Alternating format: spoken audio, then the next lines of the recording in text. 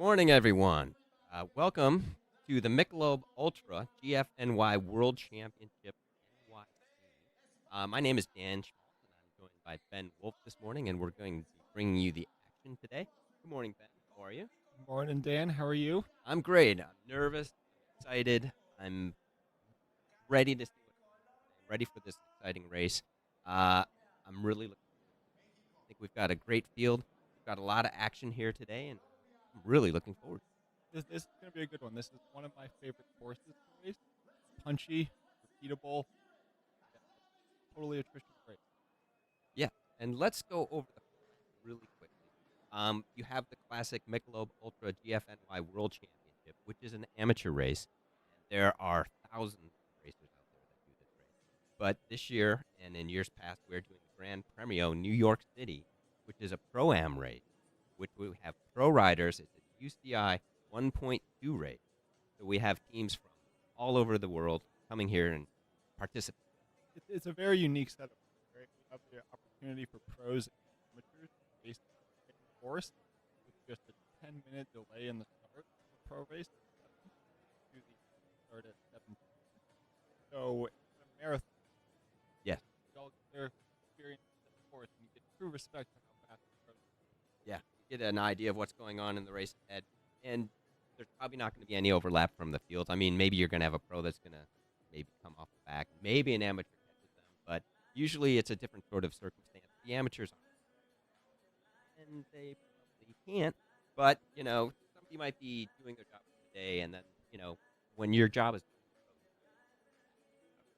A couple of years ago, when they ran the first edition in 2024, I was in the amateur field. We caught a few of the pro tracks. Thought they were done. sure, yeah, it's a complete. They're not really concerned about what their time is going to be at the end. Their job is completely different. Their job is not necessarily to finish either.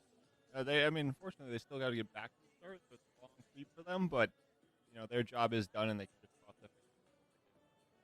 Yeah, exactly. And hopefully they don't get lost in somewhere in the county out there in New York. Back, maybe a little GPS would be a good. Look on your phone to see where you. It's Probably probably don't the carry your cafe. phone in the race, but get some directions from somebody along the road. So we have a bunch of winners coming back. So I'm just gonna run down the champions that are coming back from previous GFNY championships. We have Indiana, Finnick, Belgium is coming back, and that's the winner of the European. We have Carmen Burmeister from Germany, GFNY Bremen 2025. We have the Asian Championship, Asia South Africa. We have winners of other GFNYs, Laura Maple, Jorge Carranza, Andre Lograno, Juan David Forseca, Yulia Lynn, Urialis Otero, Javier Romero, and I'm trying my best with the pronunciations, but I have that Midwestern mouth. Sometimes these words come out, they seem a little gnarled. So, doing my best with pronunciations. Jose Miguel Reyes Polares, who was the GFNY San Luis winner. Diego Galvez, Felipe Aros, and our favorite, Ben Gorodetsky from Pittsburgh. Ben's been doing this race. I've been watching Ben do this GFNY for probably 5 years now. He always seems to find a way to get involved. So, Always. yeah. He's always in the front. Definitely someone to watch.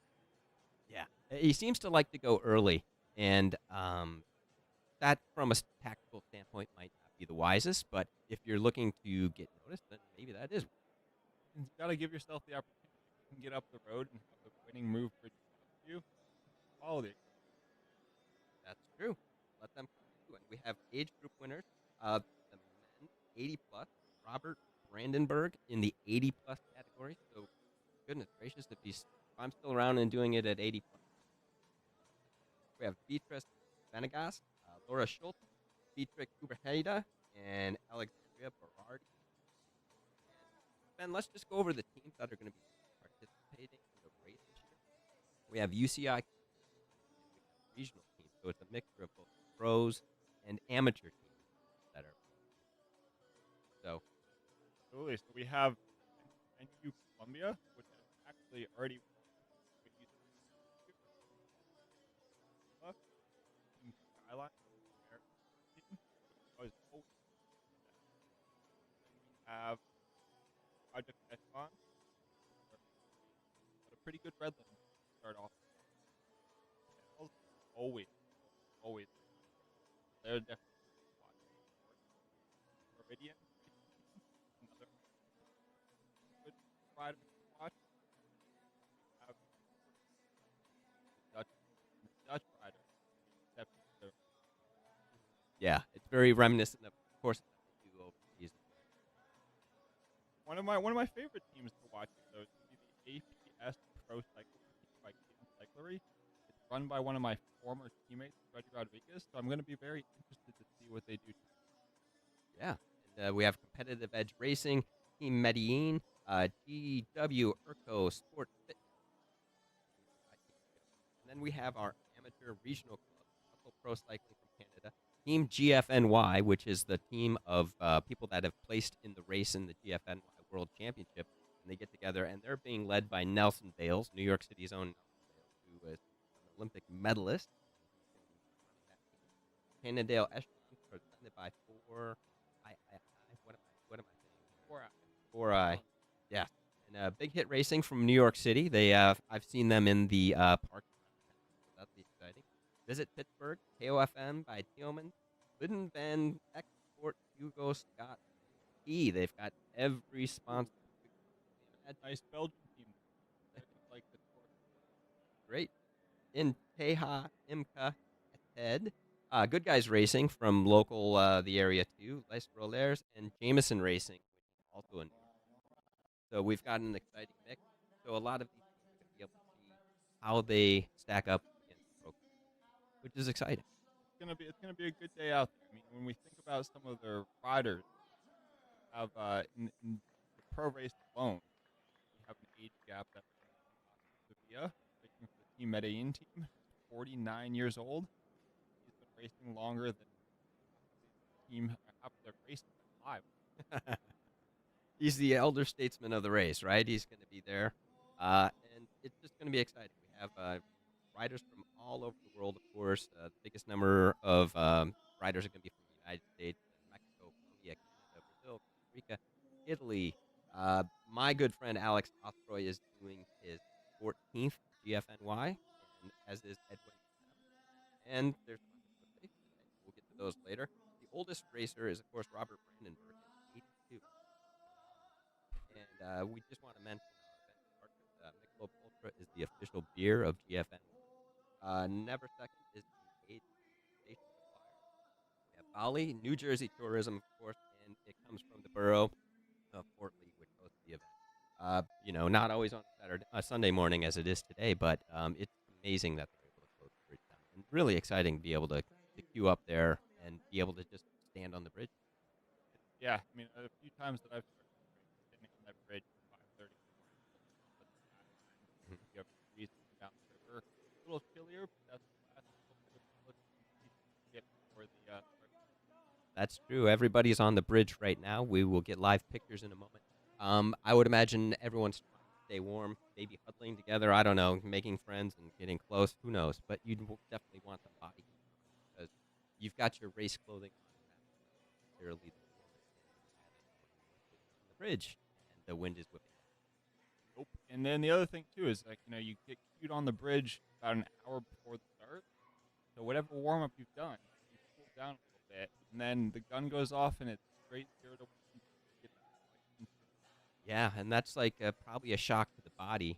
So when you've done this before, Ben, did you do a warm up before you came, or was it just the ride to the start was kind of your warm up? It was just the ride to the start and then stay warm at the start. So we always brought extra clothes just to make sure that we could stay warm and just start the clothes to start, and then just hope that the legs were still working. But you absolutely had to expect the first 10 minutes to feel like Yeah, this has to be a special sort of start for most racers because usually when you do races on other areas, you're going to have an opportunity to warm up, come to the start warm, and you're ready to go.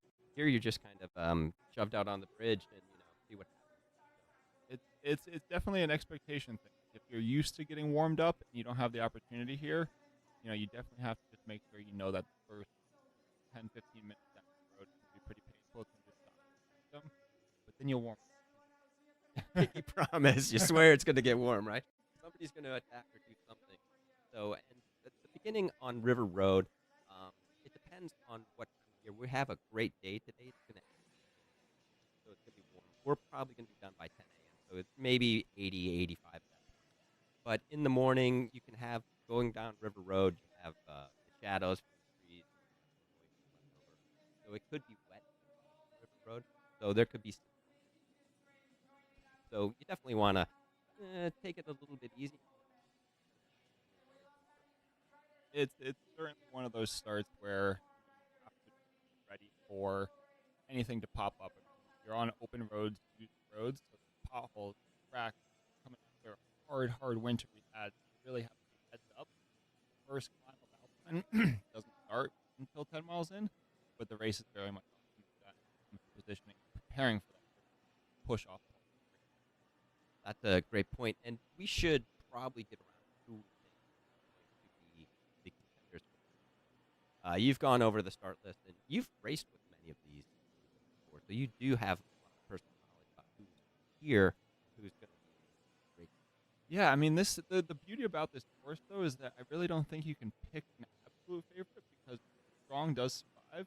It's a punchy enough course, twisty enough that chasing is hard. So it's really that question of like, can you make the right get to the group and see how it's going to play out here at the end? It's not over till it's over. We were just talking about how tough the finish is up into the Fort Lee Park here.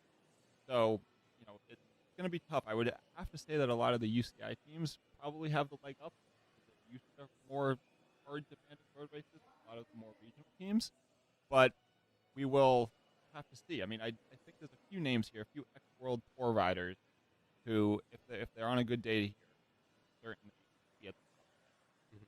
And it's a course that's very European in its nature. It's a very much like a Liège or like an Ardennes Classic where you have a bunch of climbs. They're not alpine climbs, but they're long enough that you're going to know it. And that's a great opportunity to launch the sport. And in all honesty, it's like there's a couple of this Alpine Chesapeake and the Oh, we have a Cheesecoat. We have a Gate Hill. yeah. So those are the notable climbs, but actually all the rollers on the course they're stinging the leg. Yeah, there's no flat. No, It's always you're either going up or you're going down. So it's just it's always going to be something going on. You're always going to have some sort of elevation. I'm not seeing a lot of wind today. So I'm not noticing a lot of wind. So I don't know if that's going to have any effect on the race itself. But definitely aware of what's going on. Careful walking anytime you want to this is a race where you can't really afford to check. You can just sit back and chill, take in the scenery. You really have to be tuned on for the full. Yeah, and we were talking about this before, just in the state of cycling these days. Let's call it the age of Pogacar. Things will go very early, and he's a special case, but he will go like 100K from the end. That's a very new sort of way of racing, sort of from the beginning. Absolutely. I mean, uh, this is certainly a race where the attritional aspect of going from the gun can be beneficial for a lot of teams, especially some of these more regional teams who may have an opportunity to get a bunch of guys on the road early, and then when the bigger teams start to go down, they already represent. Yeah, they have somebody out front, and I think we were talking before, and you said there's no reason for a director sportif here not to push it early, just to see what happens. Yeah, if I was in the team car, if I was Freddie, if I was Nelson, I would be telling out some of the squad to be putting some tester attacks in, seeing which we can get up the road, even if it gets 30 seconds. That's 30 seconds that the bigger team is going to have to chase and come back. So every bounce of energy spent will come back to help. Yeah, fortune can favor the bold in these circumstances, which is, if you're here to race, you do the best race you can. You give yourself the best chance of winning. And for some of these teams, it would be going early. Absolutely. I mean, I would say if you're not too confident in your ability to be there at the finish with these hard courses, sending people up the road, getting representation is going to be key. Yeah, yeah. So we're looking forward to that. We're looking forward to getting live pictures also. We have a start, so we'll see what is going on out on the road, and we'll see what's going on as far as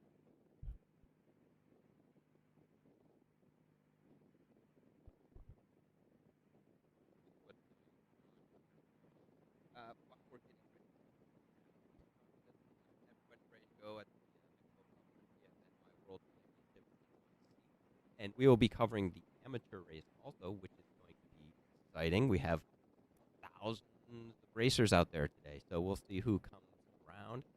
They're going to corral these racers according to previous finishes. So if you finished in one of the other GFNY races, you're going to get to start corral near the beginning, which is a big advantage because you do not have to pass people. It gets pretty chaotic starting on the bridge if you're further back in the corrals. So you always want to try to get as far forward as you can, but that comes from proving a good performance. Yeah. So how many riders do we think they are going to be able to get up another corral? I don't know. It's going to take a lot of work to be able to get through there. So we'll see. So then off a couple minutes ago, they're likely rolling out over the bridge right now. I do hear motorcycles, so that could be the sign that the race has started. The early beginning part of the race, just get through the beginning of Fort Lee, get through there safely. That's the biggest. That's going to be the biggest challenge, getting through the beginning where the start is. And you're going to start seeing, like, once you hit River Road, you take a descent and go down towards the Hudson River, and then it's all on. So the road narrows quite a bit, so positioning early does matter. In the pro race, there's 110 riders, which strung out is going to be a solid 45 seconds. So if you're too far back, not only do you have to make up that time, but also that distance. If you're stuck chasing there, oof, that's an effort early on that you may not want to use. that's a match you don't want to burn up too early in the race. So we'll see what teams are going to be pushing in, what teams are going to be out front. So we've got an exciting day of racing ahead. We're looking forward to getting pictures as soon as we can, so everyone can see the race and what's going on together. So this should be very exciting. Yeah, and when we think about some of these more regional teams, early animators, I would have to say could be like Big Hit Racing. When we look at good guys, two local New York City teams know this road like the back of their hand. All of their up and down. I know a lot of athletes use Alpine as two. It's a very well-traveled hill. I'm sure some of these guys could close their eyes and draw it from memory if they had to. But yes, the Alpine line it has to be one of those Strava segments that has just tens of thousands of effort. I'm pretty sure one of the World Tour Americans, Ben King, has the KOM of it. Ben King has the KOM. And I don't think many people are going to come. I really don't. Ben King's going to be safe today. Hopefully today. I mean, luckily for Ben that this is the start of the Yeah, that's true. Yeah, that would be too much effort too early. It would be the wisest tactic. Nobody going for the KOM. Although years ago they actually did have a prize. Mm-hmm.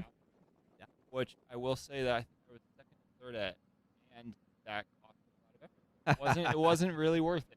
You got greedy and you paid the price. Absolutely.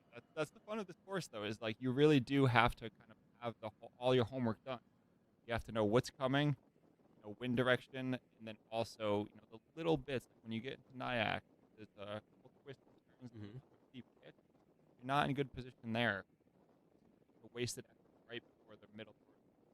Yeah, it's going to be interesting to see what the strategies are of the teams, and we'll see it play out over the day. And there's always there's a plan.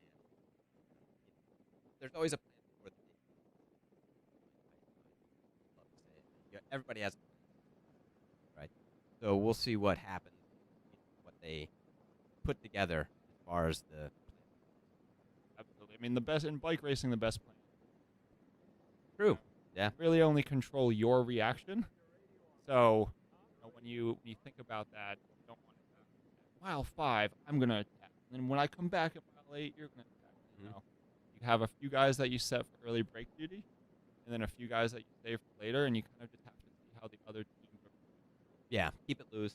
Yeah, make sure that you can have wherever you're, decide what the roles are going to be, and then everybody can kind of improvise. It's certainly one of those things where I tell a lot of athletes, and the way I used to think about racing is that the first third of the bike race for gathering. You want to know how your team is feeling, how you guys are riding, but then also your competitor. You want to see who's eager to get move, who's looking like they want to keep it together, who's riding strong.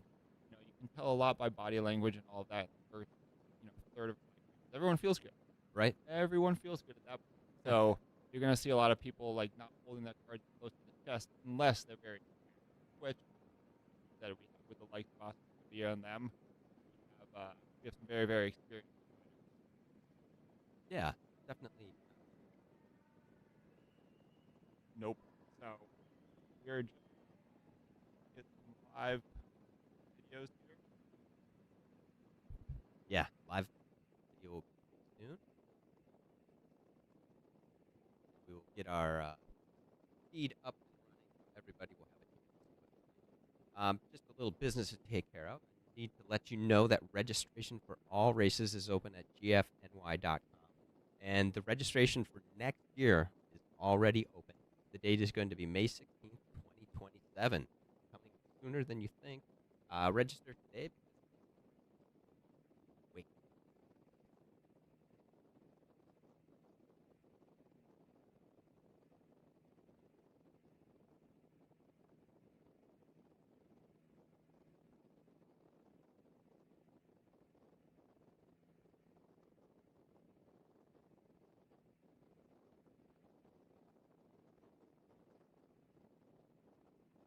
It looks like we have live pictures now, so we'll be able to provide the commentary on what's going on. It looks like we just definitely River Road, what I know of the road area. So they're out on the course right now. The group seems to be pretty together. That looks like a GFNY rider out. Looks like there's two GFNY riders kind of patrolling the front here through this narrow technical section. What you can see on the picture here is it looks like that pavement is smooth, but I can pinky promise you after this northeast winter we just experienced, there's a few potholes, a few frost heaves, and all of that that's making this a little bit bumpier. Yeah. And there are moments, and sometimes you'll be in the pack and you just get out the front, and suddenly you're out there. Surprise! Here I am. What do I do? Depends on what your plan is for the day, but sometimes it's easier to just be out front. It's always easier to be too far. It's always better to be too far forward than too far back. Yeah. That's the general rule in bike. We have the amateur race off too. And they're starting. They're heading off the bridge, and they're going to be rolling through Fort Lee before they descend down to River Road. And there's a beginning of the descent starts right away at River Road. So hopefully everybody gets safely through there. And we're back to the pro race, and you can see that's some pretty gnarled up pavement there. They're climbing, but it's still a little bumpy. Yep, this is not even on an alpine property. So this is definitely one of those earlier rollers that may go under the radar when you're reconning the course. But as you can see, it's certainly an important part of the course. We have Comp Edge on front driving the pace. Nice. Yeah, so that could be them revealing their plan for the day. So they're getting out there and getting everybody ready, or that's later. You can see they're going by Forbidden Hill there, which is chewed up, known as Forbidden Hill. And then they're going to be going down a downhill descent here again. So this is a very rolly section of the course. Again, it's relentless. It really is. I mean, as you can see here with the morning light and the morning sun coming through on this course too, the shade and the sun and the combo of that early morning with some froggy eyes at the 7 a.m. start here also make this a little bit more difficult. You don't know if you want to put your sunglasses on or sunglasses off to make sure you see. As you can tell, they're going pretty fast. Yeah, they're cruising. Once that's getting big hit filter, I would get lower on the visual there. We'd be able to tell. But anybody that's local to the area is going to know this road very well. This is very well traveled road. People come here all the time from New York City. Go up here, go to Nyack, go to Piermont, get a coffee at a cafe, and then head back. The racing is on. It looks like they're really trying to get the early break established here. We've seen some attacks from various teams. Comp Edge was setting the pace. Then we had Big hit the front. Right now it looks like Meridia up the front trying to set the pace. But as you can tell with the fanned out field a little bit, they're taking a little bit of a lull here. This is still very early in the race. The race just started. These guys are Yeah, it's still a wake up call here. It's not time to start burning breakfast yet, but you know, there's always a chance, and if there is an opportunity, maybe we have the GFNY out here. This is the amateur race, and they seem to be holding pretty steady at the front here. And in doing this race in the past, it's very difficult to tell who you're racing against or who you're racing with. You're all in the same jersey, and you don't know whether somebody's going to go away at kilometer zero and stay away all day, or if they're just going to jump off the front and fly flying down. The only telltale at that point, the shorts and the socks. If you're lucky, maybe some gloves for some team, but for the most part, it's a pretty open script with the same jerseys. It's a lot of detective work when you're all in the green jersey. What's that pedal stroke look like? Is this someone who's going to stay to the end? Is this somebody I can trust? Or, Yeah. Is this a wheel I can follow? We're back out. We have a pair off the front in the pro race. Yep, it looks like it's a Visit Pittsburgh and a Project Echelon rider. They have a little bit of a clear gap here, just maybe 10 seconds or so. Still very early, but it looks like we're starting to maybe see the early break get established. Yeah, and this is definitely some aggression going out here on the hills. They're going, again, River Road up and down, a lot of opportunities. Every time the elevation goes up, that's an opportunity. So there are definitely some teams seizing it as they go out here. Maybe a 5-10 second gap. So, And then, what a lot of these riders aren't thinking right now, but they're going to wish they did in about 2.5 hours, is this road that they're on. They're going to be going the exact opposite direction on the way home. So these downhills that they're going are going to be the finishing punches that could really hurt their legs towards the end. take note for the ride back, because you're going to be coming back up this hill, and the finish here is uphill, so it's a challenging end to the race, and it definitely will be in the favor of someone who is able to handle those punchy climbs and be able to put the power out. But it looks like we're actually getting a little bit of clear daylight between an early group of what looks like 5 or 6 riders. It looks like... I think we've got 4, and and they're putting some effort in here. They're on the downhill now, so they're definitely putting some work in here. So in this break right now, Ben, what do you think is the level of effort that's going in from these guys in the front? Is this a full effort, or are they just kind of doing a test here? I mean, to establish a break like this early on, you have to go pretty full. You have to really get that first 30 seconds. Once you get that 30 seconds, then the break starts to kind of get established. But I would imagine these guys are going pretty hard right now to try to get that gap going. Mm-hmm. Yeah, it's definitely an effort that can pay off. Whether it stays away, just, law of averages, I would say it's got very slim chances, but that doesn't mean you don't try. No, I mean, Alpine I think will be the first. My take would be over the top of Alpine is going to be where the early break really does get established. On a climb, it's hard to go away before the first climb of the race and then expect the pace not to be picked up quite a bit. But as we look back here on the GFNY amateur race, the field is just entering River Road at Mach 10, it looks like. They are going fast. This is the descent that takes you down basically to sea level at the Hudson River, and then you'll be climbing as you get out of here. So this is the downhill section right now. Looks like everyone's taking it safely. The pack is very strung out, so that actually leads to is safer than being in a pack going down this. And that's the difference between the pro race and the amateur race here, is that the pro race, they were a little bit more relaxed. They know that the pain is still to come, whereas in the amateur race, when you have thousands of starters, there's a little bit of a pecking order that has to form at first. Yeah. So the pace is usually on a little bit more. After Alpine, it really settles out. But as we can get back to the pro race here, it looks like that early break has come back already. Yep, and it has ended in a little group ride here for everyone. There's a slight gap behind maybe 8 riders here, but I would expect that gap to be filled. It looks like they're coming up on another climb here soon. We should be coming towards Alpine here, which is going to be that first official kind of jump off point of the course. Yes. Yeah, up to the ranger station there as you go through Alpine. Again, a really familiar road to anybody that's a local here, because that's where people will go and do their efforts. They'll do their hill repeats. They'll come from the city and go out there, and they will do the climb over and over and over again. So everybody knows that climb pretty well. They know how to pace their efforts. And that's an interesting part of this, right, Dan, is we have a lot of the local teams who know this road incredibly well, and then you have some of the professional teams who may have reconned this once or twice, but they don't have the experience. You know, the New York guys know exactly where every pothole is. It's true. And the European riders are looking for the next climb. Yeah, at this point, they've probably named the potholes at this point, gotten to know them intimately and with familiarity. We're back to the amateur race. It looks like it's gotten a little slow at the front, so maybe that beginning exuberance is kind of worn off.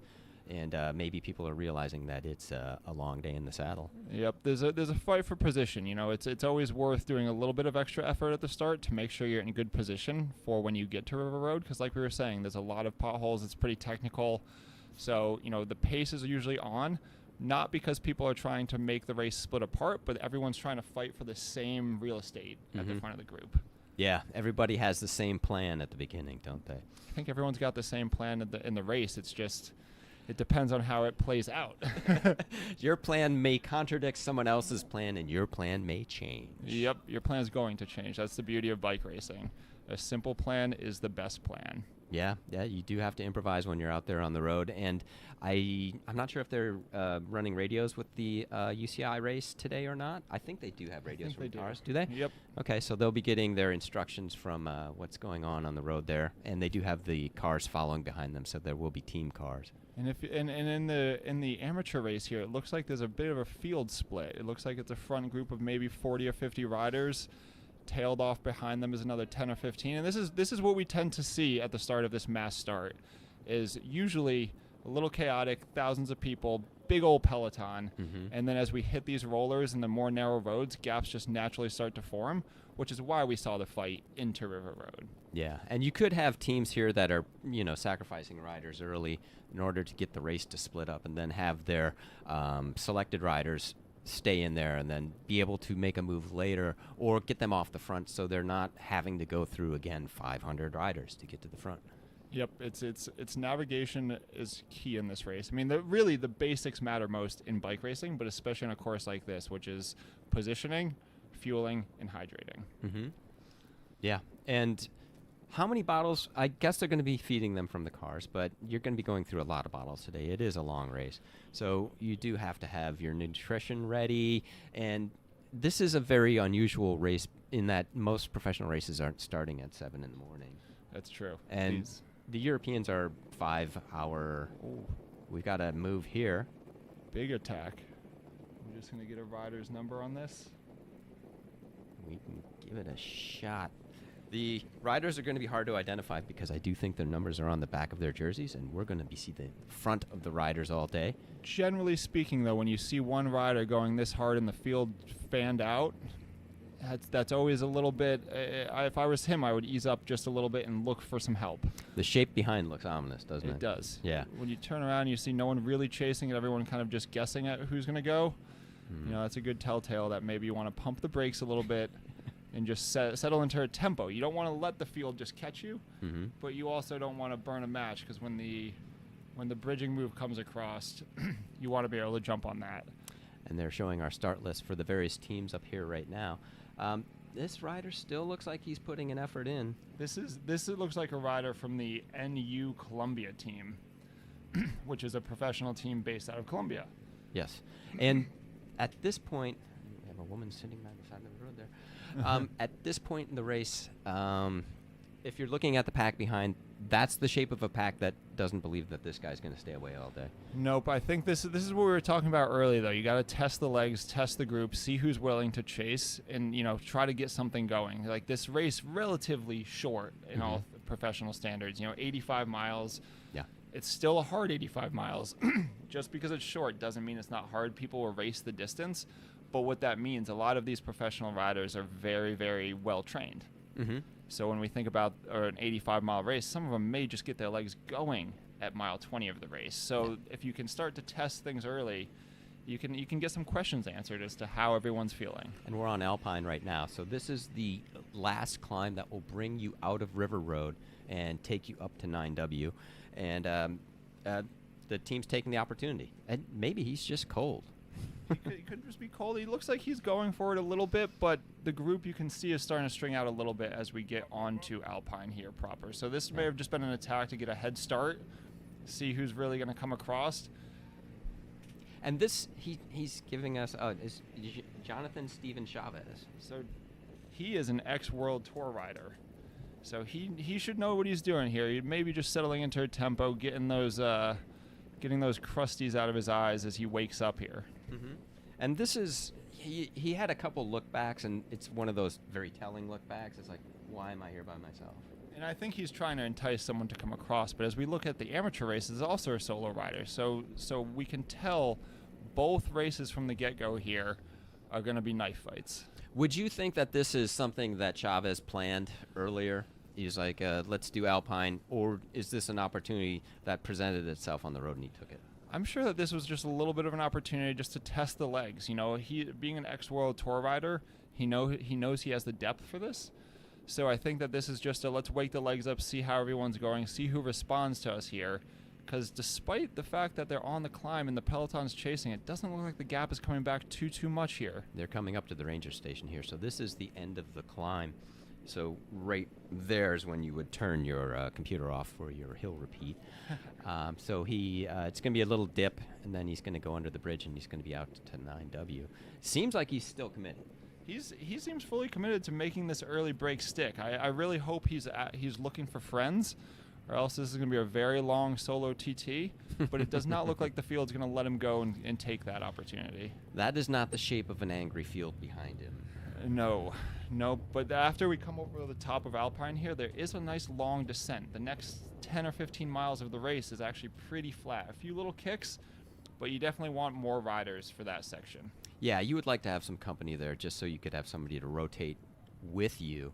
And we have the amateurs, and we have somebody jumping off the front, getting out there early on the climbs of River Road.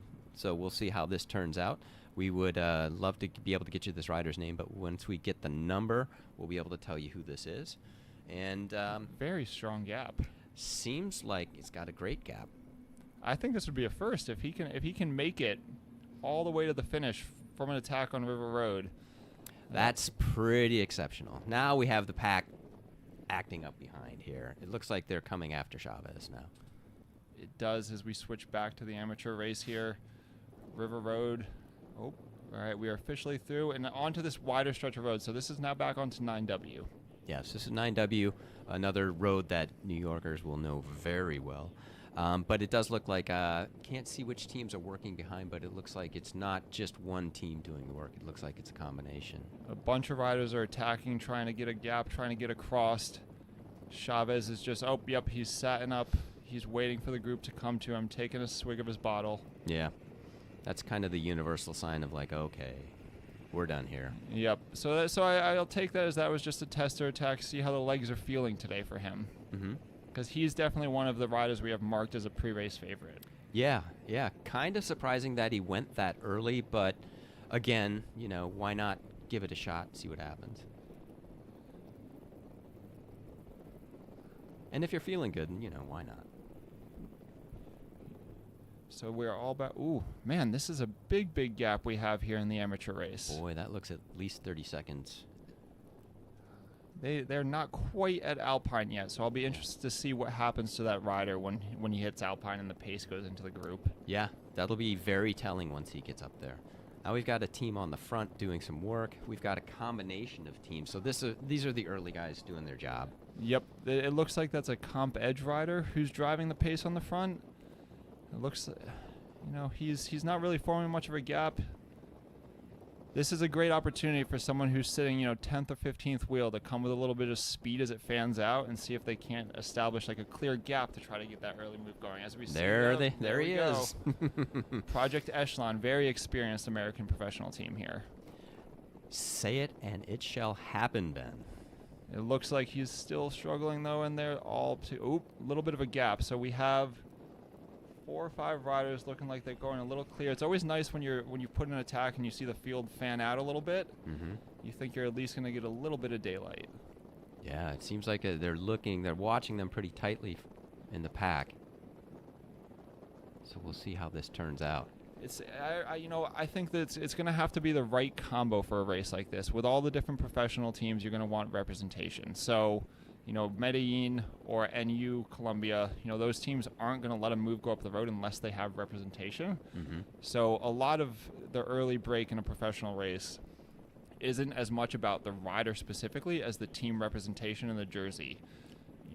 Yeah, you have the right combination of riders, and then everyone's going to agree that this is what they will settle for, what they decided, or they will let it happen. Yep, seems like we still got some riders from behind that missed it, and they're trying to catch back in. That's the hard part about this, is you don't want to overcommit to being in the early move, but you also have to be willing to drive it. So it's about making sure that you pull through and pull off quick, flick that elbow, and try to get some real cohesion going. But if the group's too big, you're going to have some passengers which will shut it down, as we see here. Yeah, the international symbol of the elbow flick. Works in every language. This is a strung out pack right now. They did put a lot of effort into it, so there is some. We have another rider jumping off again too. So we're getting a lot of attacks going on here, Ben. It's the early break, just looking to get off the front, because really what happens in professional racing, if there's not a break up the road, there's no organization in the race. So right now the race is very unorganized. People are just trying to go see what they can see what can happen. Mm-hmm. Once that early break goes, then people can kind of take a little bit of a breather, assess the situation, and start to make a game plan from there. Yeah, it seems like there's a lot of going to the front and looking around. There is, and this is a hard part of the race, because you're kind of wondering which attacks are going to go, how much of a match should I use, is this a good time to attack? The answer is always yes, but it's just about how hard you go. None of these attacks should be race-winning type attacks, more just using some speed and momentum, try to establish a little bit about a daylight between the field, and just test people's legs. Yeah, they just seem to be rolling through and getting a little bit of a gap and seeing what happens.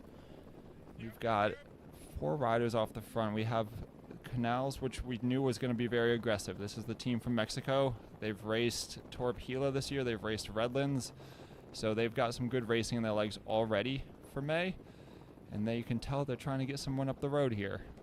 Well, everyone's taking a little swipe at the beginning here, and it just seems to be very controlled from the back. It seems like they're able to get to it and not necessarily let the brake go yet. They haven't reached that right combination yet.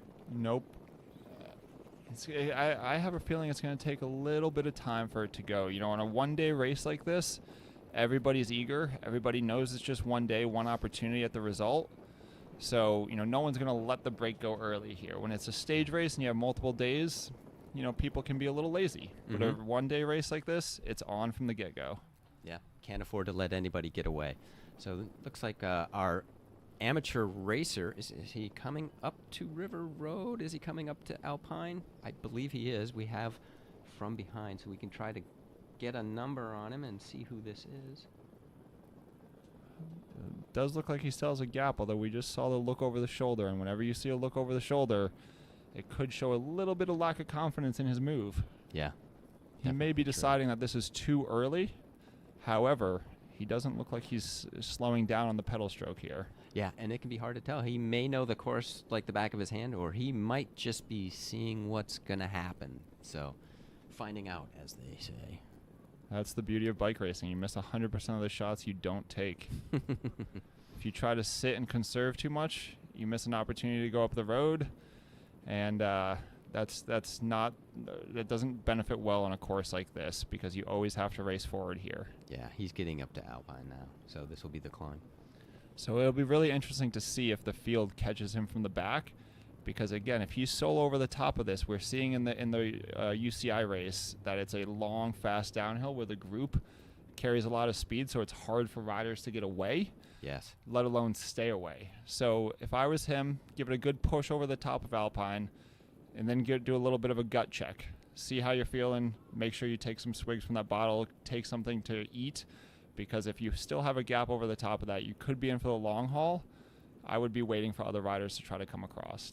Yeah, and sometimes it's just keep the gap off the front, see who's strong enough to come across, and then it's a natural selection for you. You know, if you're strong enough to make it up here, then maybe you're strong enough to stay away. I haven't seen him take too much of a sip from his bottle or a bite yet. So hopefully he's the coach pacing in you is himself. concerned. Ben's like, maybe you should put a little energy in the body there, buddy. Yeah, I mean I appreciate all of it. It's great, but those looks over the shoulder, I'd love to see what's happening right behind him. Yeah, we should be able to. Hopefully, we'll turn the camera around and see what's going on behind. There's Marco Cazada up taking the photograph. Marco's taken pictures of this race since the beginning. So, local photographer in New York City that does all the bike races. You'll see him at everything. Once you notice his helmet, you can't not notice it. It does look like he's got quite a good gap if the moto's still here, though. The moto would not be behind him if the group was right behind him. So I'm going to tell him to stop looking over his shoulder and continue just keeping his eyes ahead, keeping the steady pressure on the pedals. We're back to the pro race. We have somebody off the front. We've got a solo rider.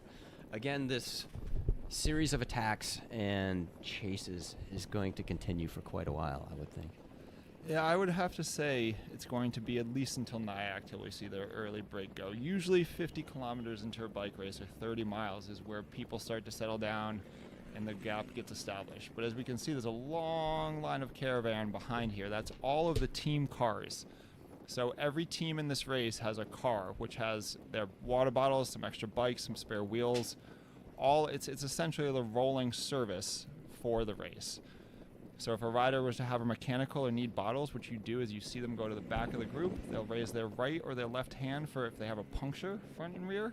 If they raise a water bottle, it means they're looking for a feed. So that's their whole support network behind them, which also really helps if they start to get a little dropped, because they'll have the caravan to come back through. Yeah, and I'm assuming the riders are hearing through their earpieces what the directors would want them to do. Hopefully it's more than just the classic move up, move up, move up. Because, sometimes move up is a great notion, but not always possible. Yep, that's actually one of the things I always hated the most, is I would take my earpiece out when I was being told to move up. If I could move up, I would. I'm trying. No, in all honesty, if you're sitting in the team car here with the race radios on, there's not much to say. We're all just witnessing. Like we said, the first third of the bike race is truly about gathering information. So right now, all these teams, all these riders, and all the staff in the cars are just trying to see and understand what's going to happen in this race. So there's not really much direction being given, more just information. Yeah, and if they're watching this feed, then they're seeing what we're seeing, and if they're not watching this feed, they're just seeing the back of the race, so they're not necessarily know what's going on in the front, unless somebody's telling them from the team.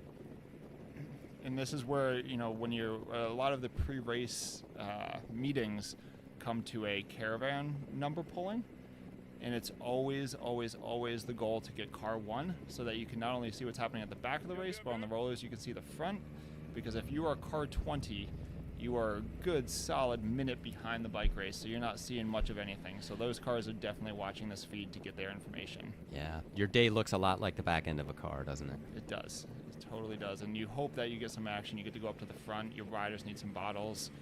Otherwise, you're just sitting back there on a caravan cruise. Doing a 20 mile an hour, 25 mile an hour cruise all day, right? Yep. We're hitting another bit of elevation here. Yeah, you can see the group bunch up. So more testing the legs, seeing who's here, who's willing to work, and what the nature of the race is going to be right now.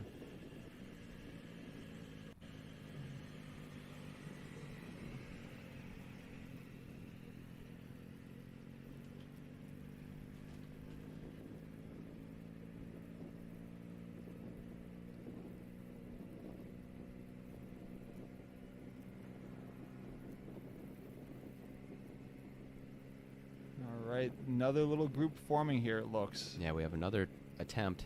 This is the GFNY team pushing the pace.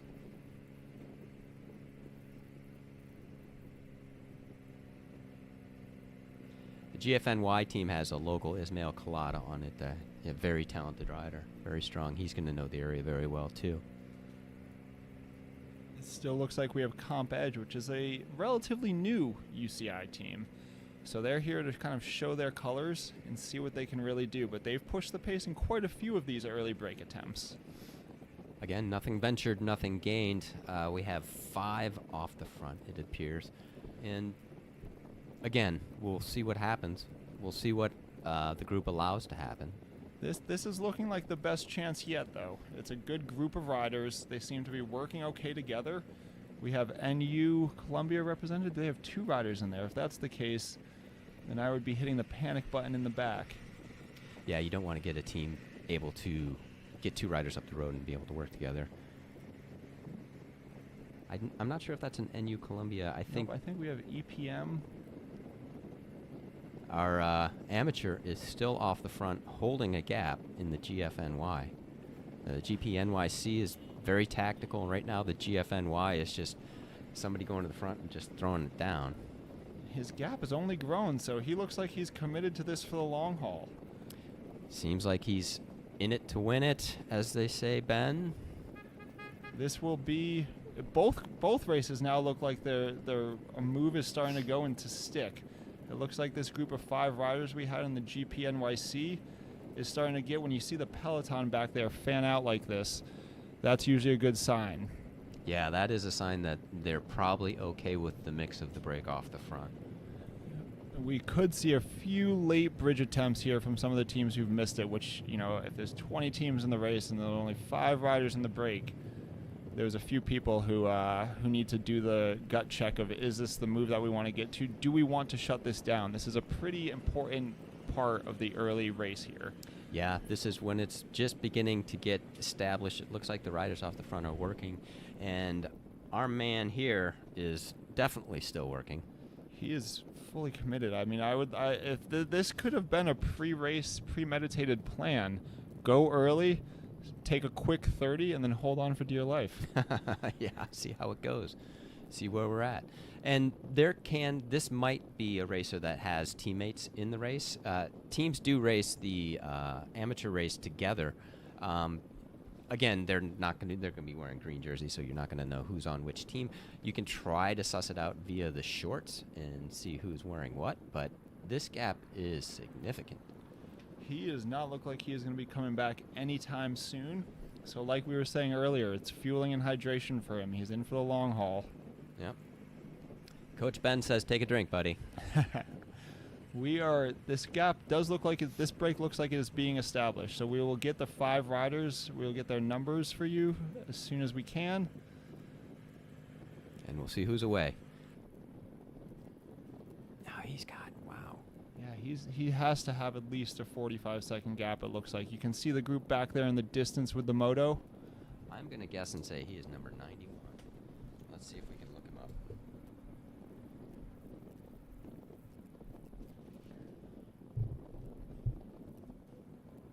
That looks like a 91 to me. That would be Alexander Worsdale. Alexander Worsdale from France. 27-year-old rider. He's certainly got that young energy in him. Yes. So Alexander has been probably about 10 minutes into a move here, I would say. So he's got nothing but daylight between him and the pack as far as we can see. So if he's, feeling like Superman, going to toss on the cape and see how it goes today, we'll see what happens. I mean, at this point, I would encourage him to keep going. I would settle into a tempo and just see what happens, but the race is in his hands now. He's the one sending it. Yeah, there's no turning back now. He's off the front, and in all likelihood, not going to stay away by himself, but he may coax some racers out to come join him. And that would be the hope, but it does look like in this GPNYC, we have the breakaway of 5 working very, very well together to get this established. They've definitely got a gap, and we barely have the peloton in sight. It looks like there's a group behind, so maybe those are the groups, the teams that missed the break and are trying to put together a move to get up to the front. And this is where it gets tricky for the early break, just because you have the initial group of 5, and then you have a bridging move, which then entices the peloton to start chasing again. So we could see that all come back together in a short amount of time. We'll get some FOMO going on from behind here, so have everybody have to get to where they need to be So, and I'm sure the team directors are giving their directions. This is now where the 15 teams who seem to have missed the split are trying to make up for that. Yep, the alarm has gone out. Alexander Warsdale showing a lot of room between him and anyone else in this GFNY race. You still can't even see the group behind him in this. You saw the moto come across, but he is solo dolo. Yeah, he's putting the hands down in the aerodynamic position. So seems like he has a plan. He's committing to it. That's all right, Ben. So if you're in this scenario yourself, what's your plan here? How are you gonna go about and make this work? the plan. I would be settling into a pace that I was confident that I could maintain, knowing that I'm gonna have to step on it on the climbs in the middle third. Mm-hmm. So you have to kind of almost just settle into like a high tempo or tempo effort here, and just be prepared to lift the pace on those climbs, because the beauty of those climbs is that for the speed the speed difference is a lot more watts. So if you've wasted your energy leading into those climbs and you can't get that extra 50 to 100 watts in the pedals on those climbs, the field is going to catch you in no time. So fortune favors the bold this morning. I believe we're going to get pictures of the pro race. It looks like our group of 5 is still away, but there's a pretty furious chase going on behind. This is We're heading into Nyack and Piermont right now. So this is it gets a little twistier here. So this is actually where it's harder to control for any group chasing. A smaller group of 5 riders working together will be able to kind of keep the momentum rolling better through a section like this. So this could be where we really see this gap get established. Yeah, it's all there is to gain. It looks like they're taking pretty short pulls, working together relatively well. But we do have the group coming up behind. It looks like they're getting closer. Yep, they are not happy with this move, so it could come back together and we could have a reset here. So it's been a pretty active early race. We're a half hour, 45 minutes in, and we've had multiple moves, a lot of activity going off the front here. Alexander is coming down a state line right now, solo, and the front pack is in Nyack right now. And this is what we wanted to see out of a race like this. This is the type of racing this course favors.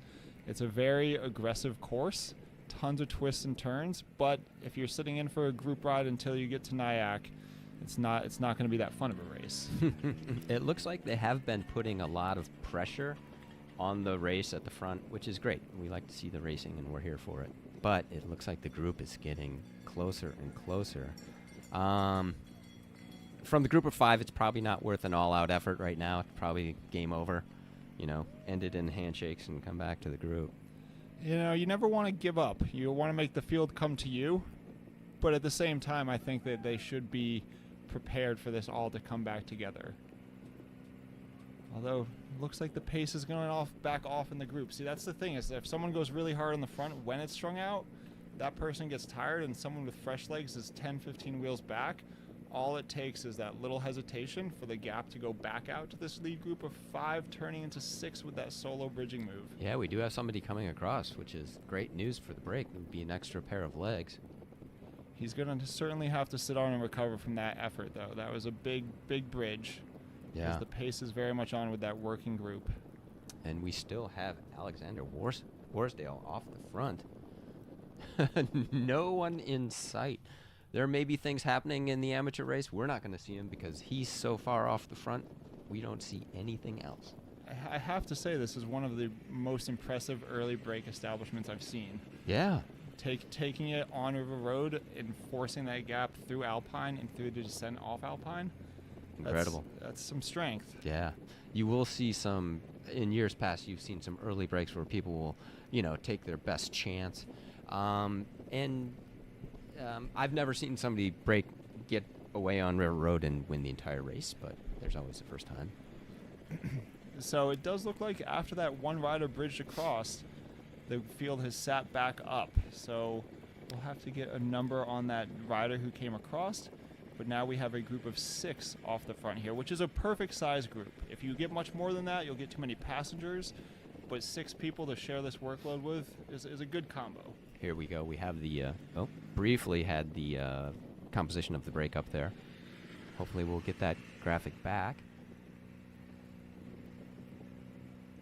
But it does seem like there was a concerted effort to get this rider up to this group, and then that seems to have been something that made the race content to have this group up the road. We're going to go through some more hills here. Everything gets steep there. You're always climbing or you're always descending.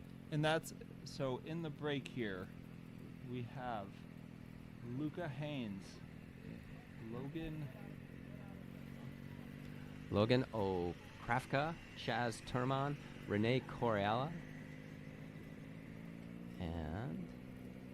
Oh, no, they're just showing the teams. They don't have the actual... We're just reading names off the teams here.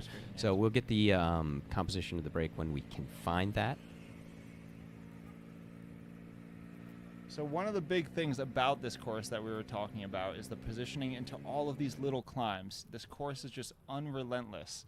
You always have a turn uphill, where positioning matters. Every little match burned because you were out of position as you go around these corners and into these little kicks is a match you're going to wish you had when you hit River Road on the return. Mm-hmm. So this is where the team aspect really comes into play for the people in the group still.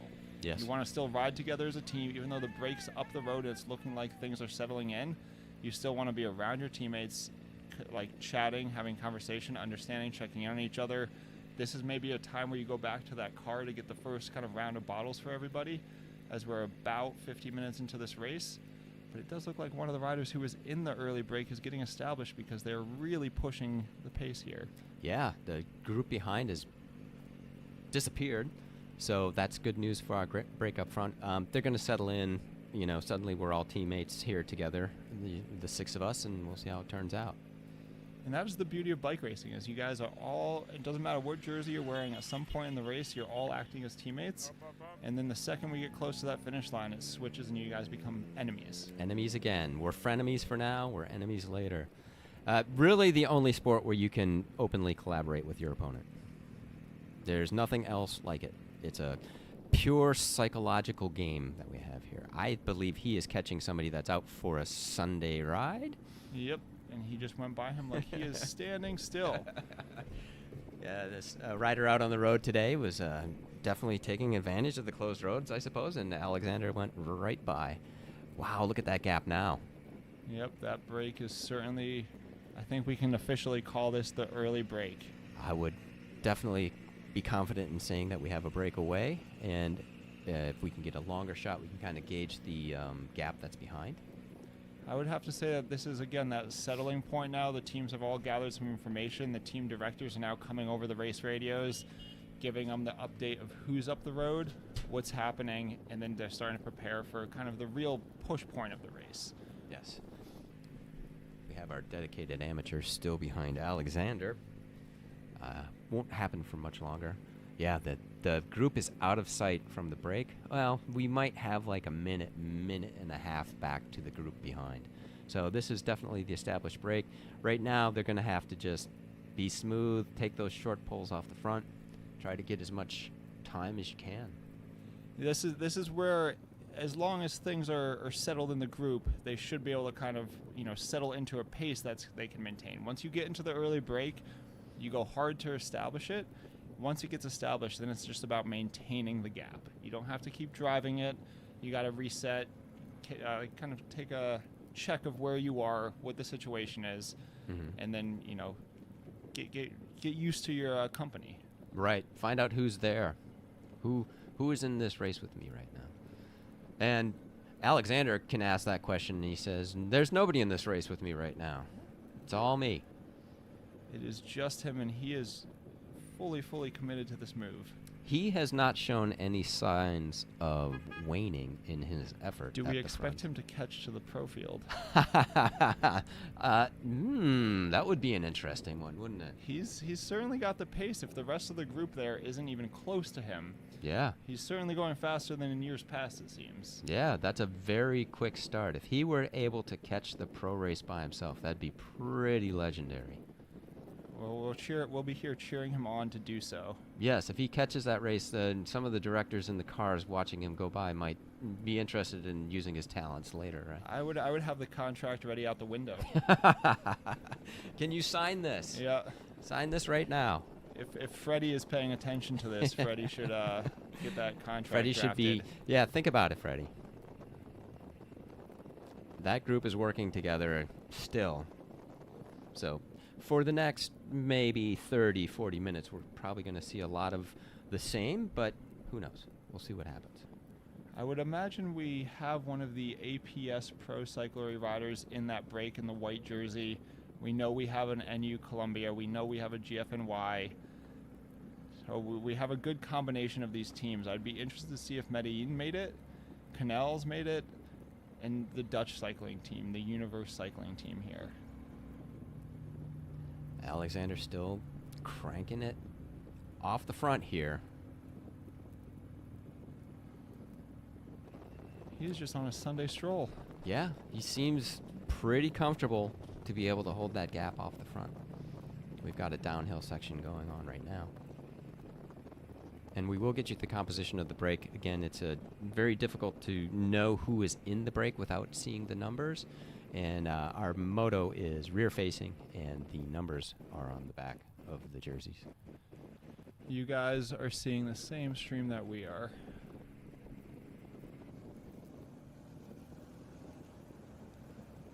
Yeah, and if you're related to anyone in the break, feel free to let us know who they are. For this break, it should be pretty easy. Just Alexander off the front.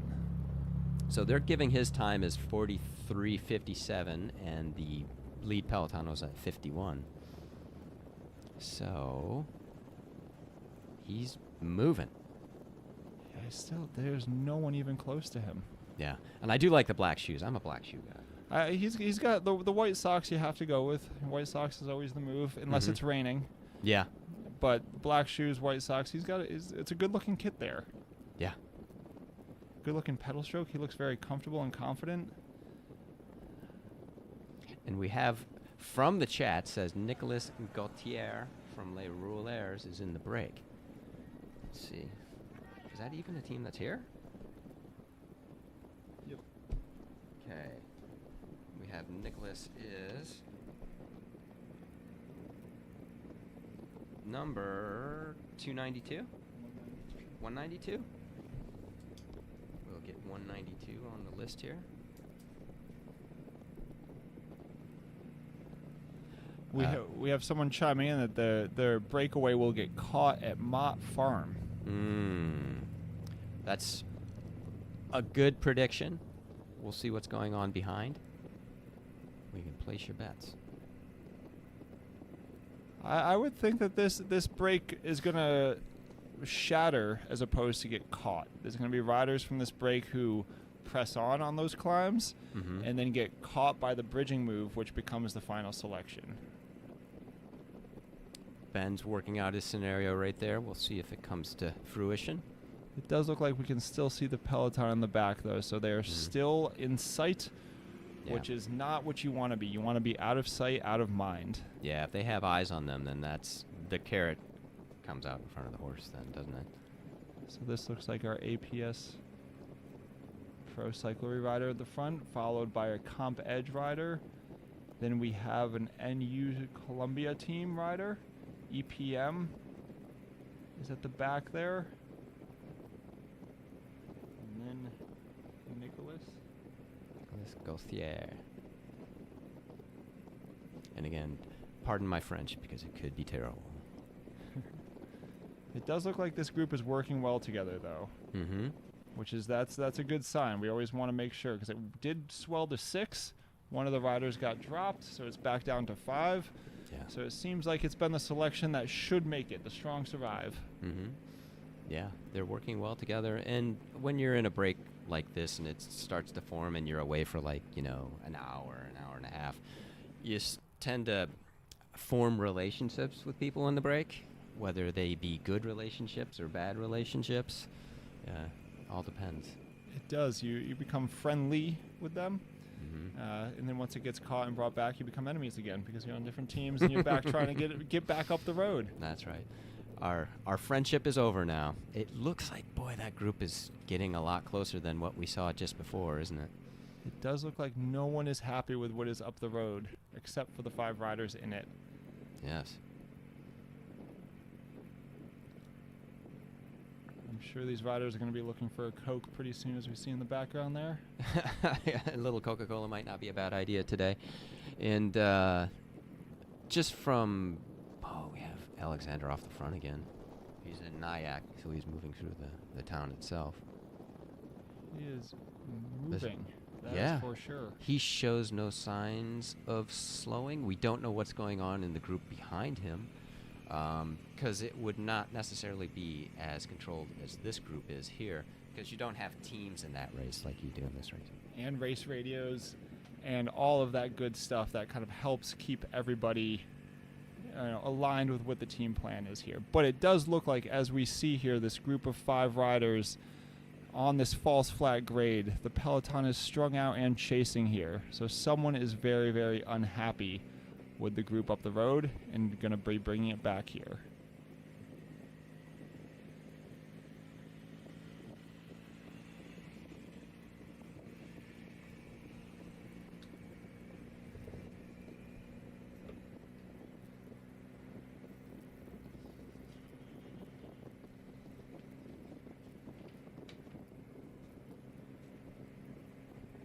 Five riders are still working together here.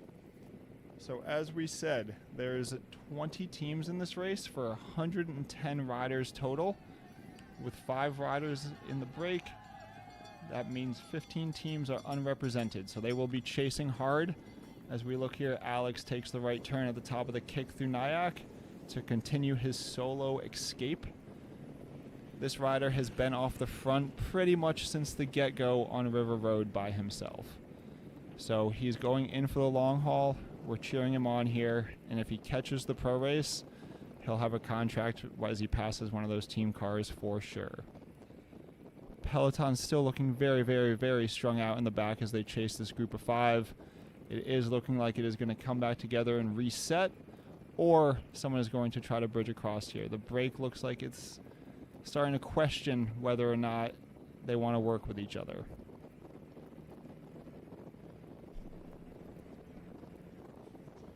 One of the things to keep in mind about this course is all these twists and turns and ups and downs. There is very few flat sections of this course, and all of those little micro accelerations and changes in speed and direction, they really mean you have to be on, both physically and cognitively during this race. You have to know what's coming up next. You have to navigate the potholes, the terrain, and know when those climbs are coming.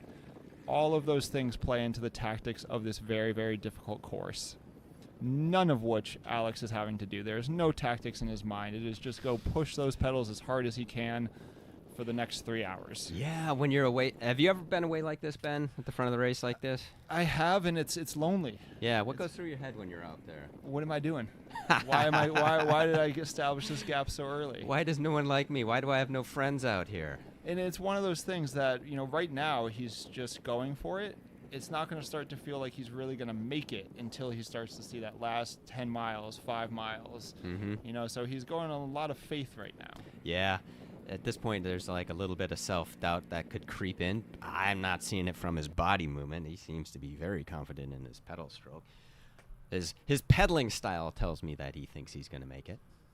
There's certainly a strong ride. Regardless, at the end of the day, he's going to get the most aggressive rider award. I would say. He's definitely a winner for me. So Alexander Warsdale still off the front, and an indeterminate gap. We're not sure what it might be, but it looks significant. We still have the brake off the front. Boy, they're just dangling off the front right now. Nope, this race course suits very aggressive racing. So for a brake to really get established and to take control, it's tough. Like we said, I think that this is going to be very much one of those races where it goes off the front, or goes off the back rather than off the front. Yes. It's a very hard course to organize a chase on, so I think a lot of these even bigger teams, even the Medellin teams, the NU teams, the continental professional teams, are not liking their chances of having to chase too deep into this race. You can't guarantee you'll have teammates there to chase. The terrain is very hard to organize a chase on, So that's likely why we're seeing people unhappy with this break. As we start to get further into this race, they have to be 25 miles in, almost a third of the way into the race at this point. Yeah, and they're still dangling off the front. They're not giving up at the front. There might not be 110% effort going on up there, but they're definitely trying to keep it away. They're trying to have people come up to them. The peloton keeps looking like it's going to come back together. Pace goes off, groups back up. Either way, this is not a good sign for this early break. They're all looking around at each other now as the field is breathing down their neck. Yeah, that's classic early break stuff. Alex has nothing to worry about. Alex is just chugging along. See if we can see anybody in the back of the frame there, if anybody's even close to him. And it looks like we've got the group coming back together now. Everything Grupo Compacto. Grupo Compacto, here we are all again, reset, and let's start over. And this is, you take this right-hand turn and you swoop down into the Hudson Valley. You're right along the river here for a little bit. Yeah, gorgeous view if you have time to look at it. I always like this part of the course. It was always the calm before the storm. Yes. This is your last prep. They're heading into the feed zone. So these riders are all kind of getting prepared for that middle portion of the course here, which is arguably the hardest part of the course. Yes. Group is together now. There could be a chance for a little bit of a breather here. But the way that this race has been raced so far, there's always a punch being thrown, isn't there? That's the way this race, that's why we wanted to watch this race. Yes. It's not a boring sit in and wait for the sprint. This is a constantly changing, many different variables, groups coming and going, riders' legs coming and going, especially as we get into the second, third. A lot of the riders that we saw incredibly active trying to find themselves in the early break are now the ones sitting there trying to gather their thoughts. And, yeah. And the rider of the day, Alexander Warsdale, not seeing any riders when we can see back down the road. Nobody in sight. So he turns around and he doesn't see anybody. I mean, I've noticed he stopped looking over his shoulder after he got off Alpine. I think he knew his gap was pretty established, and if he has a couple teammates back there, he's not worried about what's happening back there. And opposed to the pro race, which we're seeing right now, Alexander does not have a radio, and he does not know what the gap is. And more importantly, the people behind him do not know what the gap is. They don't know where he's at. They don't see him. He could be miles. He could be yards away. So it's a different form of racing when you don't have radios. It's all instinct. And he doesn't have a team car. So he can't just raise his hand and get a bottle. So he's got to hope that there's some nice people in the feed zone that would give him a bottle so he can continue his solo escape, or he's going to have to stop and fill up his bottles. Yeah. Hopefully he has enough nutrition and water to get himself through the race. He's still looking strong, though. I mean, that's not the pedal cadence of somebody who looks like he's ready to be caught. He's got a car coming by him, so... He's certainly enjoying his Sunday morning joyride. Yeah. Yes. Very aggressive beginning to the race for him. And it's almost, kilometer zero for Alexander here today. I will be very interested after the race to talk to him and see if this was a plan or if this was something that just came to fruition. Looks like we have a solo rider off the front of the pro race. A Project Echelon rider. Again, these guys are very, very experienced. They have raced in Europe. They're an American-based team that supports a veteran-based mission. Oh, wow. So coming off of strong performances at Redlands earlier this year and years past, again, racing in Europe. So this team knows what they're doing. That's why you're just starting to see the most active after the first third of the race. They've gathered some information. Eric Hill, who I believe is in the team car from them, is very, very experienced with how to race. So he's no doubt barking into their ears. Someone's off the front. Alexander seems fine. It's amazing. We check in on Alexander. It's like, yeah, he's still away. Yep. Still off the front. Although I will say I still have not seen him take a sip from his bottle. It's making me nervous because I want him to hang on. But, man, you can have a Ferrari, but if it's got no gas or oil, it's not very good. Yeah, it's not going to go very well, is it? If you can hear us, Coach Ben, Alexander says, take a sip of water. Please, please. I want to see you hang on. If I see you come unglued. You're on a downhill right now. You could just reach back and eat whatever you have, right? Plenty of a gap. In this day of all of the carbohydrates being consumed in races, it's you need to see somebody chewing something right now. Well, we still have someone dangling off the front, and this seems like, oh boy, optimistic. I think this is just a tester. Project Echelon knows what they're doing, and this is where we're getting into some speed bumps here. The road gets a little bit more twisty, turny, and I believe we're coming towards the Mott Hill portion of the course. Yeah. Which really kind of kicks off. Like, that's where you really want to be in good position, because it goes Mott Hill, then it goes Gate Hill, and then it goes Cheesecoat. Cheesecoat, short, sharp. We've got somebody off the front, and again, sometimes this is, in order to get a breakaway or to get something to happen, sometimes teams have to throw 2-3 moves at a race before something happens. So this could be Echelon doing that right now. This is what you want to see. This is how this racing works best. A course like this where you can't really control, the best defense is a good offense. We're seeing some offense. This is very offensive right now, Ben. It's very offensive for all the speed limit signs in this small town. Looks like he's going to be gathered up, and we'll see if somebody comes around and goes over the top here. He has realized he's getting caught. But the field is still very strung out, and it looks like it is all together. I do not believe many riders have been dropped quite yet. Yeah, it still looks like a pretty full complement of racers out there today. I can guarantee we will not see that as we go past Cheesecoat. Yeah, that's not the way this turns out. That's not the way this story gets told. That succession of climbs is one of the hardest in the Northeast. It's just a repeated full-out 5-6 minute climb, quick descent, technical descent too. Yes. Straight into the next 5-6 minute climb that's even steeper. Amazing. It's always a challenge out here. So we're going through kind of the rolling section here before we get up into the elevation. We have another rider going off the front. This is an NU Columbia. They've been very, very active today. Yeah, they've been really putting a lot of effort into the front end of the race today. So we'll see if that is going to bear fruit for them later. This course certainly suits people who are aggressive.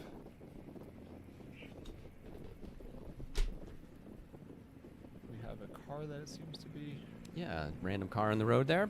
Is that They've gotten out of the way. We are okay. Thank goodness. Oh, just two riders bridging across to him. All right, we've got a gap now.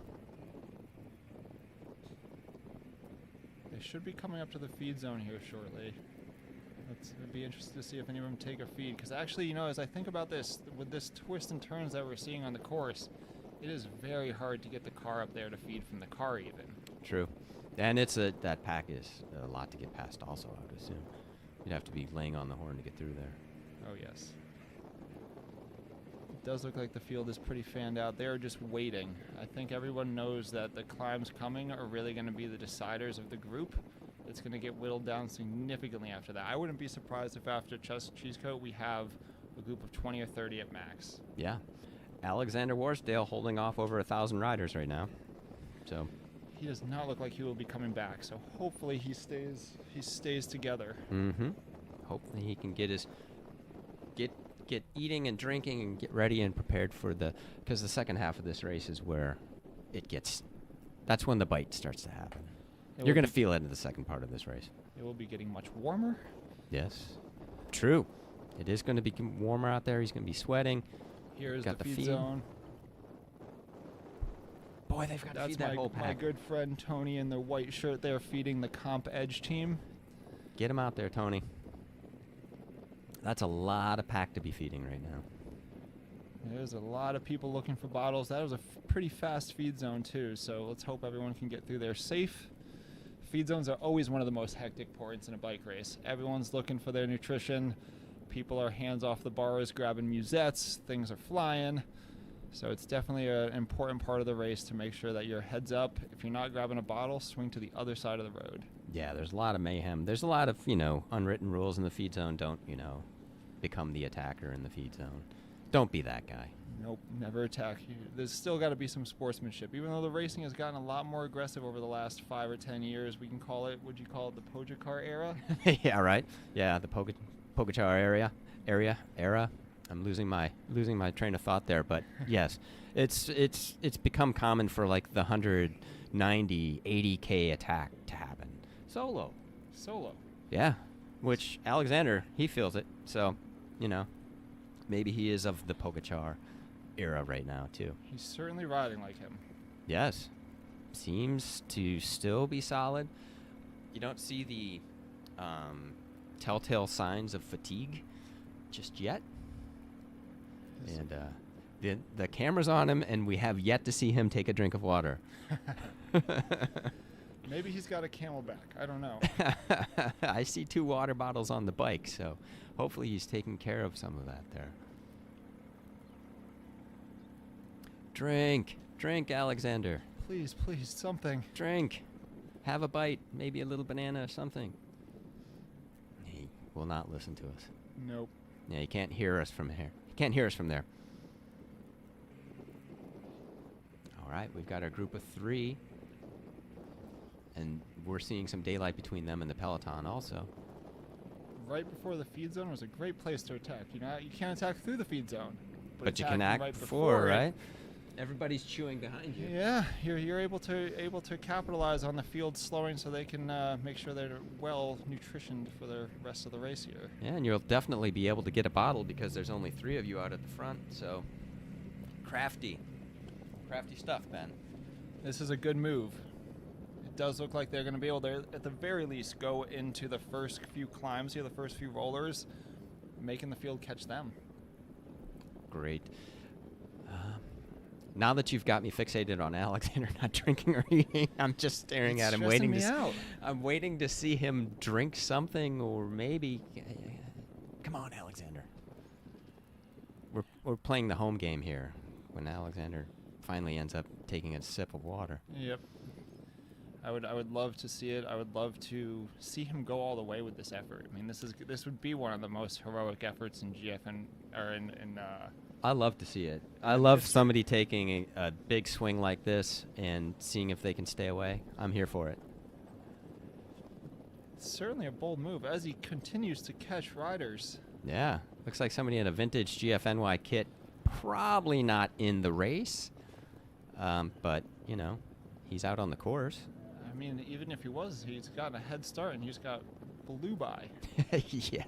Yes. He would have been a secret attack, and I don't know that he's the one that got away. So Alexander is not waiting for anyone. He might like the company today. He's been away by himself for, an hour and 15 minutes now.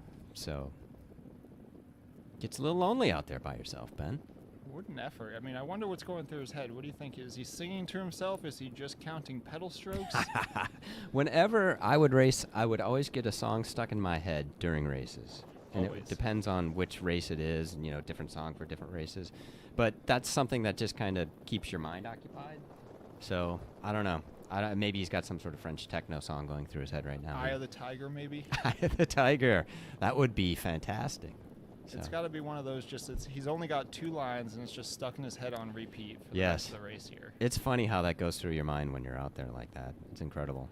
So, and this is like, you have to have some sort of like mental toughness to be able to be out here by yourself, because there are moments, everyone might not admit it, but there are moments of self-doubt out there. Always. That's actually a big part of a race like this, is how do you stay positive? Yes. Yeah. Yeah. How do you not let the thoughts creep into your mind that make you want to stop? Because he's putting in a pretty good effort, and there's like a lot of pain that goes with that. So maybe, he's not listening to it. It's the classic shut up legs moment for himself here. It is. I mean, your mind controls your legs, believe it or not. So, when you start suffering and those negative doubts come in, you're going to start slowing that pedal stroke. So you got to do something to stay positive. Yep. There was races where when my default was always to count pedal strokes when I was suffering. You're kidding. Nope, always count pedal strokes. I would only count till 10 because that's all I was capable of doing under the pressure. I was about to say, did you count to 1,000 or? No, it would only be to 10, and there was times that I had to repeat that for just 30 seconds, and the pace seemed to ease off, and I was okay. And there was other times I repeated it for 4 hours just to get to the finish line. My goodness, that's a lot of counts to 10. It is. I got very good at 10. Once it got over 10, though, I started to lose it. 10 was all you could handle. These aren't team cars that are following Alexander right now, so hopefully we'll be able to get them past and everybody stays safe. He is still on a mission. Yeah, he is grinding it out right now. I can't tell if it looks like he's going harder on the uphills or the downhills. And we still have not seen him drink anything. Anything. It's like, come on, man. I wonder if he's getting any time gaps. I don't think that he will, because the moto that is with him is the camera moto, and they probably do have a lead race moto out in front of him. And I'm not sure if they are able to get time gaps back to him or not. So that's another factor involved in all of this. Once again, they don't have radios, and they don't have a lot of information about what's going on. So maybe his idea is just, I've got to go all out for as long as I can. Which is a totally fine race plan, as long as you keep fueling and hydrating. Yes. Which, again, we have not seen a drop of water. We're gonna be, the telltale's gonna be coming. He's been out there for about an hour and 8 minutes. You know, he's been solo, I think, for at least an hour of that. Yes. So typically speaking, that 60 to 90 minutes of glycogen storage that he had in his body on that start line. You see the alarm going off, don't you, Ben? Are starting to wean a little bit. We'll see. Look at that gap, though. There's nobody in picture. Just local traffic. Yeah. What do you think? Do they think they? Oh, there He's we drinking! go! Woo-hoo! All right. There we go. go. That's what we're talking about. Yes. All right, crisis averted. We're not concerned about you anymore. And he hasn't gone through the feed zone yet, so I'm wondering if he's going to be able to get a feed when he goes through. He should. I would imagine in years past in the amateur race, there's been people standing there holding bottles that you can grab for the front group. Yes. And they will occasionally allow a feed off a moto. Sometimes it will do that too. I'm not sure if that's going to be available today. Here he goes past the moto. He's too fast for the motorcycle, Dan. He is going. This is a fun bend. I do remember this from courses from years in the past where you're going down this hill at 40 miles an hour. It's a nice sweeping engineered turn. Yeah, a lot of fun. Good pavement. Let her rip. So as he's past the moto here. Would like to see what's going on with the pro race. We might be in a dead spot for our coverage, so we'll see what happens as we come through.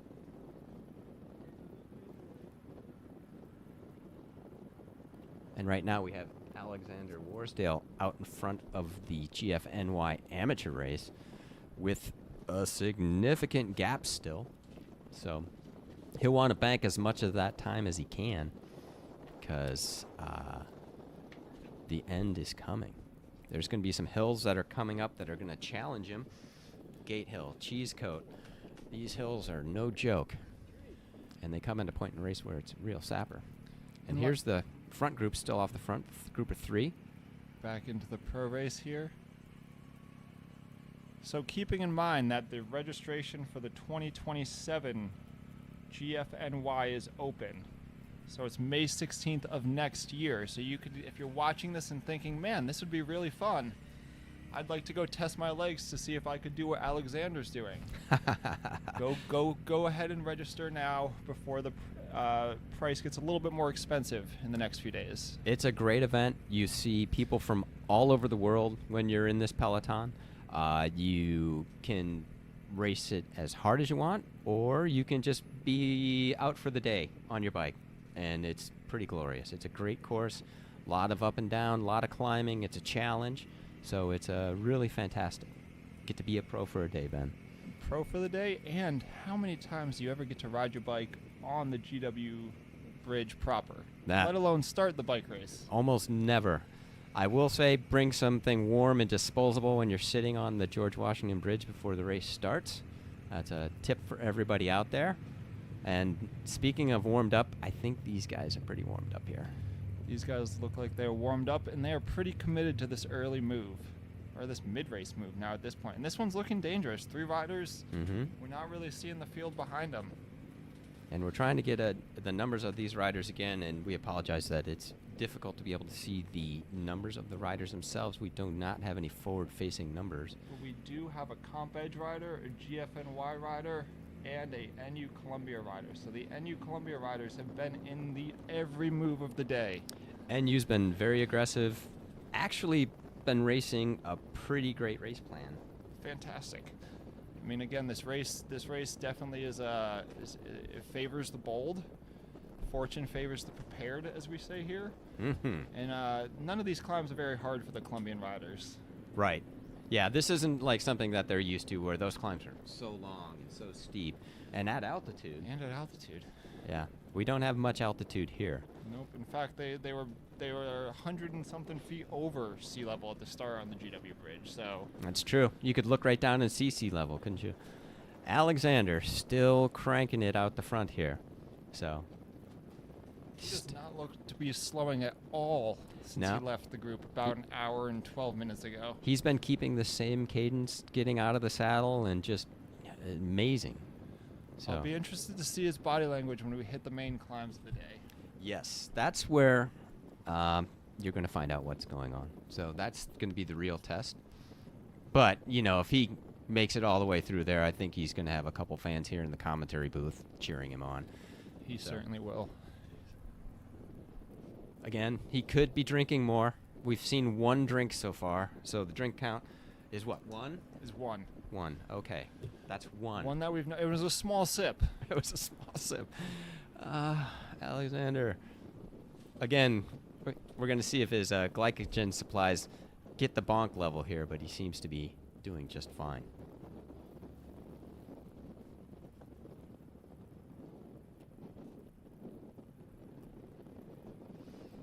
Alexander still cranking it out here. He just seems so comfortable out front. Seems to be unbothered. I'm sure that effort is something that he's really feeling, though. It's not something that you can just do on a whim.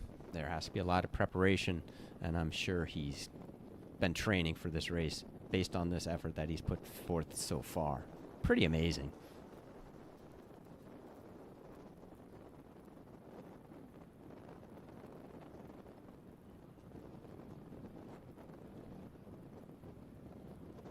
Alexander has a wonderful morning out here today.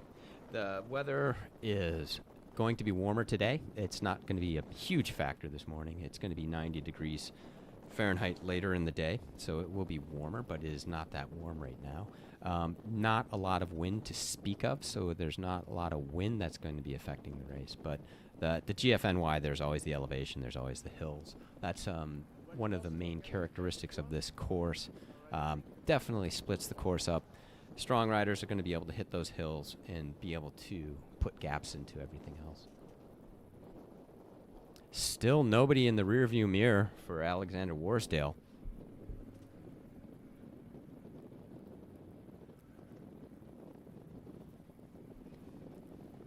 He's still out on course. He's just gotten to the point where it just seems like he's settled in. He's able to put his effort in and modulate his effort. So this is almost becoming a triathlon now. It's a TT. You know, back in the day when the Tour de France used to have 100-kilometer time trials, he's putting them to shame. This is gonna be over an 85-mile time trial here today if he pulls this one off. That's incredible. His power meter must be smoking. I can tell you that he's certainly going pretty hard. Still only one on the drink meter, Ben. Hopefully, if we see him grab a feed through the feed zone, I'll be very, very, very happy. Yes.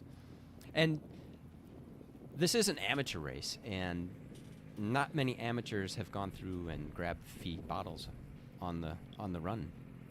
Hopefully he doesn't have any issues there. Pro race still have 3 out front. They look to be rotating. They have enough of a gap to have a car in the middle, so that means the gap is certainly over 30 seconds to have a commissaire car there.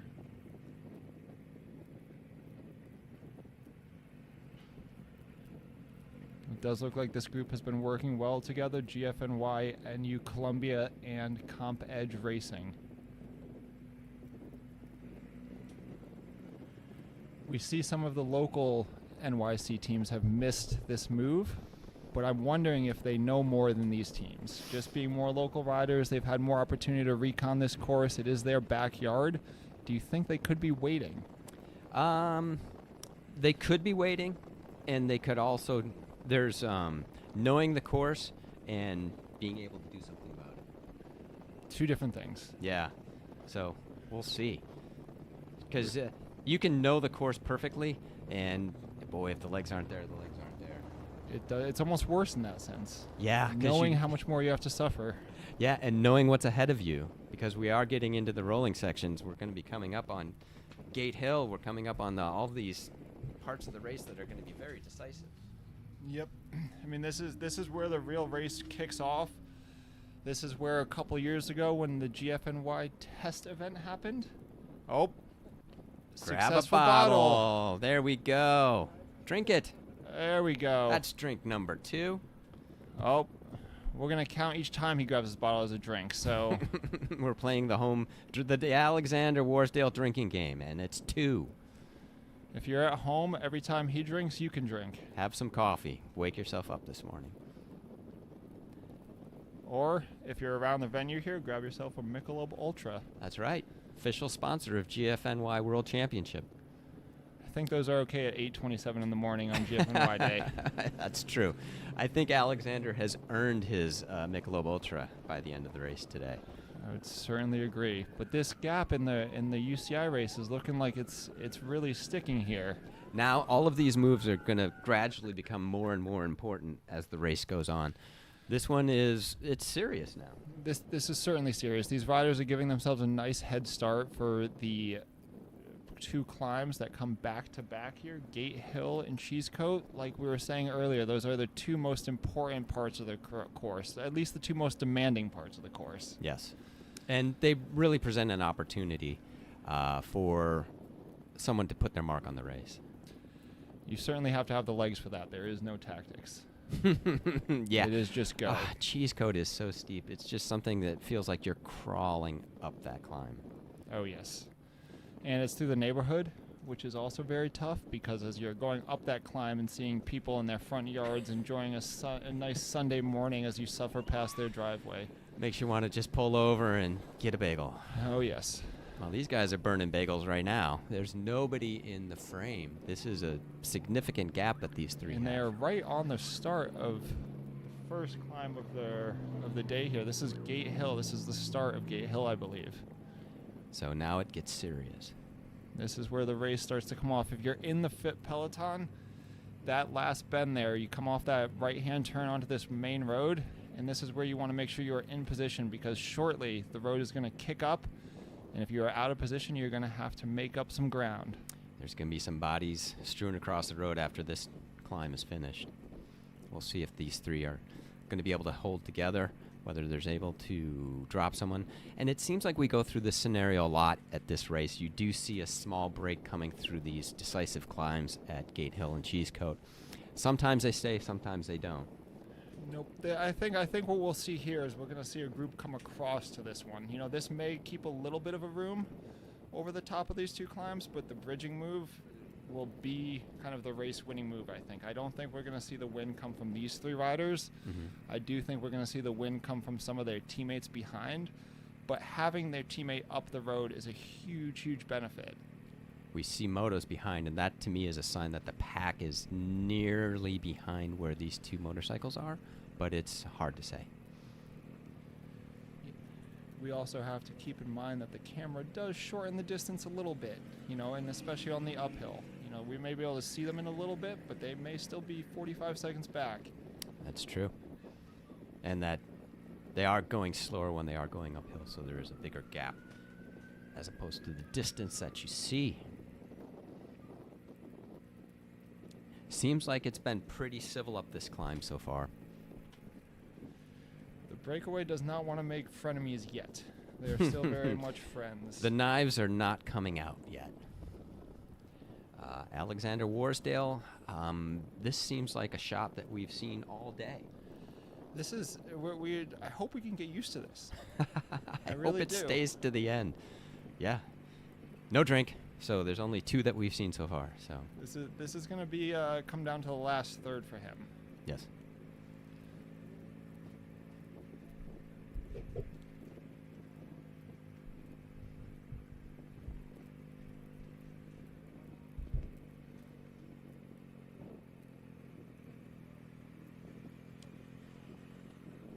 break seems to be pretty good about sharing the effort right now, but the rider in front seems to have been on the front a little more recently. Let's see if we can get the numbers here. So close.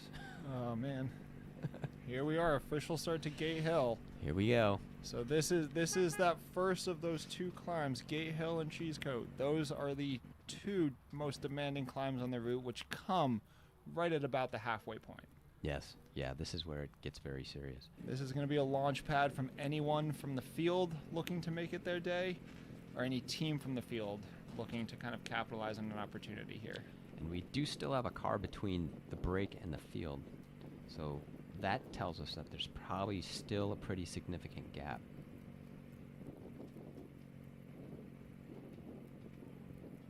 Effort seems to be shared pretty evenly so far. Yep, these riders, they're liking each other's company. Mm-hmm. They all look like they're sharing the workload. Everyone's equally as strong. I don't see anyone who looks to be suffering more than the other. I'm wondering, though, if the NU Columbia rider is Jonathan Chavez here. Chavez was out by himself earlier, so it could be him again. It looks like his pedal stroke. I think he was just warming up the legs for this. I would be interested to see if he tries to put some pressure and get rid of his two teammates here. I think it's going to depend a lot on what's happening behind him. But all of these riders in this UCI race have race radios, so they know exactly what is happening. Yeah, they are fully apprised of the situation that's going on in the front here. And again, we have nobody in picture. No, but we do have the motos right there. This is a maybe unofficial feed zone. Yeah. You tend to see those on a lot of climbs in professional bike racing. It's kind of a catch as catch can, literally, Sure. with a bottle. Any availability that you can. And Alex has caught a bottle, but we haven't seen him take more than 2 sips. Still at the 2-sip mark. Oh, wait. He just ate a gel. All right, so we got 2 bottles and a gel. 2 bottles and a gel for those of you, playing the home game. If anyone's as invested in this as Dan and I are. We're keeping very careful watch on what's going on there. Here's a little bit of a move. This is almost the hardest part of this climb because it flattens out a little bit here, and then you have the final kick towards the top of this first climb. Then a real quick descent, hard right-hand turn straight into Cheesecoat, which kicks up real steep. Yeah, and the way that it'll be interesting to see if anybody does put a move in here or on Cheesecoat. It does look like the NU Columbia rider, who we think is Chavez, is really trying to push the pace here. Will we see the knives come out? So Ben, if you're in this break, what would your hope be here? The hope here is that I can maintain this gap ahead of the field through Cheesecoat so that I don't have to really accelerate too much. But, me being a bigger rider at 180 pounds with a lot of these smaller, stronger riders, I would be holding on for dear life up this climb. So, Jose Miguel Reyes Morales, I'm assuming, is Colombian rider?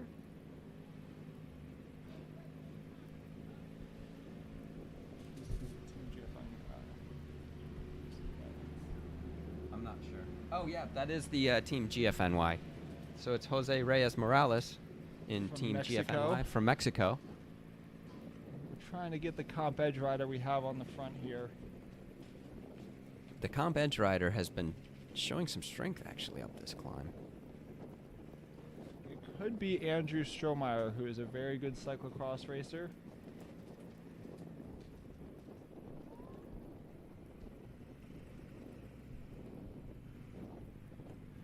Either which way, it does not look like we are seeing the big bridging move quite yet from the field.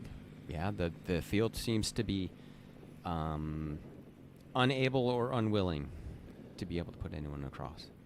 Which, this, again, like we say, there's 20 teams in this race. 17 teams are missing out on an opportunity here. So I would hope this team director is in the back. I can't imagine Freddie or Nelson is back there telling his guys to, hey, calm down, take it easy. This is the point of the race. This is where gloves come off. And you really have to throw down here. This is a good opportunity to split things up, make sure other teams have riders that get dropped. You know, bike racing is a numbers game. It's an odds game. At the start line, every rider here had a 110 1 in 110 odd chance of winning. Right now, these 3 riders up front have a 3. So, you know, they're playing this odds game of bike racing very well. They've made their chances, improved their chances significantly. So that's how we want to think about all of the bike racing here. And they're coming off, they went up Gate Hill very quick, and they're already on the descent off that. Nicholas Narrowway. That is number 85? He is 85. He is the comp edge rider. So we have Jose Miguel Reyes Morales from Team GFNY. We have Nicholas Narrowway from Comp Edge Racing, and we believe is Jonathan Chavez from NU Columbia, make up our 3 riders from the break here. All right, here's the descent before they make their way to Cheesecoat. And this is a very, very hard right-hand turn coming up, which after the big effort up Gate Hill there, they may be a little bit cross-eyed, so you want to be cautious through this corner. You certainly won't win the race through this corner, but you can lose it if you end up on the ground. Yeah, it's really hard to win a bike race on the ground like that. Hopefully we see no riders go down, but I am very surprised to not see the field at all. This break went just about 5 miles before the climb, and they've brought out what looks to be more than a minute-long gap. Alexander Warsdale, who has had more than a minute-long gap for the bulk of this race, it seems. He's going to lap the field soon, Ben. It wouldn't surprise me if he's on his way. He'll finish the race and then go on as if this was just a training ride, it looks like. Pretty amazing. Pedal stroke seems the same. Now we have the 3 off the front. We see those riders eating and drinking here. Yeah. The Commissaire car did just pass, which has to tell me that on this Cheesecoat climb, the field is a little bit closer. So this is where we could see some fireworks come from the field to get across to this break, cause some splits, put the nail in the coffin of some of the riders who are holding on up Gate Hill there. Yeah, these riders eating and drinking. We see the motos, which is indicative of maybe. Oh, I think we see some of the group in the back, but keep in mind we are on a very steep uphill, so that distance is shorter because of the uphill. So it could still be a minute. That said, when someone punches out of the group like this, they'll be able to close that gap really quick. And since we haven't seen the group in a while, we're not sure who's left, what the combination or what the composition of that group is, or how many people are in that group. So we'll be eager to see who is behind. Narrowway has been putting himself on the front of these climbs. He's certainly riding strong at this Comp Edge team. They're here to show themselves. They are a New England-based team. So kind of from the Northeast, they may look at this as like a home race. So hopefully, you know, he's going to be able to continue to produce this effort, stay up there, stay represented for his team, and see what happens in the last third of this race. And we have Chavez coming through to the front. It does look like we're seeing the GFNY rider suffer a little bit here. Reyes Morales might be feeling his effort here. Then again, we still do not see the field in the back. No. And this scenario has played out before. We have had small groups at Cheesecoat that have stayed away together and would go through and get onto River Road and then hash it out as they get on the hills of River Road. And I think that's one of the most underestimated portions of this course is, you know, you have the backside of Alpine, which is like the last big hill on the map as opposed to the finish here. But all of those little rollers that we watched the riders go down earlier in the race here as they were going out towards Alpine, those are really where the fueling, the hydration, the energy conservation, how many matches you burned will come back to get you if you overpace this effort. Yes, it could be, that's where you meet the man with the hammer, as they say. See what happens as you get out into that area. As you see the beautiful finish line that is right behind us here. Yes, we're just off to the left there in our tent. All right, here we go. This is Cheese Coat. They are on the second of those two big hills you see. Those they look like saw blades in the middle of the course here. Yes. They are on the second of those going through the neighborhood section. So coming off this, it's pretty twisty and turny, technical descent out of the neighborhood that's very fast. But we're still not seeing the field behind them, which is very, very worrisome, in all honesty. Worrisome if you don't have someone in the break. Narrowway seems to put himself at the front at the beginning of these climbs, so I'm wondering if that's a tactic to be able to Oh, control there's the some of field in the pace. back. We see the field looks like it is all together and honestly pretty stretched across the road. Yeah. So it's not an extreme effort here just yet. It could very much be a tactic from Nicholas here, just to go to the front and hit the climbs. You know, as someone who doesn't go uphill particularly fast, I always tried to take the opportunity to set the pace I wanted on the hill and see if someone comes around me. If they don't come around me, great. I get to ride my pace. If they do come around me, I wasn't going to ride my pace anyways. Tip of the cap. Goodbye. Yeah. So we do have the field behind.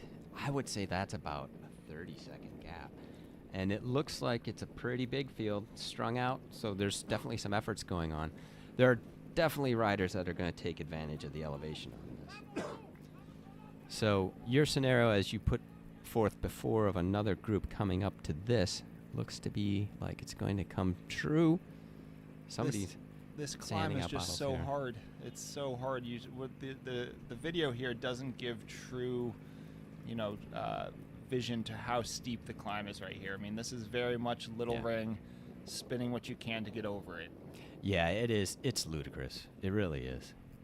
I remember when I did do this ride years ago, I was just, all I could think was, really? Oh, and here comes those attacks from the field. A huge attack. We are seeing big attacks back there.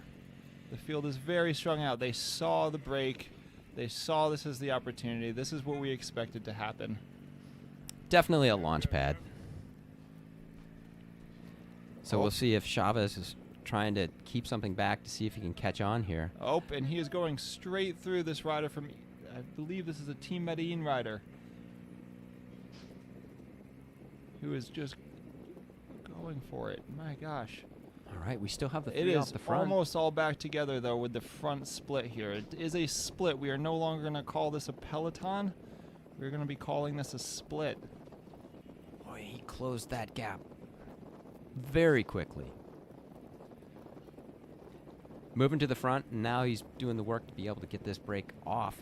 And what are the three that were off the front, what are they going to have left? That's what we're seeing here, is they're having a hard time closing that gap to the Medellin rider who just boosted right by them at the very top of the climb there. So keeping in mind that this is a technical neighborhood descent where bike handling does come into play. Yeah, and when you have a smaller group like this, you can just move through this area so much faster than the big group. This is not a designed race course, though, so I will say there is legitimate speed limits to some of these corners, and I've seen riders not make them. So we hope that these riders are paying attention to their speed limits. Yeah, stay out of the bushes, please. But as we see, this race is really shattered here. It is strung out. Ooh, It there's looks about a like group there's of 20-ish off the Yeah, front here. that's what we're expecting. We expected maybe 20 to 30 over this section. Mm-hmm. It looks like it's playing out that way. The biggest thing, though, is did these riders just spend too much energy? Are they going to sit up and check up and allow other riders to come back together? The goal would be not. Yes. If I am a team director, if I am a rider in this group right now, especially if I have teammates, sure as all ever, I am going to be putting the pace on at the front. Ooh, we need the moto to move up a little Ooh. faster. a little bit of an overlap with the moto there. Boy, That they're just shows flying. you how fast these riders are going. Yeah, they are flying down this hill. And our moto is probably getting surprised by the speed that they're putting in here.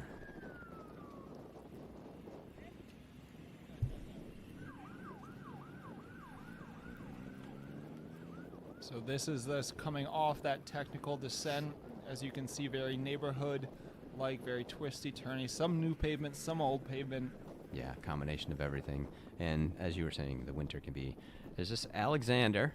This is the first time I've seen him not pedal, but he's on downhill. He is just going into the start of... I believe this is going to be the start of the gate hill climb for Alexander here. Yeah, I'll be coming up soon. So this is going to be the real test for his fueling and hydration. I think this is going to really show us. This is where the glycogen if he was drops doing off, more. isn't it? Yeah. Yeah. Yeah. We can only hope that he's had more than 2 sips of his bottle in one gel. Yeah, that's nearly true. an hour and a half into this race effort for him. Keeping in mind, he has been solo pretty much since mile 3 of the race. Yes. Yes. I don't know if it's still Eye of the Tiger in his mind or if it's turned into some, sort of yacht rock that's going to relax him and maybe bring him back to the course. Who knows? But he's still cranking. I mean, all I can say is in an effort like this, especially solo, he has a lot of time to think to himself and go through almost every emotion. I mean, that's part of the beauty of a long bike ride is you get to experience feeling good, not feeling good, being worried, and then getting excited. So hopefully we see him get to the excited phase. Yes. But this next 15 minutes for him will be a great telltale of how well he's going to go. Yeah, it'll be interesting to see how his pedal stroke is over cheese coat. You have to just grind over that climb. There's just no other way to do it. Maybe my eyes are a little too used to seeing him, but it does look like his shoulders are rocking a little bit more now than they were earlier in the race. Yeah, it is. He is showing a little bits of signs of fatigue. I'm not sure, not having watched him his entire career, but I'm not sure if this is signs that he's slowing down or if he's just settling in. So. I mean, he's only getting passed by cars, so that's a good sign. Mm-hmm. Yes. He has certainly had the ride of the day, though, between both the pro and the amateur races here. Audacious, Ben. It's audacious. It makes me jealous just to see his level of fitness. To be able to go out there and just crank it up for like 3-4 hours like that, right? Oh, yes. All right, let's see what the hill has in store for him. It does look like he's getting back on top of the gear every second he gets, so he's got some power in those legs. Yeah. His cadence is good. Generally speaking, when you see a rider start to be put into a spot of bother, you see that cadence become a little bit slower. The pedal stroke become a little bit boxier. Those shoulders just roll quite a bit more. Yeah. Right now, he looks like he's, definitely in the powerhouse there, putting some power into the pedals, but not suffering doing it. Mm-mm. Yeah, and his pedal stroke, he's a bob and weaver at the top. His head goes from side to side. He's been doing that all day. But I think as he gets more fatigued, then it's be more of a different look from the head and shoulders. It's not as much of a controlled rock at that point. It's more of a forced rock to get some power into the pedals. Yeah, you're like a broken wind-up toy at that point. You can see it all go crazy. But hopefully not. I mean, we're here for it. Let's go. Come on, Alexander. Some beautiful sights of northern...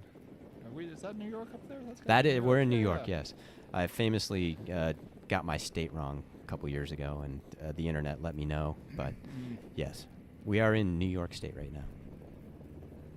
So this is the pro race, and are we in a big group? Or we'll see if there's someone off the front still.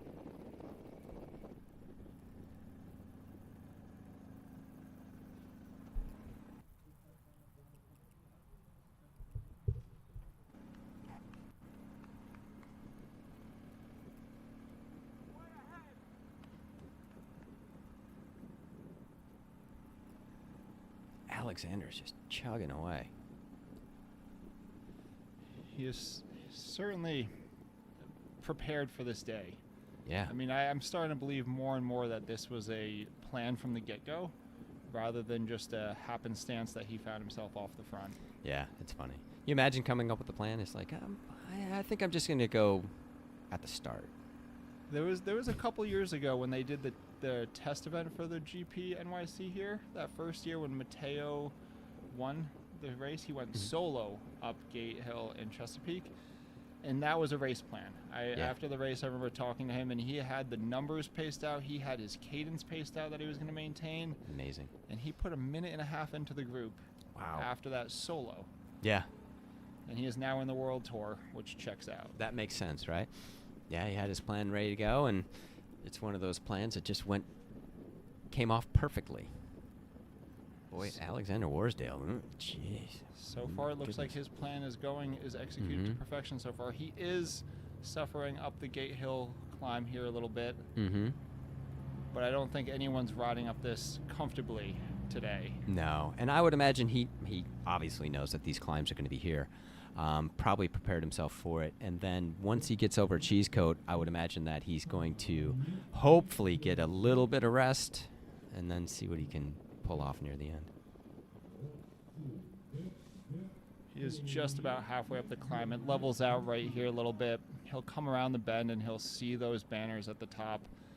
Get a little bit of a chance for respite before he goes into that steep climb that we just watched the fireworks go off in the UCI race. Yeah. We're waiting for images back of that race, but it looked like there was 20 riders in that front group as the peloton was shattered up the steep part of that climb, bridging to that break of 3. So if you've got a group of 20 riders after Cheesecoat like that, Ben, do you expect there to be a lot of attacks on the return? I would expect that they spend maybe the next kind of 5 miles just gathering themselves after a very hard, demanding kind of bridging and splitting of the race. Mm-hmm. But then it's got to go straight back to the racing. And a lot depends on the team makeup of that group.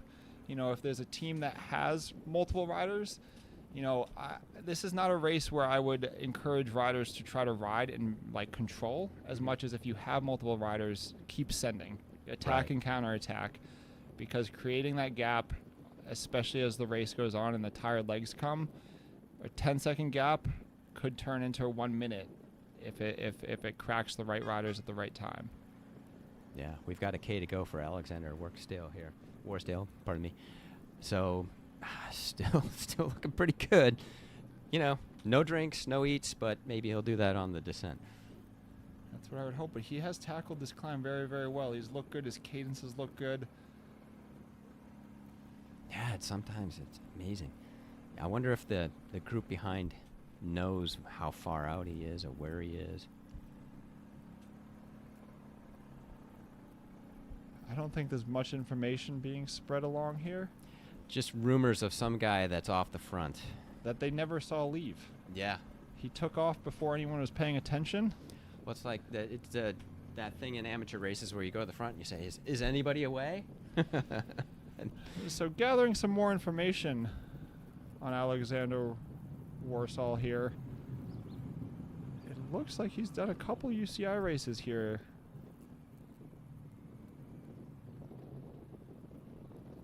Okay. And the Pro Cycling Stats is listing him as South African, but we have him listed as French in our registration. Yep, it looks like he's... Ooh, actually, so most notably, in 2021, he was actually 6th. Ooh, this could do it. In the South African National Championships for the team or for the individual time trial, he was 6th. Ah. So he has a lot of experience with this TT effort. We see you, Alexander Warsdale. He actually looking at the results, he was one of the only non-professional riders in the top 10 that year. Interesting. Boy, if he's coming from South Africa, that's a long trip. Well, he's certainly getting his money's worth out of the ticket with this ride here today. Yes. If he can maintain this sort of pace, and like you said, a time trial specialist, that will make sense.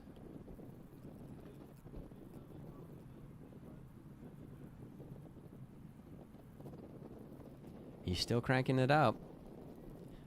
Even a time trialist got to eat, though. Here he goes downhill. This is his chance for a little bit of rest before he goes right into Cheesecoat. Yeah, take a drink, dude. A very, very steep climb.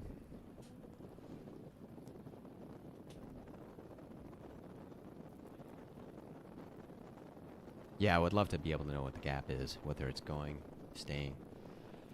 But so far, I mean, we're hitting the halfway point of the race. It's pretty phenomenal that he's still away.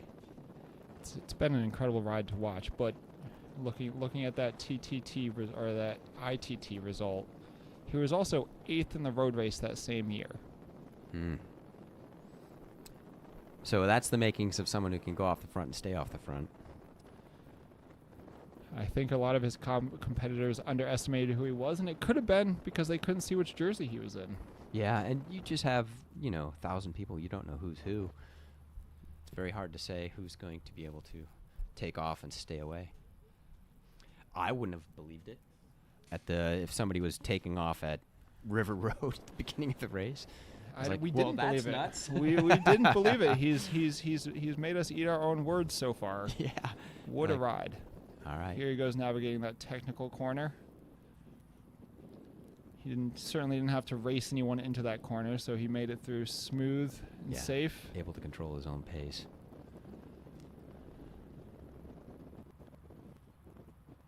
Pretty exceptional ride here.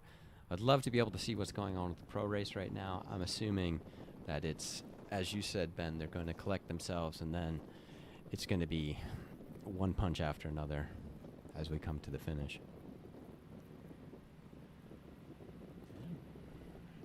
So if anyone's wondering what a long solo escape effort looks like, Alexander is certainly giving you a good image of it. You can look back at the video of this, and that's what it would be like. The harder part is now getting yourself into the fitness and the spot to do this, but Alex obviously had both of those things going into this race. Yeah, he's been prepared for sure. Still bobbing and weaving. Still same cadence.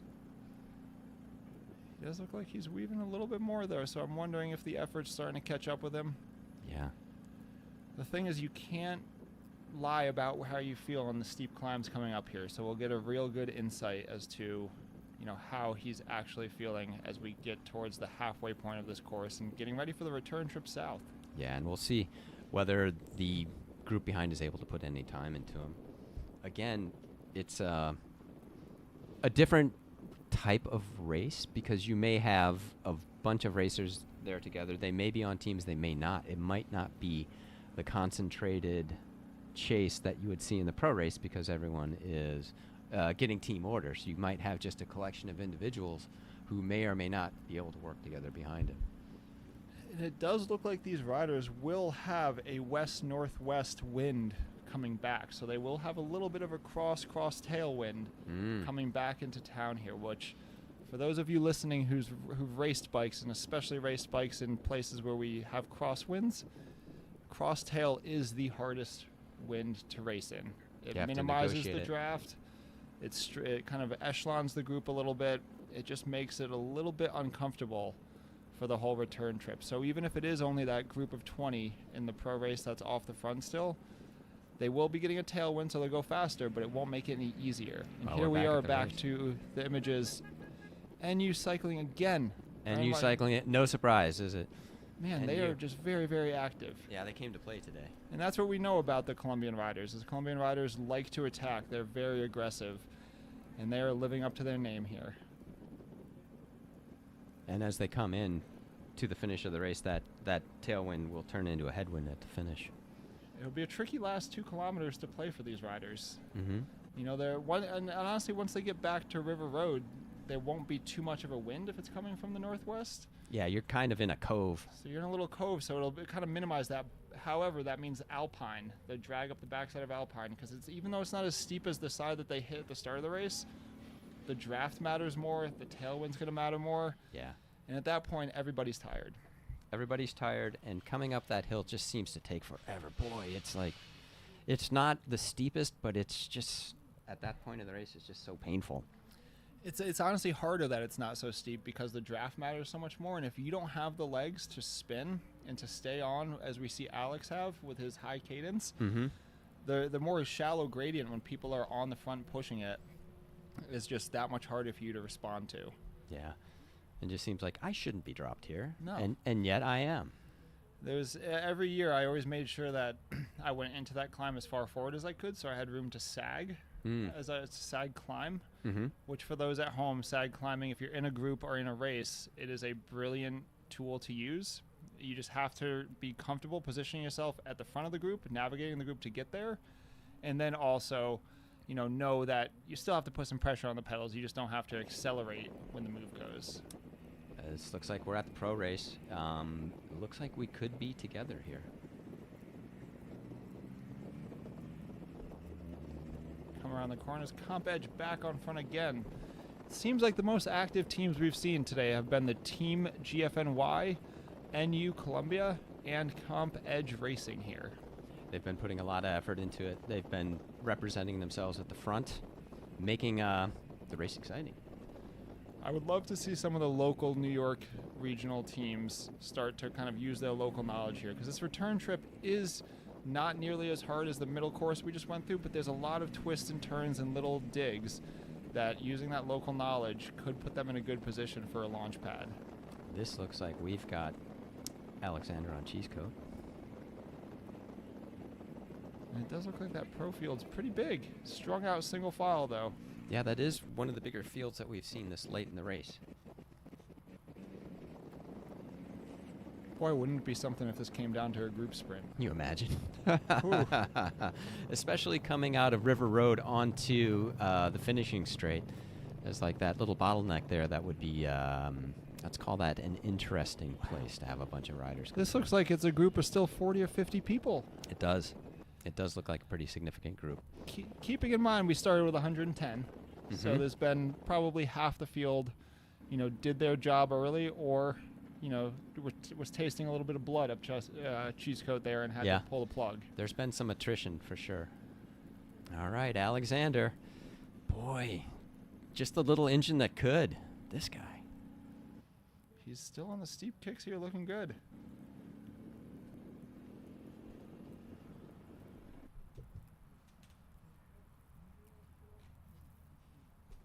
So we're really getting to about 20, 25 miles to go here. Yep, they're entering just about the last third of the race here. Mm-hmm.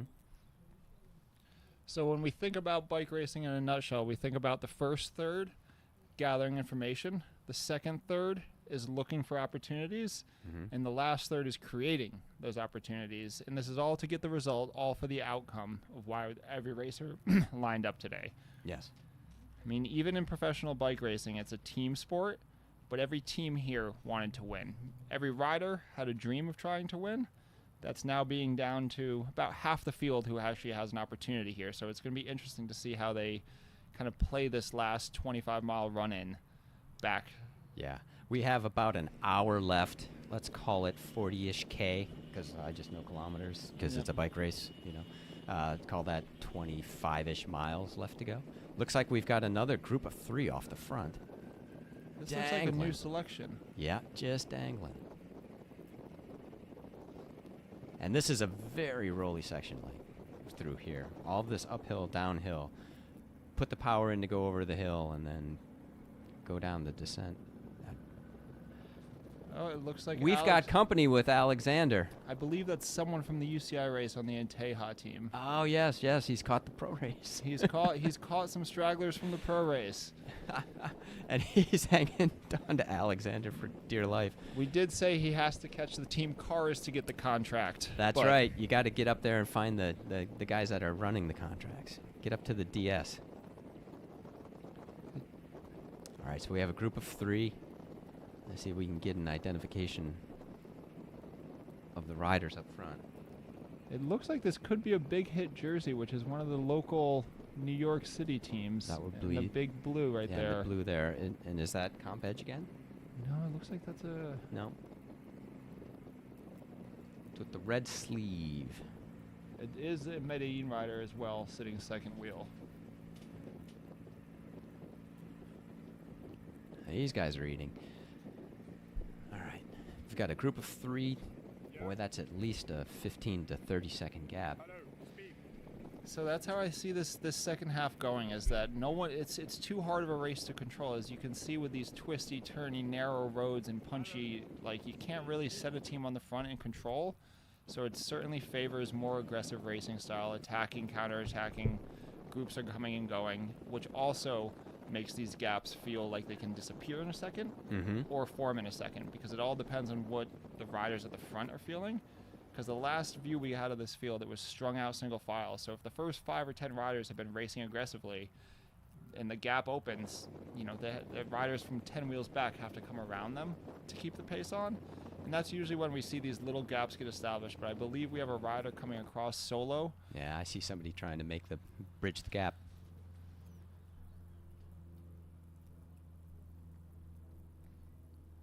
We've got some running the cable footage here hopefully we'll get back to the race as soon as we can. We're at the 2:06 mark, and we've always wondered whether somebody could break 3 minutes here at the GFNY World Championship. We will see. 3 hours would be fast.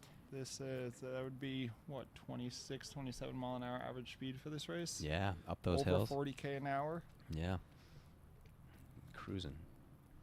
It says we're hearing the red sleeve is Echelon. So like we've said earlier, Echelon is a very experienced team. They like these types of terrain. They like this type of road. So hopefully they can be active. And with a group of 50 or so riders, I would say that there's quite a few teams with full teammates left. I wouldn't say there's a squad of 6 riders left. But, I would say teams have 2 or 3 riders pretty guaranteed to be in this front group. Yeah, you would think thered be a good selection of each of the teams in this group. So it's time to Ricky Bobby shake and bake up there, teammate style, right? So let's see what do we got going on. I mean, just for reference, though, we have, Team Medi in here, which has... Here we have about a group of 6. That could be a Canals jersey, actually, in the blue as I look at it.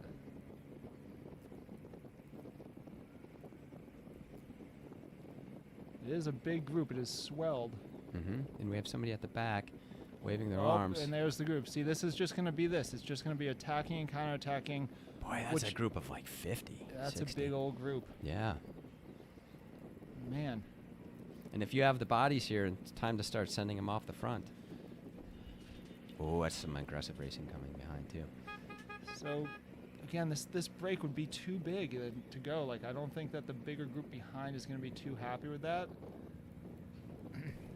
As you can see, it's always just groups of 3 or 4 riders coming across, and that's, I think, what we're going to have to expect to see for the rest of this race here.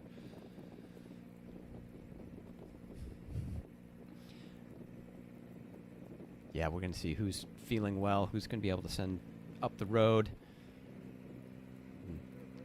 Everybody in the car and back is like, move up, move up, move up. Don't let anything get away without us. That's another classic. Well, that's, I think, about all the advice you can give from the team car in a race like this, because as the race is unfolding, you're seeing the live video, and a lot of these moves are split-second decisions. Do you have the momentum? Do you have the pace? Can you move past? Alexander still has his help from the UCI rider he has caught. Help. Yeah, I'm not sure how much help it is, but yeah. At least he's got company. He's got company, He's right? got company. Yeah, he's got somebody there with him. So, yeah, Alexander Warsdale off the front, and that is one of the racers from the pro race that he has caught up. Probably somebody who was doing an effort earlier and has now just exploded off the back and is making his way back home. And suddenly got swept up by Alexander out on the road. Just sees a green blur go by him and hops on. Green means go. Yeah, he's like, I don't remember you from our race. And he's like, I was not in your race. I brought my race to you. Which, if everyone keeps in mind, that was a 10-minute gap that he's made up to the pro field. Yes. It's that's a pretty impressive feat. So yeah. Again, if he makes it up to the cars, that's going to be incredible. Now we have it looks like there's an assessment of the situation going on here in the peloton. It's like, we're waiting to see who's going to go next. So a lot of these attacks are coming right from the front of the group, which never really works because everyone You're not sees surprising it. anybody, You're not are you? surprising anyone, and it's a strength thing. Yeah.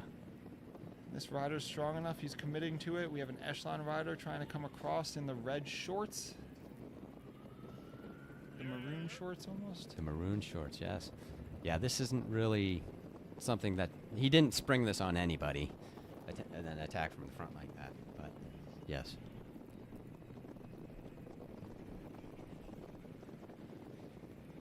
And this could be a setup for a teammate. I mean, something that obvious. Right now, I think everyone's just racing aggressively. I don't think they're thinking too much here. They're kind of just trying to make sure that they race forward. That's really the only thinking you're doing is, if you can be a golden retriever and just chase, chase, chase, Mm-hmm. and if you have the legs to do so, you're going to put yourself in a good spot here. But again, you just cannot be wasting too many matches ahead of that River Road run-in. Yeah, it's almost funny that it becomes instinctual now. You just hear or see somebody come by the side of you, and it's so much easier to just to jump on as they go by that you just jump and jump and jump. Everybody's claiming each other's wheels. We said that was a pretty obvious move from the front, but is that the same rider that just made that move? This is a new one. This is a new move. Somebody else has come over the top. There's not much organization in the race whatsoever, and that's what we love about it. It's a little chaotic. Mayhem. Bring me mayhem. It's attritional, and it's just pure, good old-fashioned bike racing. Yeah. I mean, it just is a classic that this race swamp, burps up riders out from the bottom, like a frog from the bottom of the swamp. And they just kind of shoot off the front. So this rider's solo, but the field does look like it's trying to get a little bit organized.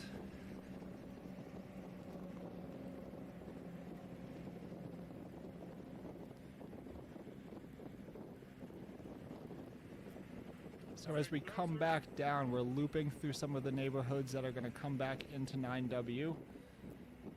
So these are the kind of upper Hudson Valley back roads that are just very, very fun to ride, especially on a closed course like GFNY. So being a pro for the day, you can come race the amateur races. Registration is already open for May 16th, 2027 edition. So we've got a solo rider with the thinnest of margins off the front here. And this looks like Canel's rider, another very aggressive team from Mexico. There's been no shortage of attacking in this race today, has there? This is what we were hoping for.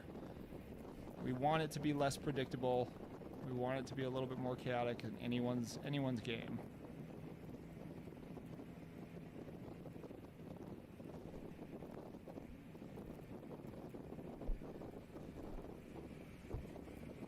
Yeah, we're hearing that now Alexander has about 3 or 4 pros that are near him at the front of his race and the rear of their race. So he's got more company. What an impressive race. Even just having that morale boost has got to be helpful. Yeah. To know that you're catching pro riders on your solo escape that started now 2 hours ago. Mm-hmm. Yeah, that's got to feel pretty good, doesn't it? That's that mental motivation he needs. The legs can be suffering, but he can keep on it. Yeah, he's able to keep with it. All right, he's still got his pro tail, and I would assume that pro racer's not going to come through the front and affect the result of this race. But, who knows? Just having company, though, is helpful. Somebody out for their morning jog sees about 80 guys fly by. Don't be surprised. Not going to know what struck him. Mm-hmm. Going to feel that breeze. As we can see here, the split screen, both races are dominated right now by some solo riders. Even though the GFNY feed has 2 riders, we do want to keep in mind that Alexander is the leader of that, who has caught one of their Intel and Teja riders from the GPNYC UCI race. Yeah. And even for that rider, it might not be that easy to hang on to Alexander at this point. You've done your work, you've kind of burned your matches, and now you're trying to hang on to this guy as he's cruising on away. a mission. Yeah, we do have somebody off the front of the pro race. That is still that same Canel's rider. Yeah, just dangling.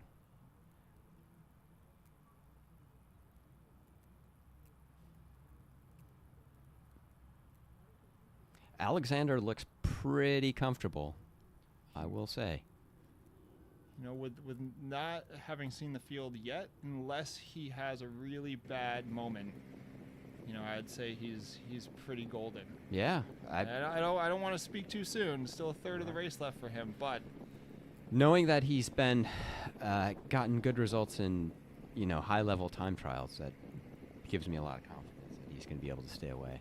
I would agree. This move, maybe not as confident about, but we'll see. This is exactly what you want for if you're Canels and you have some riders in the back. You want your teammate up there pushing the pace so you can kind of sit back and watch who's responding. Numbers are huge here. And we do have a big group. This is one of the bigger groups that I've seen this late in the race. They must have not gone hard enough. What are they doing, Yeah, Ben? man. Haven't they heard that they need to ride faster? Hey, I guess so. Or the level of the race is just so tight. Everybody's very, very close in ability and energy. Which is really going to make it come down to that last bit. Yeah, I would love to see a lot of attacks on River Road, but you know, this gap is holding.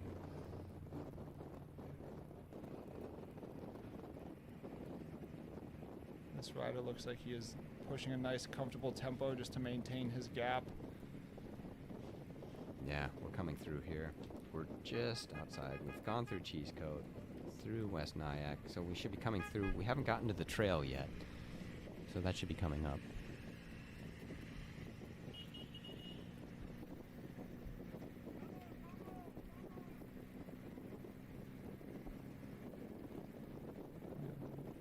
Yeah, West Nyack area is where we're at. So we're looking at about 20-ish miles left. Just keeping in mind this is 84 miles, 84.3 miles with 6,600 feet of climbing throughout it.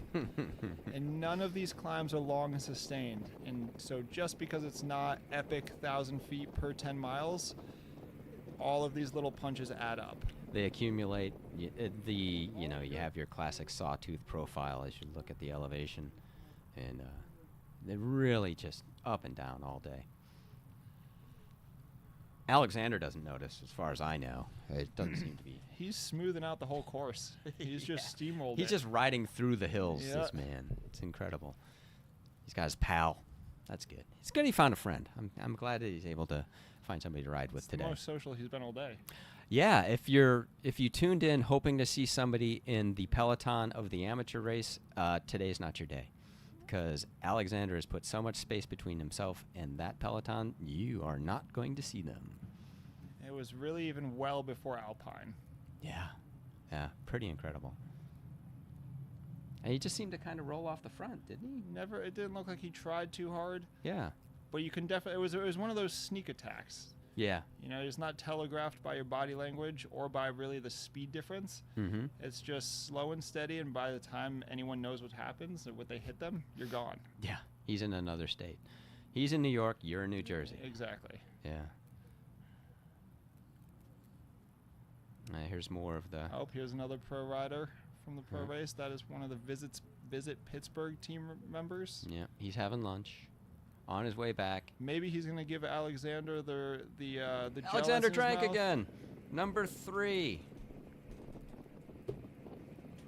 Well, we still have our rider off the front.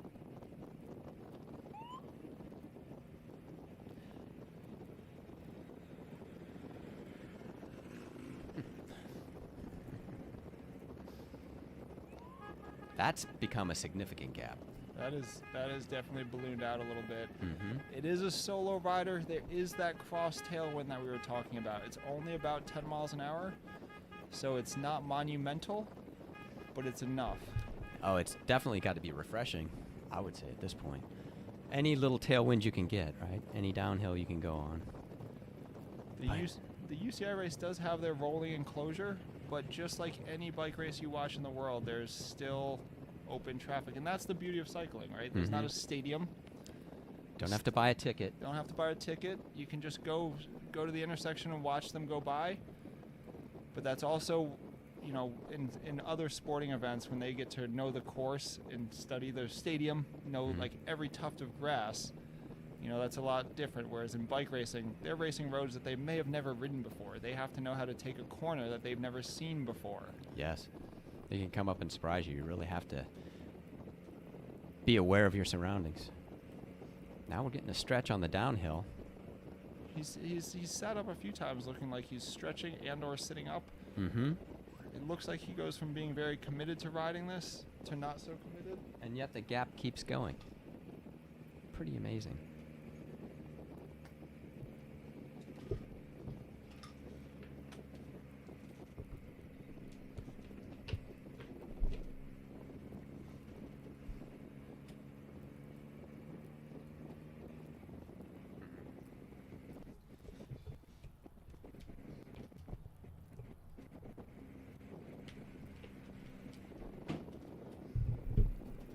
All right.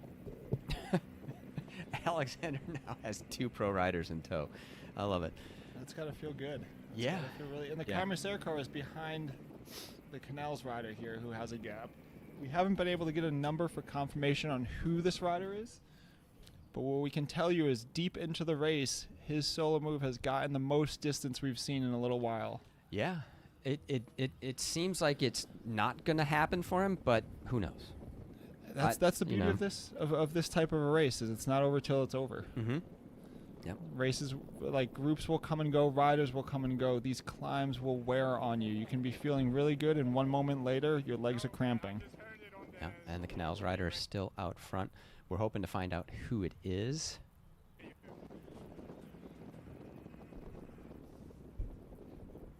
I had to take a guess, I would hope it's one of my pre-race favorites, which is Ignacio Prada of the Canals team. All right. We'll see if it's Ignacio Prada. Some of the pro riders are having trouble keeping up with Alexander here as he rips around these corners. It's amazing.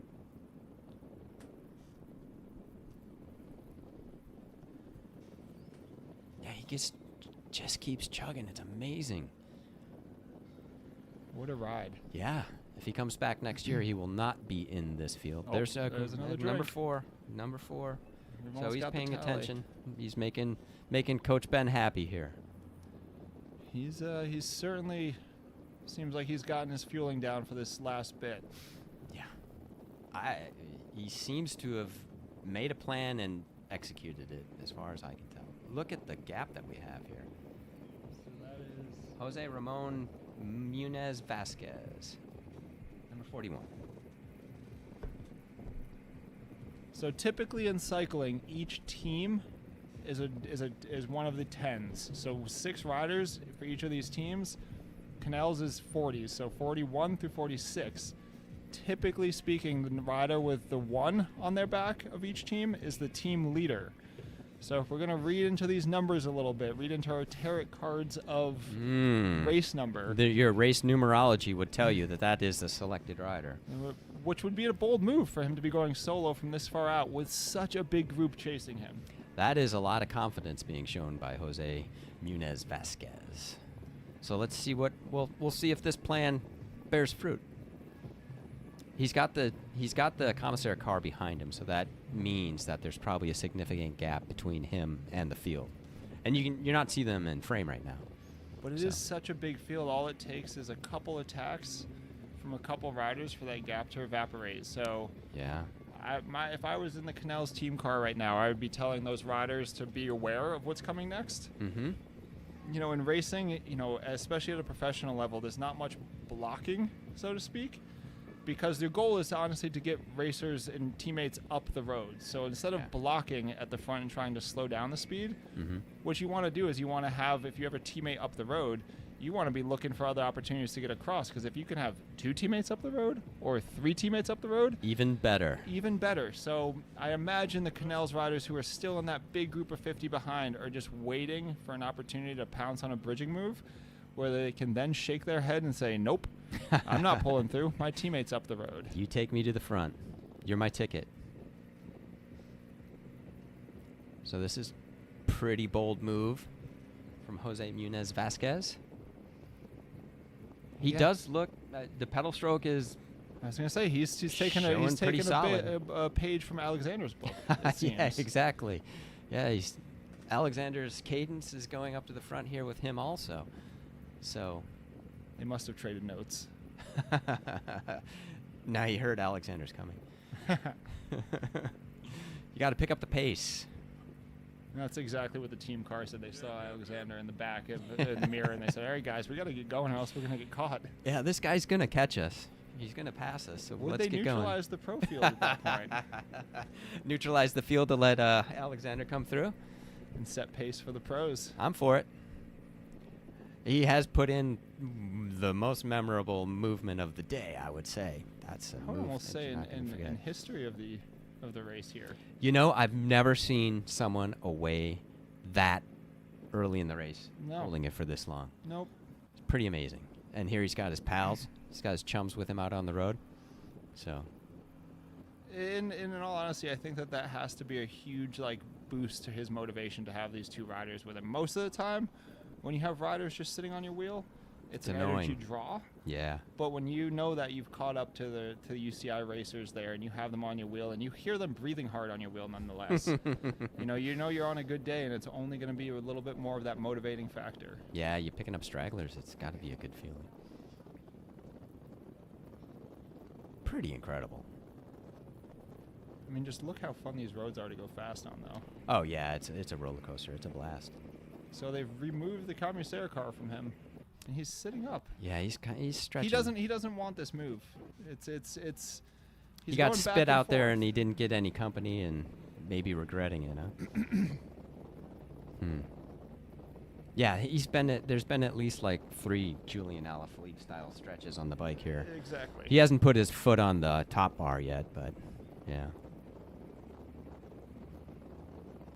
If we can see back, we see the motos at the front of the peloton, but we do not see the peloton. Oh, There's looks at like least it's- one rider.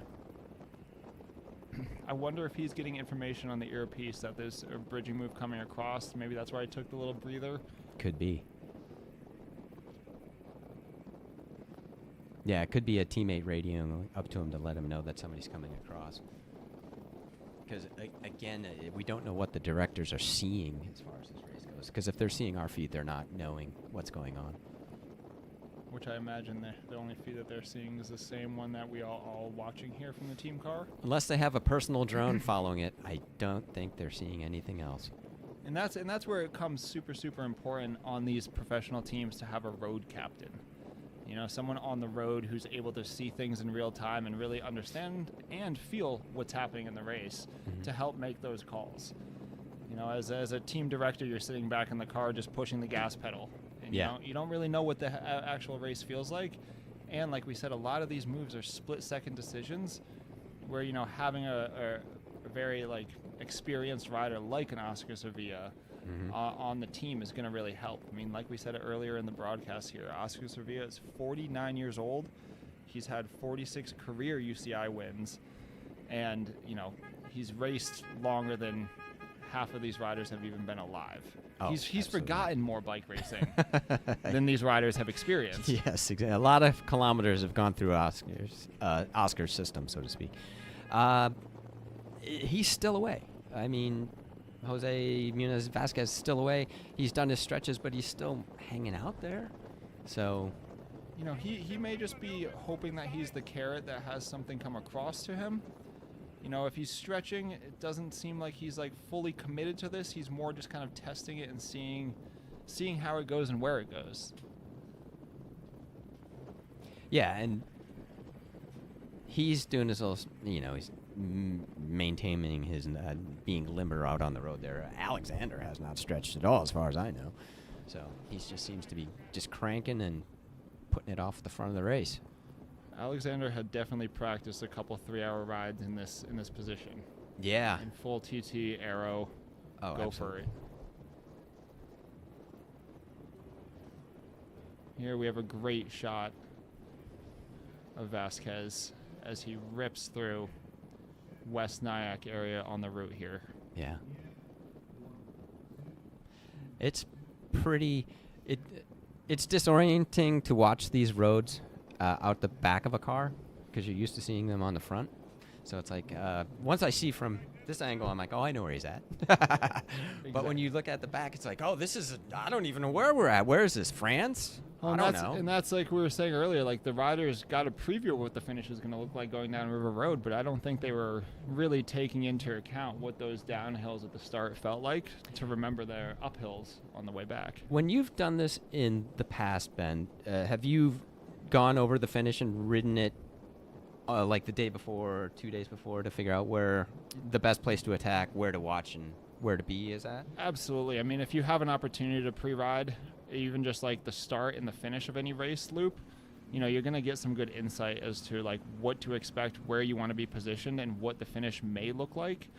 You know, the bigger thing about a race like this is really doing your homework. You know, like really taking a minute to look at the course using all the technology we have nowadays to drop the little Google guy in there, you can even see like the Google Street View. Yeah. So you understand like how wide the road is, what the corner looks like, and like all of these key things that really, really matter in a bike race. With positioning, do you want to be on the left side of the road, the right side of the road, with the potholes, with the corners, with the paint, if it was wet. All of those things really matter. Yeah, we're coming up to about the last 15 miles of the race. We don't have an exact marker telling us how many miles or how many kilometers to go there are, but it would be around that distance right there. Alexander, he's spent no time with the peloton whatsoever today, Alexander Worsdale. It's just been pretty amazing. He still looks just as good. Still got that bobbing and weaving style up at the front. Absolutely incredible. He's probably going to end up bleeding out Jose Muniz Vasquez.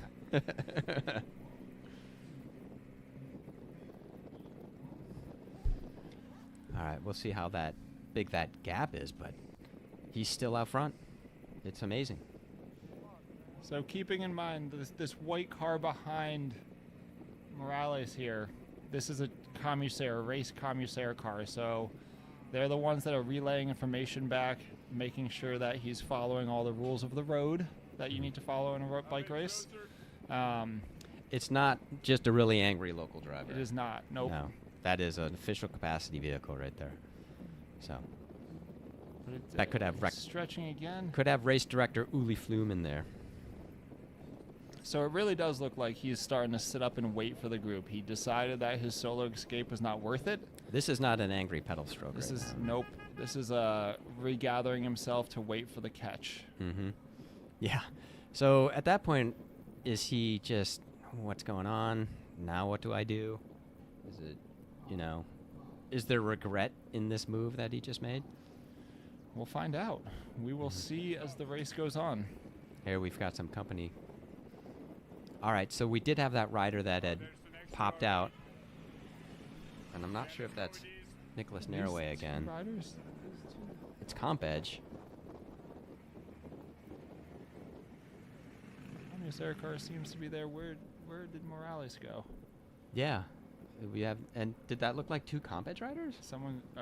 His saddle fell. Oh, man. Okay, Morales' saddle has fallen off his bike, apparently. Oh, no. Thank you, Caesar. Oh, my goodness. Okay. That's that will reset the brake, apparently. Wow. Yep, that is not the way to race a bicycle. That is no thanks. And I don't think that did the team cars have extra bikes on the top? I didn't see any. It could be a long day of top tube pedaling. Brutal. He could have just stayed out of the saddle for the rest of the race. It could have been. See how that turns out? But either way, that has likely caused this reset in the lead of the UCI race. You hate to see a mechanical issue like that affecting the race. That's the beauty of bike racing, though, is it's always the variable you didn't plan for. You plan for punctures. You plan for a chain drop, maybe. Yeah.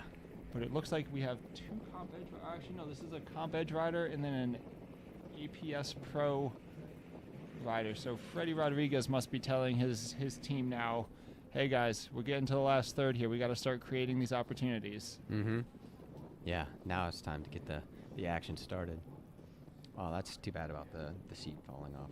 That's not a great one. Didn't have that on the bingo card today. That's certainly a bad day. Hopefully he caught it before he tried to get back in the saddle. Oh, yeah. This is a fully committed move, for sure. This looks like a very promising late race move. Two American teams working together. Okay. We just saw Andrew Worsdale pass probably somebody in the GFNY Pro team. I would think so. Yeah, what I would say when he's coming by. So these two riders are definitely committed right now. And as soon as we can and we find out what the numbers are on these riders, we'll let you know.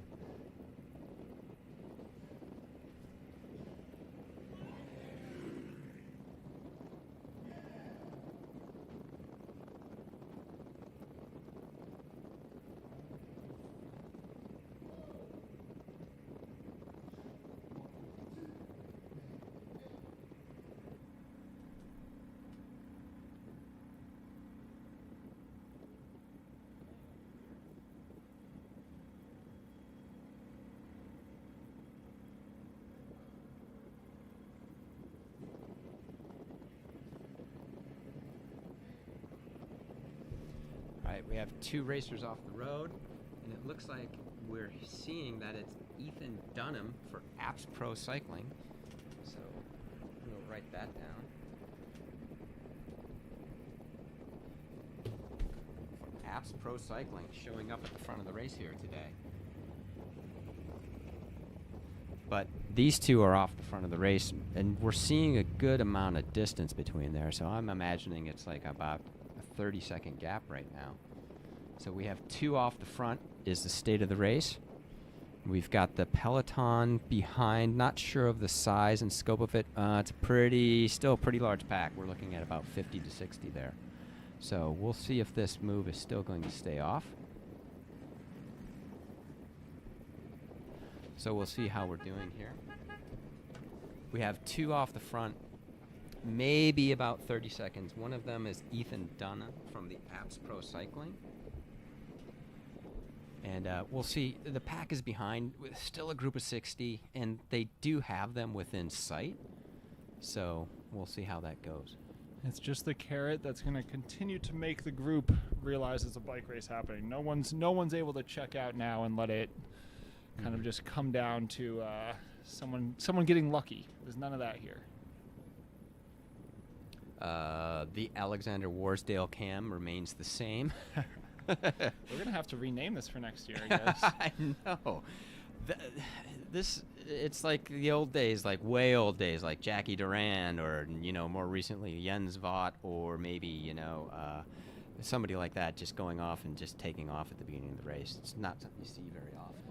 So, I mean, this certainly even puts Tadej to shame here. Yeah, that's very Pogacar, isn't it? Yeah, I mean, Pogacar still doesn't go from the get-go. No, he doesn't. No. He at least waits, but there was no waiting for Alexander here. Yeah, he's no Alexander Worsdale. So we got...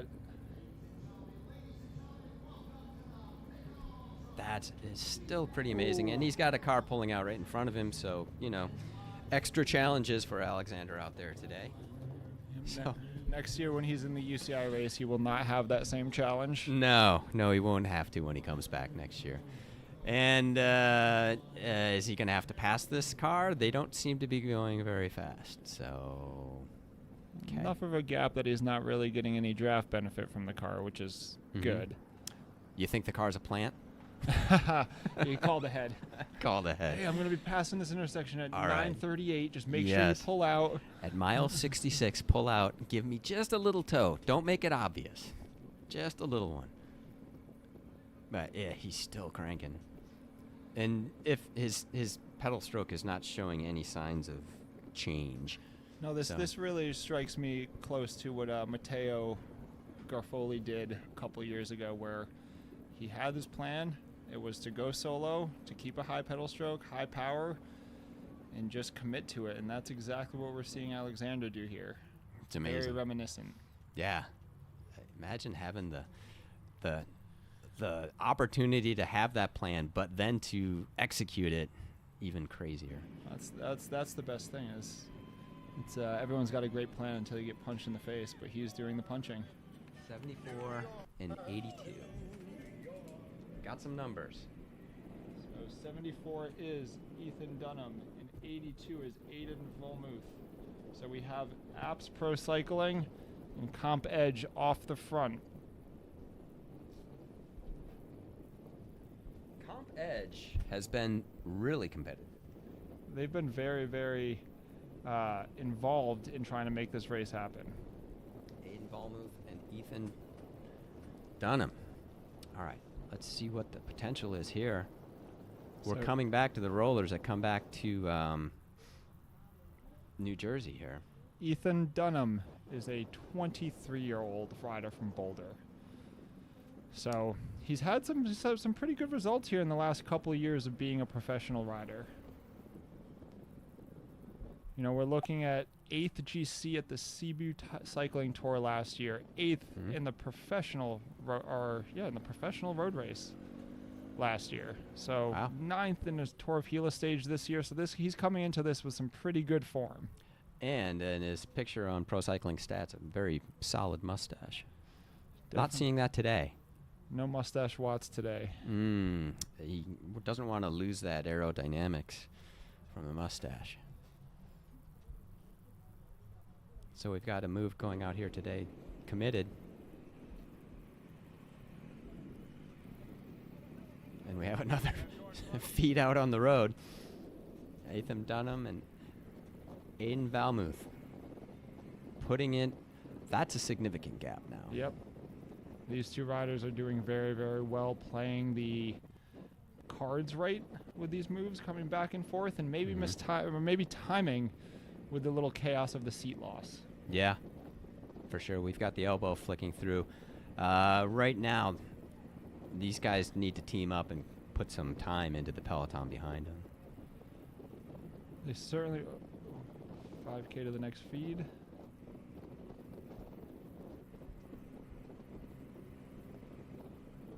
But they seem to be moving. Whoa, there is the mustache. Hold on. I stand corrected. The mustache did make to the race. Ooh. Aiden Valmuth is just 18 years old.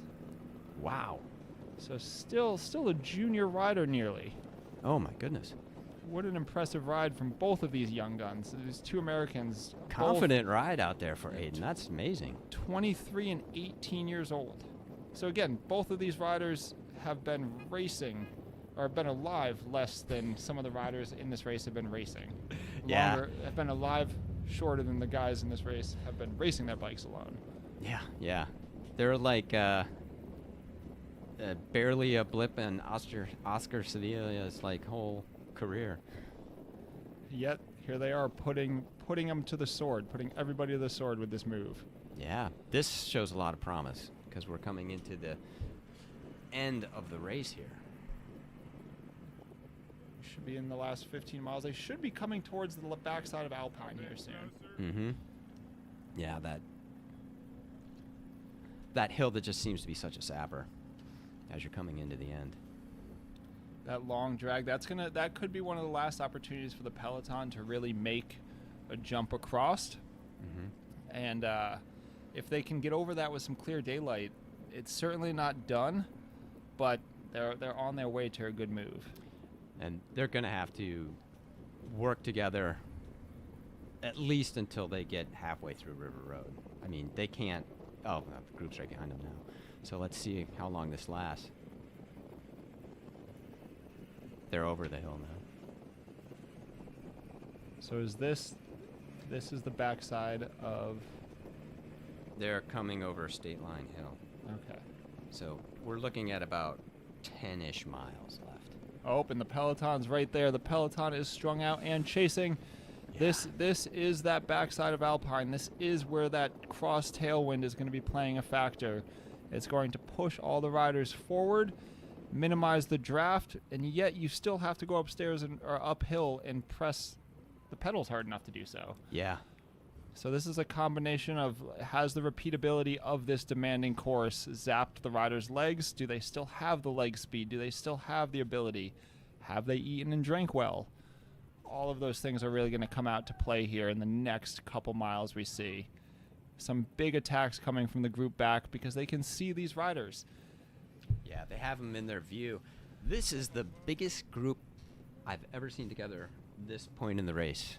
This is impressive. This is going to certainly be down to the wire. And I think Ethan and Aiden are pretty fully committed here. I think it's either this or nothing. So This has to be their move. They have to be committed to this one because, as you can see in the back, the field is trying to get across, but as one rider attacks and swings off, the pace slows ever so slightly. Mm-hmm. So there's not really much cohesion as much as there is just trying to bridge and put yourself back into an opportunity to win this race. Yeah. Because right now, spots 1 and 2 on the podium are up the road by about 20 seconds, it looks. Yeah, and it's not over for them. There is a possibility that everybody attacks each other, and then, as they catch their breath, these two are just riding steadily off the front. It wouldn't be unheard of for them to hold it. Is it likely? We'll find out. I mean, they are working very, very well together, and the field is not working well together. The field is trying to get someone across without doing too much work, which at this point of the race, you can't have your cake and eat it too. Yeah. They keep chugging along. These two youngsters, they seem to have something figured out. I mean, good work ethic for this new generation, huh? Yeah, I know. Kids are gonna be all right, and a solid mustache. Very, very much sending it here. You can tell that as you're getting out of the saddle to get back onto your breakaway mate's wheel, the pace is very much on. Yeah, you see the pack behind is just a serpentine maze of like attacks.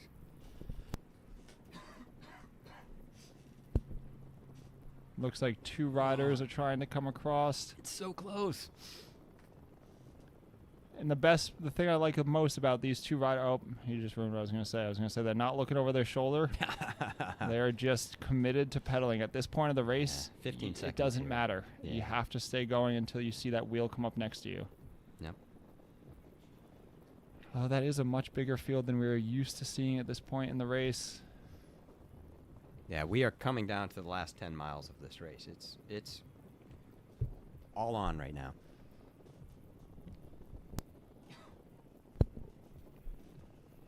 Okay, everybody obey the official, please. Stay on your side of the road. Maybe they're not.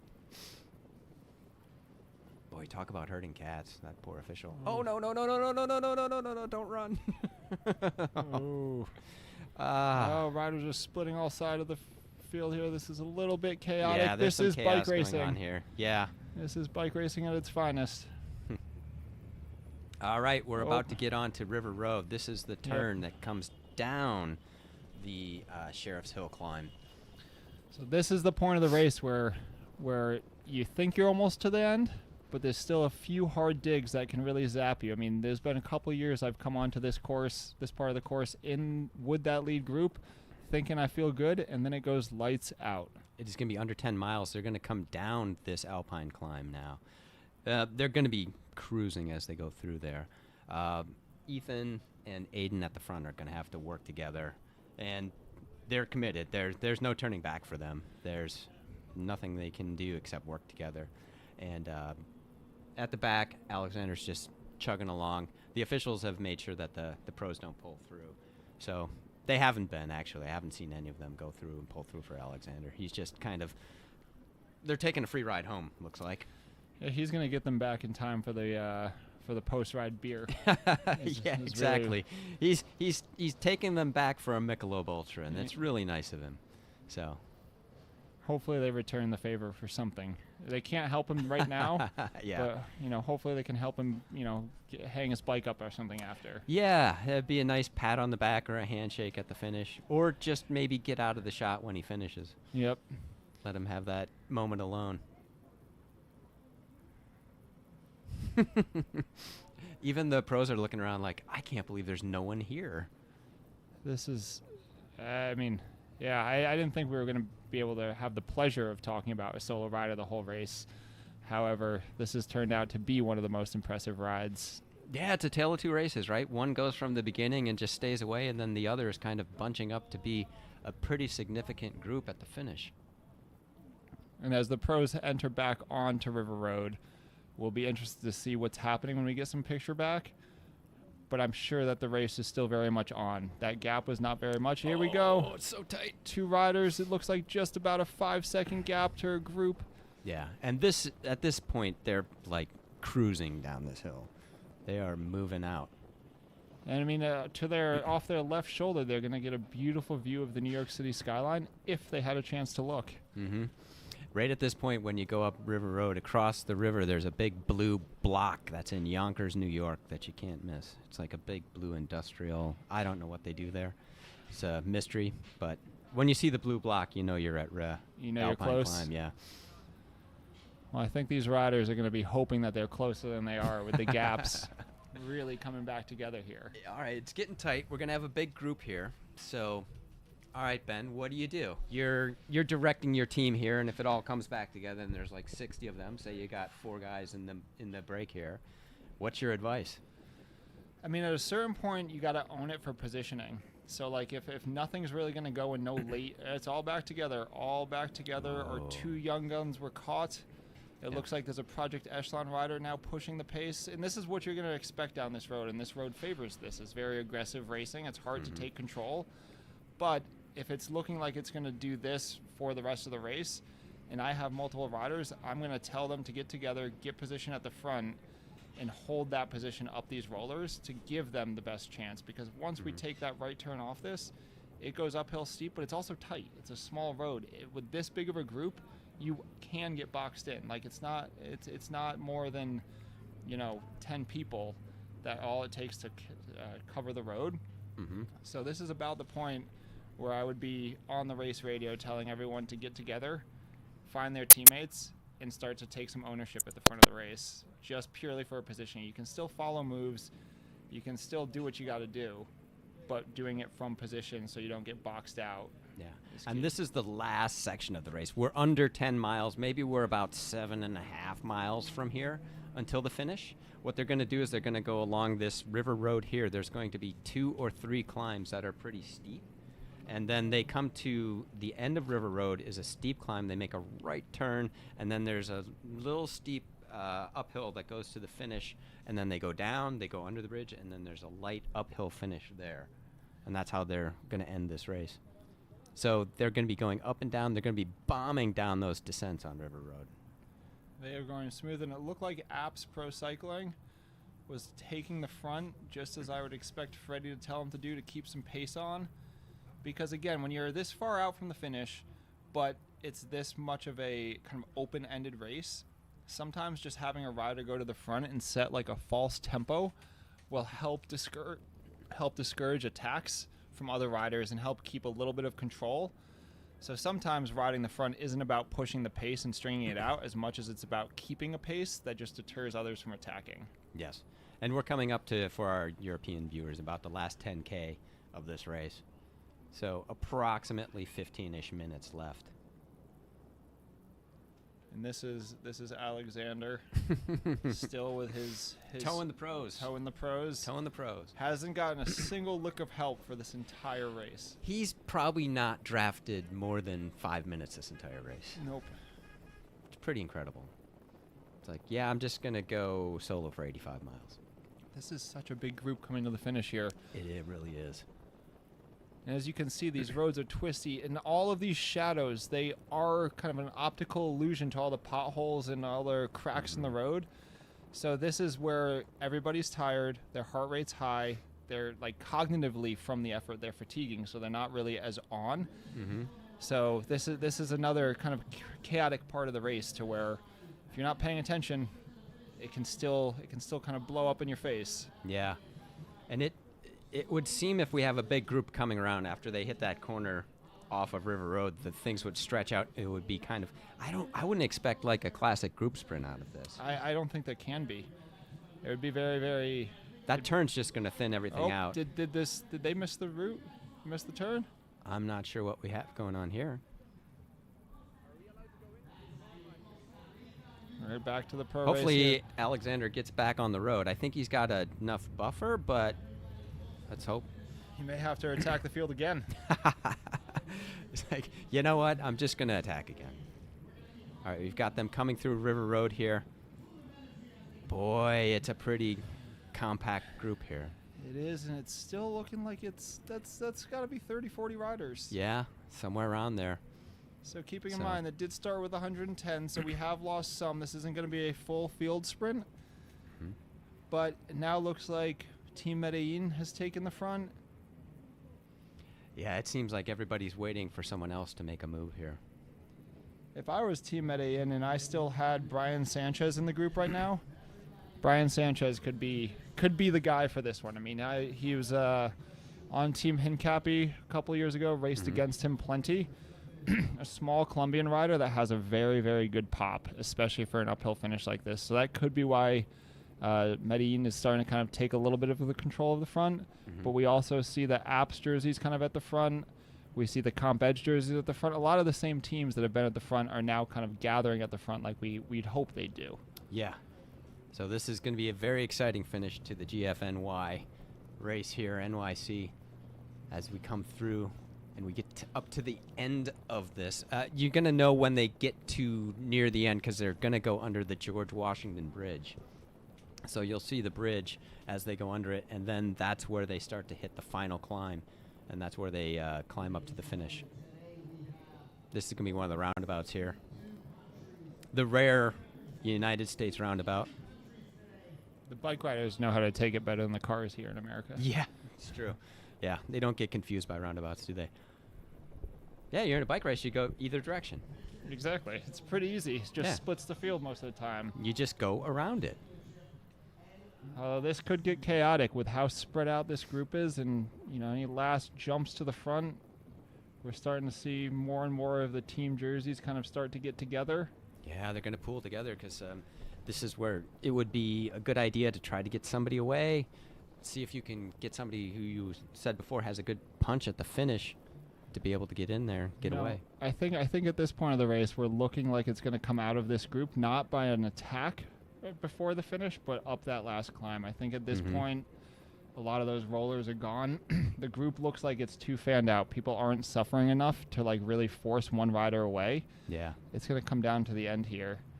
And that's where I do think a team like Medellin with a Brian Sanchez could really kind of show everyone how it's done. All right, they're going through the lower sections of River Road here, and then we're gonna be coming up to another climb here. Another rider I wouldn't count out on Echelon, who we haven't seen too much of, is Ethan Crane. This type of finish suits him very, very well as well. Like, these guys are punchier riders, not as big as a pure sprinter, not as small as a climber. So, that 140, 160 pound, good high power anaerobic rider, this finish suits them very, very well. Yeah. Back in the day, this would have been a Philippe Gilbert type of day, wouldn't it? Exactly. Yeah. One of those roulaire, punch air type riders, all-arounder, so to speak. Yep. But again, this field is very spaced out. You can tell there's nerves now because they all know it's going to come out of this group. It's not going to be an attack at this point. Yeah. So this is where... Yeah, and guys, avoid the boulders, okay? Definitely don't want to hit those unless you want your race to end about 2 miles too early. Ooh, yeah, that could be bad news. We're coming up to about the last 5 to 7 minutes. This is going to be a climb here that they're going over. Doesn't seem like anybody's grabbing the opportunity to make this into something. I wonder how... We have somebody on the right attacking. That looks like a NU. Oh, yep, that's another Colombian. Oh, that could be... Is that Chavez again going for it? This guy, if it's Chavez, he's been one of the most active riders in this race. He has been relentless. He's going to get to the top of this climb. He's going to have a descent now. So he's going to go to the descent. He's going to be down to the boat basin, and then he's going to go under the George Washington Bridge, and that's where the climb up to the finish climb starts. This is a rough road, too. It's probably good that he's off the front. As we see the sign there, rough road. Rough road. Oh, he's got about 5 seconds. So he'll be able to hold this because this is a pretty steep descent. He'll hold it down the descent, but I wonder how much that surge took it out of him for the real proper finish here. Because a lot of the riders who are sitting in... Ooh. Oh, it's lit up now. Here we go. All right, here we come. The NU riders off the front. There's the boat basin. Here we go. We're coming into just about 1.5 kilometers to go. Yeah, you'll see him come under the George Washington Bridge. Still got a gap. Now somebody's got to strung chase him out. down, so it's, who's going to do it? Who has the team to do it? Oh, I don't know. This is a big solo effort when it's fast. This is a big solo effort when it's fast. That group was going way too easy, I think, for this move to work. I do think the winner's still going to come out of that group. Everybody's pretty rested. And we've got the moto flying away here. Could be a little closer.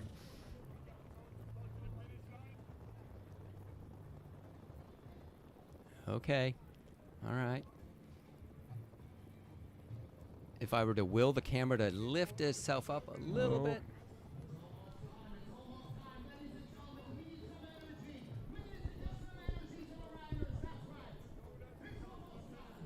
Okay, this is going to be tough to call. All right, so we have to basically guess what's going on right now. I would imagine that NU Columbia rider probably got caught.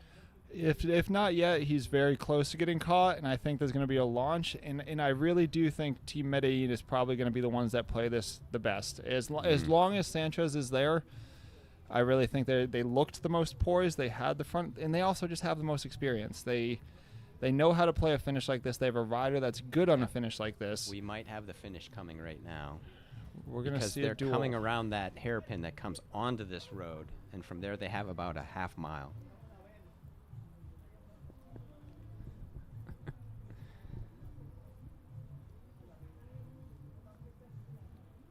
We could see a sprint here between Sanchez and Ethan Crane. That would be a great, memorable finish here. Yes. Boy, the anticipation's killing me, Ben. Oh, so close. It's waiting for them to come around the bend or for the moto camera to pop back in. Even better. Let's see if we can get the moto here, get pictures of what's going on. Yeah, we're going to start to take bets here in the comments on who's going to win. We've got an APS, we've got an Echelon. Medellin. I would imagine we're going to see a group of about 5 to 10 come through here. The wind isn't going to be much of an issue. I don't see those flags Nope. flying very much. It's a beautiful sunny day here. Yeah, it is a great day to be out. It couldn't have been a better day for a bike race. Yes. It's not going to be long until they come through.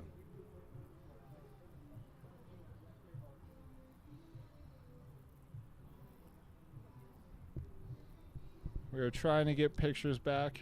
Yes, River Road is very isolated, and sometimes we can't always get the stream to work on River Road, so we're doing the best we can. Here comes the commissaire car. Here we go. Here we go. They're going to be Here's the coming around this commissaire corner. car. We're going to call it as we see it.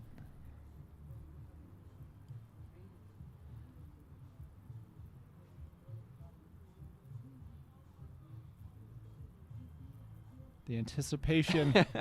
It's killing me. It's killing me, Ben. Where are they? They have to come through soon. Here we go. That's a walker. That's not a bike.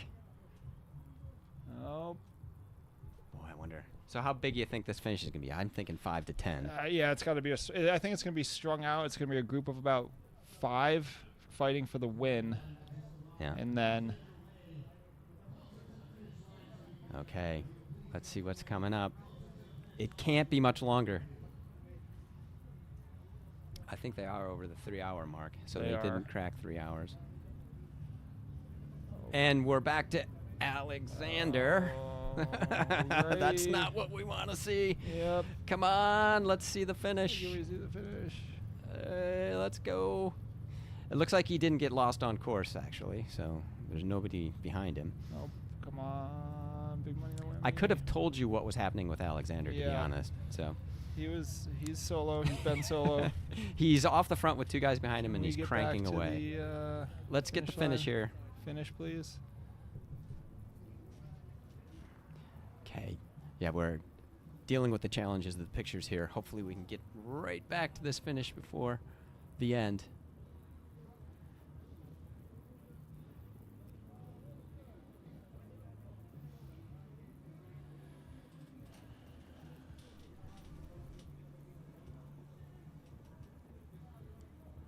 Well, I would assume that River Road, murder, try to kill each other, go around the corner. Small group. Yep. I would say so. Hopefully we get that feed. I haven't heard them come through the start-finish line behind us yet here, so I've not either. The announcer has not called it. Maybe they're going to do another lap of River Road. I think they deserve it.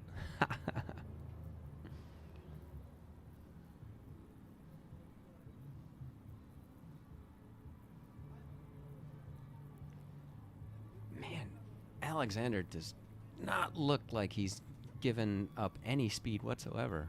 No, he's still very much on it. He does look like he's laboring a little bit more up these climbs than he was earlier, but that's to Yeah. be expected. He's been on a solo escape for 80 miles. Yeah. These are the riders that are leading. Or Alexander, the rider in the green, is leading the amateur race. And he's collected up 2 pros. All right, we Oh. have the finish coming up. We have the finish feed here. All right, they're coming around the corner. I'm assuming this is the moto. There we Oh, go. that's a big group. Oh, big group. We have Project Echelon leading it out. And it's going to be an uphill, slightly uphill finish. 500 meters to go. 500 meters. Boy, they must have taken it easy. They didn't really crush through the end of that. All right, let's go. Let's get it to the finish here and see who we got. Here All we right, go. they should Here's be coming the around finish. the bend. So it was Project Echelon leading out. Here they come. They're opening up the sprint. This is a group sprint for the win. Who are we got?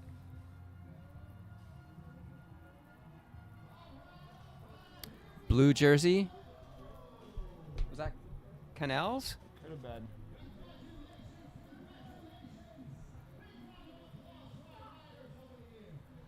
All right, we're going to have to find out who won. We can't get numbers from the end of the race, but it was a group finish. That was a big finish for the end of the GFNY. Here's the replay.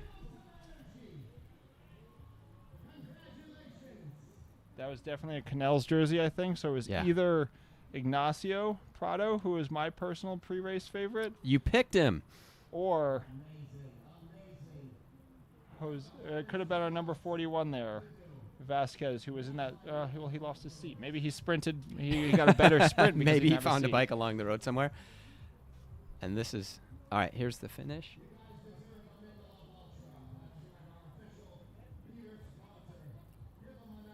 Able to show a fresh set of wheels. Project Echelon second, and it looks like Medellin was third. So it looked like it was Canals, Echelon, and Medellin. Yeah, and that was about a group of 10 contesting the sprint at the finish there.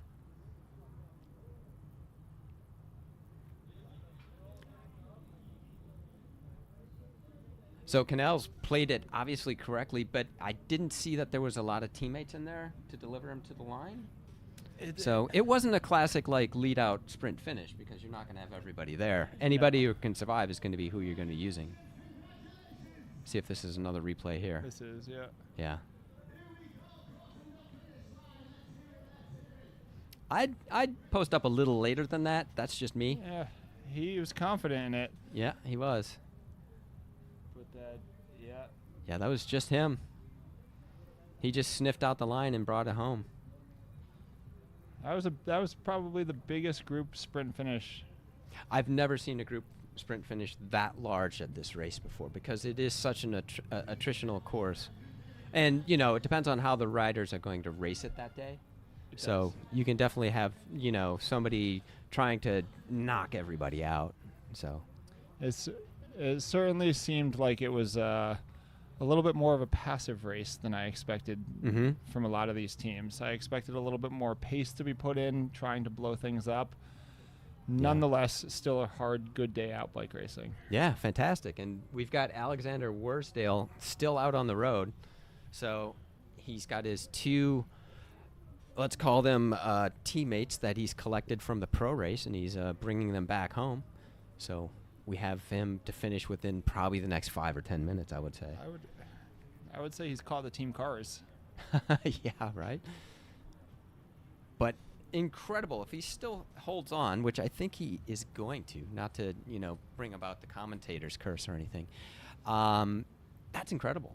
That's an incredible I mean, day. what was the pro finish time? 3:08. So let's see what he does. He just ticked over 3 hours on the clock. 'Cause keep in mind they started 10 minutes after. Yes. Yeah, if he beats the pro time solo, that'd be pretty incredible. So we just got a little bit of word, you know, not sure if this is hearsay, but Alex has almost a 3-minute lead, That's incredible. which wouldn't surprise us. No, based 3 on what sounds we're about seeing. right. Yeah. Yeah, I wouldn't be surprised by He that. could stop for a coffee or a bagel, I think, and still Yeah. get it. Yeah. He could get a selfie with somebody along the road, you know. This is just the pro race finishing right here. These are the stragglers and the domestiques that have done their job.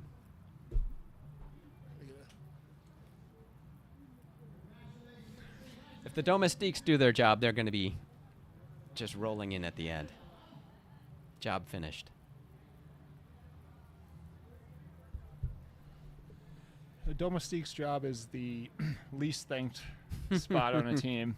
Yeah. You do all of the work to help set the team up, and then you still have to creep yourself to the finish line. Mm-hmm. Got to drag yourself home. Yeah. It's like, Yeah, I guess I'm last, but that's just the way we planned it. So Alexander's still out on 9W. I don't think he's going to break their time. I don't think he's going That's to. not 8 minutes away. That is certainly not. No. But he does look like he's laboring a little bit more. Mm-hmm. He's certainly feeling his effort for him today. He's got 3 minutes to play with, which I think is probably going to work out for him. The good news is he is human. Yeah, right? He is human. He's looking tired. He's looking like he's paying for his efforts all day. Mm-hmm. Yep. He's coming up over state line here, so that's going to be a downhill after this. So that'll be welcome for him. He's got people out on the road congratulating him. That's great. What a ride. Yeah, that is impressive. We're certainly going to have to check his Strava after this to see what the effort cost him for today. Yeah. Look at this. Is he going to eat? Finally. This is the second gel that I've seen out of him, but Yep. just one more gel before he hits to the finish. Incredible. So the pro race was aggressive very early. It was very, and I'm almost looking back, hindsight always being 2020. Mm-hmm. Maybe some of the riders were a little too aggressive too early, Mm-hmm. and then therefore like the impetus for an early break or to stay aggressive kind of Went away. Yeah. as they got up through Nyack and towards like that first feed zone before Gate Hill there. Mm-hmm. But you know, that's bike racing, is you never know how it's going to play out.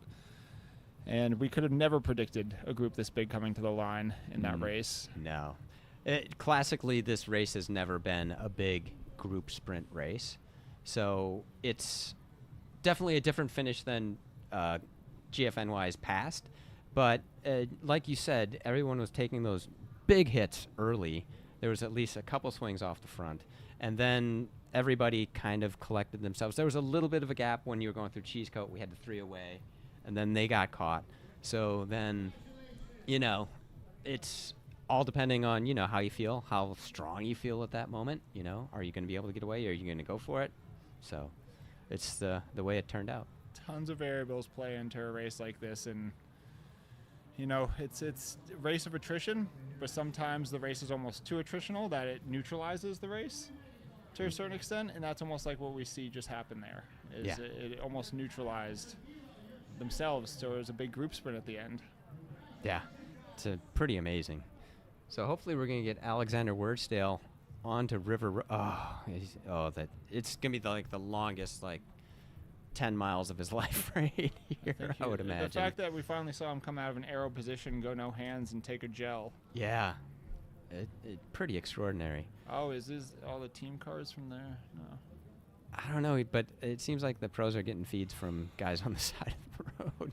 I guess it's all about getting home right now. So, I mean, for Alexander, it's the dub. It's the yeah, win here. Yeah, this is his day. He's got to get through this, and he's got traffic to deal with. So, you know. I mean, we don't want anyone sitting at home listening to us to think that we're taking Alex's performance for granted. It's just that it's the only view that's been on our screen for the last 3 hours. He has been so consistent that it's almost unbelievable when you see it come back and he's still stomping away on those pedals. Oh. I'm sure he's going to get past the line here and then just lay down on the ground for a good I would hope so. 20 minutes. We'll be the first out there to greet him with a Michelob Ultra and a towel. And a towel. Yep. Yes, yeah, exactly. Go find some shade and relax, Alexander. What a day for Alexander Wordsdale. At least 80 miles away by himself. Yeah, absolutely. Yeah. I mean, I couldn't have been more than 1 or 2 miles into River Road after one of the first uphill, I think, is when he started to go. Mm-hmm. And he just saw that he could get a gap and it was game over. Yeah, you've watched these races in years past, and you see the exuberance of the amateurs going out early, and you're like, oh, well, they obviously this isn't going to work, or somebody got very excited and jumped off the front, and that usually doesn't work out. He just rolled away and stayed away. Very impressive. Made it look easy almost. Yeah, he's been so consistent with his pedal stroke, and he's going to come up over this and go down, and then he's going to get on to Alpine Hill, and then that'll be River Road, which is going to be the last 10 miles for him or so. 10K, let's call it. Longer than he wants, for sure. Yeah, it's going to be he's- one of the longer 10Ks that he's ever done. He's waiting for the finish. Yeah, I don't think he's going to start smiling until he gets off of River Road. So, I wonder if he's had any conversation with the two riders that he's been with. It doesn't appear to be. Yeah, it doesn't seem to be a lot of conversation going on. So, No, the Visit Pittsburgh rider is having a hard time holding his wheel. yeah, amazing. Mind you, the Visit Pittsburgh rider was in the UCI race who started 10 minutes before Alexander. Mm-hmm. So just to give more perspective on how strong of a ride.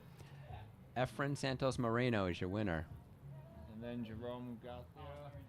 And then Wilmar Paredes Zapata, Nicolas Gomez, Johan Colon, Ryan was Sanchez, sixth. Lucas Haynes. Ooh. So we have kind of a surprise winner here, Efren Santos Moreno. But a great sprint at the end there. He just sniffed out the line and got right to it. It was no lead out from the teammates that we were able to see. Could have Nope. been down at the beginning of the hill or going into the corner, but he found the line himself. There was no one else there with him. Echelon, we saw them during the lead out at 500 meters to go, and they came up just short with Jerome getting second. But that is a hard sprint to get right. That is a very hard sprint. These slow uphill sprints are always tough. Seems like they take forever. They drag out. It's like Yeah. a headwind sprint or anything like that. It's tough to plan because you just don't know how long it's going to take. Yeah. And it could be a long drag. And if you don't know the finish, precisely exactly, or if you didn't plan for it, you can end up getting bogged down at the last moment, especially with that uphill climb at the end here. As we watch Alexander come right up over the top of this climb here, he should be seeing those same cones come up that are then going to kind of tell him to take that left back onto River Road. Yeah. Hopefully the moto is giving him an idea of what the gap is, but that's the press moto. They might not know. They might not be able to give him that information. So, I feel like as long as he keeps pedaling, he's going to get this one. yeah. And everybody's out of sight, so that also helps too. So, Yeah, being out of sight for 75 miles of the 80 ridden so far is definitely going to help. yeah, you could actually have a situation where somebody is behind in the group, doesn't know that he finished like 3 minutes ahead, comes in and posts up for the win at the end there. Absolutely. He's at Kiku, everyone's restaurant that you pass by here. It's the Japanese steakhouse, passed by millions of cyclists every year. So he's making it past Kiku. It's a home stretch. He didn't want to stop for some sake. No, maybe on the other way. Man, Alexander bringing it home. He's still cruising. he's going to look like a salt lick by the end of this one. He really is.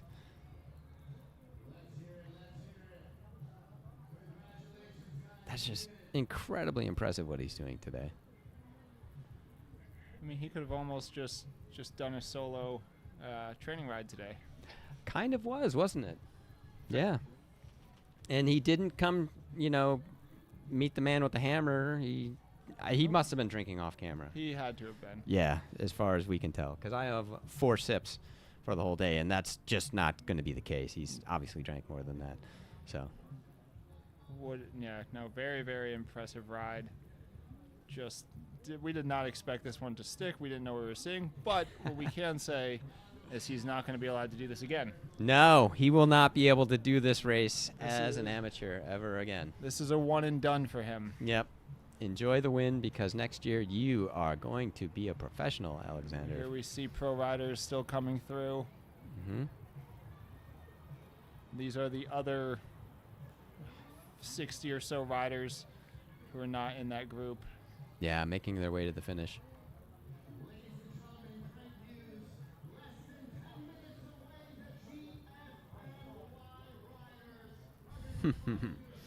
He's coming through.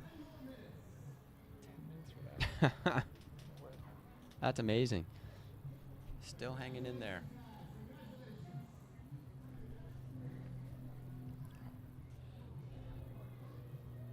He's got to be getting uncomfortable sitting on that seat. The good news is he still has his seat, so his seat stayed intact today. Yeah, exactly. Bad day to lose your seat. Bad day. Every day's a bad day to lose your seat. But All right, we've got our flag waiver. She's not running this time. Don't do that. and these riders went to the left sides of the cones like they were supposed to for this turn. Mm-hmm.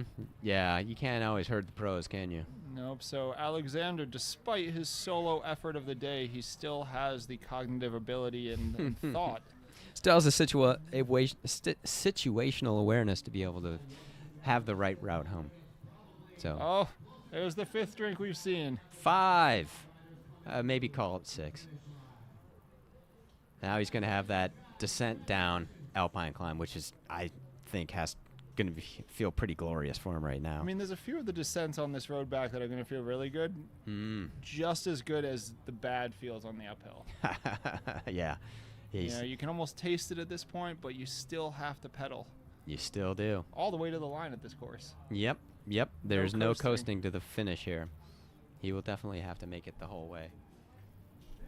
Again, so impressive. To hold off over 1,000 riders by yourself for 80 miles. Just say that out loud.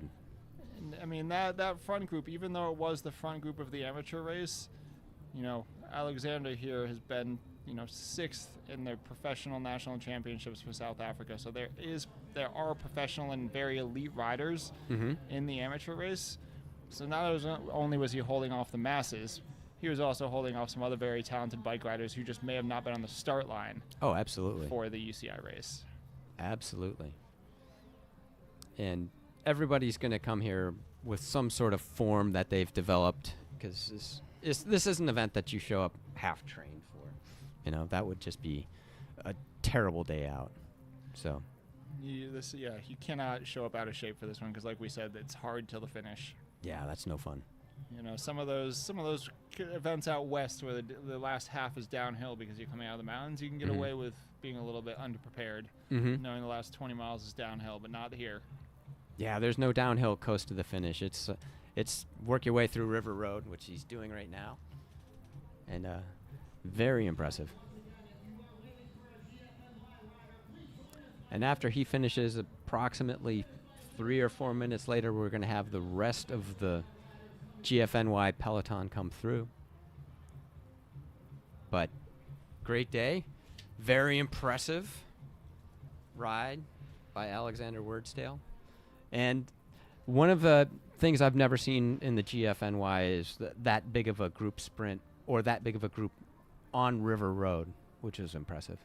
So Totally changes the dynamic of that race. You know, having that big of a group, like we said, there was attacks, and if the group was 5 or 10 people, like it generally is, you know, those attacks by NU, Columbia, and those teams could have had a chance. But when you have a big group of 30 or 40 guys, you know, those solo attacks are kind of just late attempts to try. yeah, and You know. congratulations to Efren Santos Moreno, who is the winner for Canals. He's your winner of the 2026 Michelob Ultra GFNY World Championship NYC in the Grand Premio. I have to say I'm surprised that Alexander has not picked up more passengers Yeah. along the route. No, he hasn't. I wonder if word got out. They're like, don't get caught by the amateur. Yeah, we're gonna be if we had another camera, it would be a The bunch panic of the guys ahead Yeah. trying to stay away, right? all the UCI guys would be drafting their team car to stay in front of it. The race, the team director was telling them that if they get caught, their contract goes out and it gets given to him. Yeah, exactly. Do not get passed by the amateur.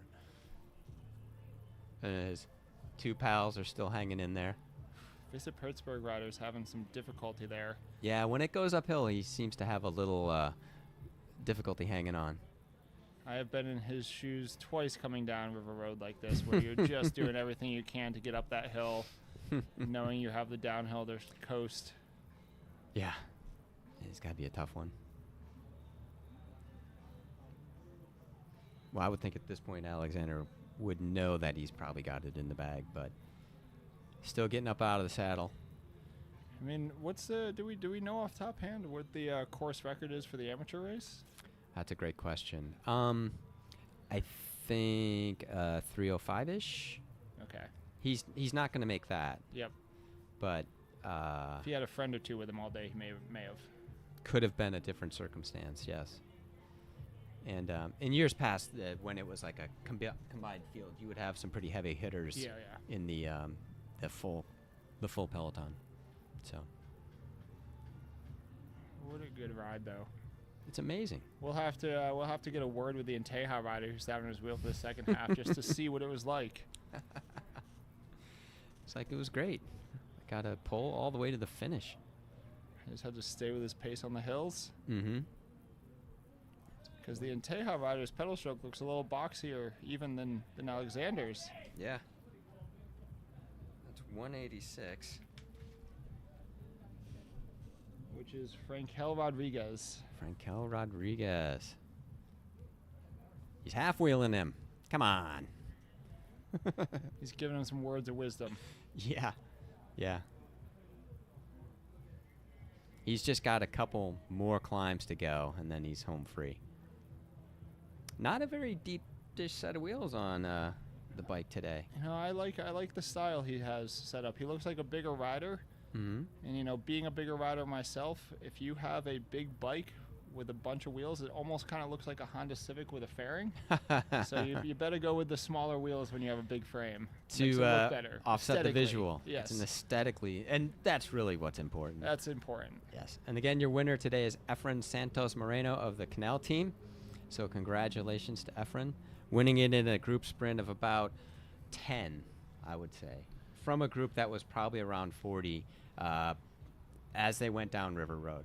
So an unusual ending for the GFNY, the GP Grand Premio NYC. Usually you'll see a group of like 5 to Or solo riders. And solo yeah, riders. Yep. Yeah. This was definitely a good addition for the group racing aspect, and not really knowing until the finish who was going to win. Mm-hmm. You Yeah. know, in the amateur race, we've known who's going to win since mile 3. We didn't have confidence in his ability to stay out, but We didn't know it at the time, but the winner was chosen on River Road. yep. And now he is back on River Road, just coming home, Yeah. just a couple miles out from the finish. Bringing it home. He's got a lovely day. It's a nice day out. You can enjoy the weather. It's sunny. The trees are out. He'll Just be able a- to see the blue building there over in Yonkers. Yeah, he's past the blue cube in Yonkers. The cube's in his rear view mirror. It's home free. It was a couple years ago when we did have a group of 2 coming in, and it was Tibor Del Grosso that ended up winning that year for Alpecin. And he's gone on to bigger and better things. Well, not bigger and better, but other races. I'm not saying anything's bigger and better than this. That would be nonsense. I'm pretty sure he was the rider who had the wherewithal to give Matthew Vanderpool his wheel on the Arenberg Forest during Paris-Roubaix. He did. He was there. So not only is he a GP NYC winner, but he's also probably one of the smartest riders in the bunch from what we've seen this year. Just Yeah. having the foresight to, like, okay, switch out the wheel. There's not a team car. Mm-hmm. So a well-grounded individual. Yeah. He's also an accomplished cyclocross rider. He was the Dutch champion this year. So he can kind of get it done in all sorts of conditions and surfaces, let's say. Yep. Good, strong pedigree to kind of win the GP NYC. Mm-hmm. All right, let's see. He's at like 3 minutes 20.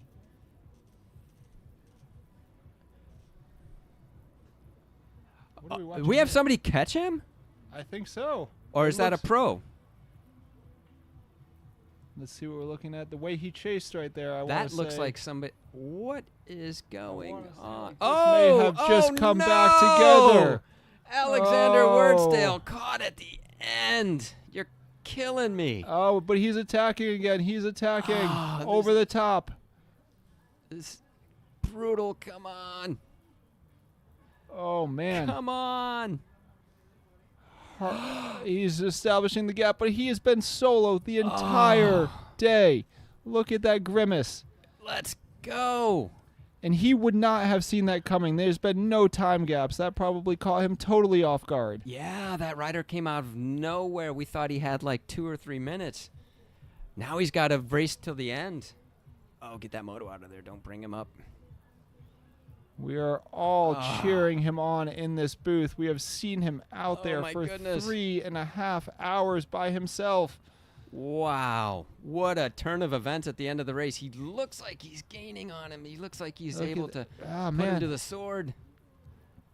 See, this is what we would have seen in the pro race if it was a small group. When it's a small group, there's no hiding. The gap gets established and it blows out like this, but we just hope that wasn't his last match. He still has to go up this finish. Yes, he's got about, let's say he's got about 5 minutes left. He's going to be coming right past the boat launch here soon, I believe. Yeah, he's coming down to the boat basin. Oh, come on. It's the dead zone as they go through there. There we go. He's hanging. He's keeping the gap. This is good for him. It keeps him honest with his effort. This is the first sort of racing that he's had to do in 3 hours. Everything else has just been going at the front. He was ready for it. He responded. He got caught. It looks like he had gotten attacked. He responded to the attack and then immediately went over the top. He said, no. I've been out here all day. I'm not losing this. I'm wondering if there was a concerted chase behind, and then it looks like that rider might have squirted off of a group and got up to him. I'm wondering if they did take a wrong turn earlier that could have definitely lost a little bit of their gap, so put them back into contention. Definitely true. Although this We would have rider, to talk this to rider Alexander behind him after is the race not is giving over. off. He's not giving up. It's a consistent gap. We'll see what happens. This is just team pursuit style here, solo, mano a mano. This is, I think, the first time we've seen Alexander in his drops, so that means he's going extra hard now. Yes, once he gets to the drops, then it means it's serious. Hopefully we can keep the pictures to the end here. It looks like he's putting maybe a little time in. I hope he knows that there's a big hill at the finish. He's really bobbing and weaving a little bit more than we've seen all day in the drops on that downhill here. What a turn of events, Ben. Incredible. This is why GFNY, whether it is the GP NYC or the Michelob Ultra Gran Fondo World Championships. Amazing. He's always It's putting not more. over till it's over. No, he's still got him within sight. He is laboring hard here. They both are. This is a good finish here. Yeah. It still looks like there's about a 10 or 15 second gap, which They're saying he's at 3:03. I don't know if that's no, he's the at actual. 3:33. Yeah. Oh, Oh, crank it, crank it, crank it. still giving everything he's got here. Yes. Oh, come on. Don't cramp or crack. Come on. All right, so now this is the downhill to the boat basin.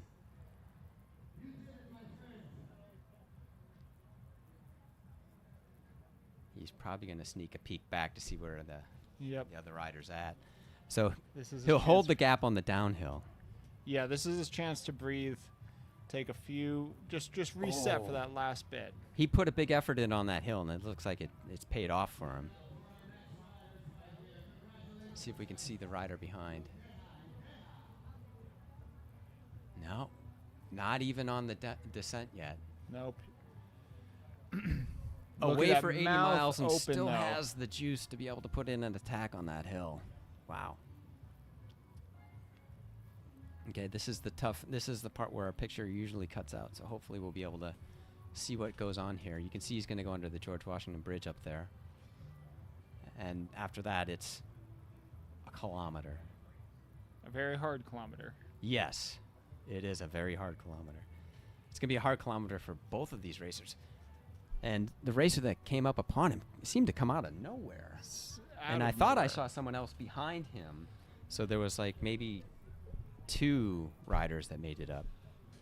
The racing is not over until you cross that finish line. Absolutely true, especially today. He put a big effort in on that hill just before the boat basin. And hopefully he's hoping that that's enough. Oh, he's Gotta be running on fumes. He's got nothing left. Yeah.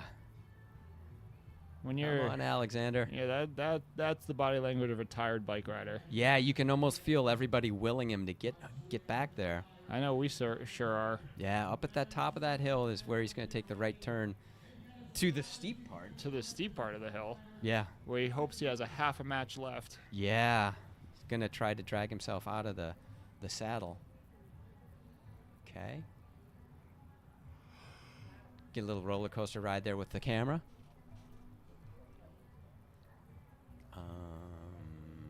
Okay.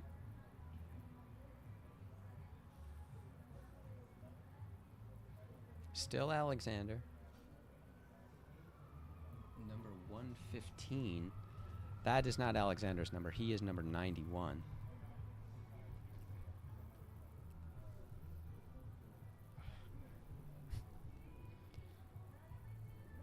Let's see if we can get a hold of him.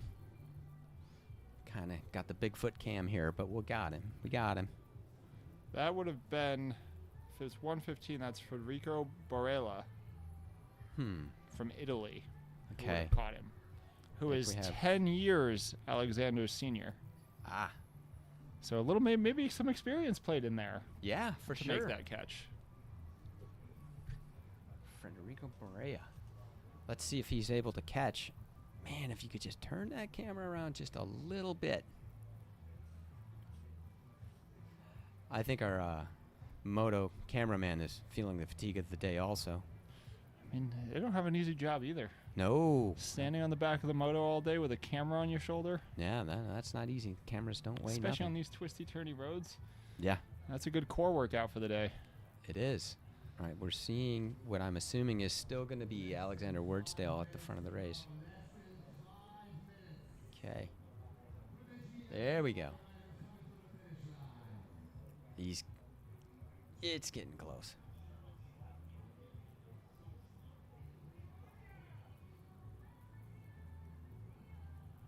There's the turn right up ahead. He's tasting this finish line from this effort. Yes, it's so close, so close. We're going to have to leave the booth to go out there and give him a high five for this ride. Oh my goodness, can you imagine? All right, so this is a right turn, and there's a really steep pitch right there.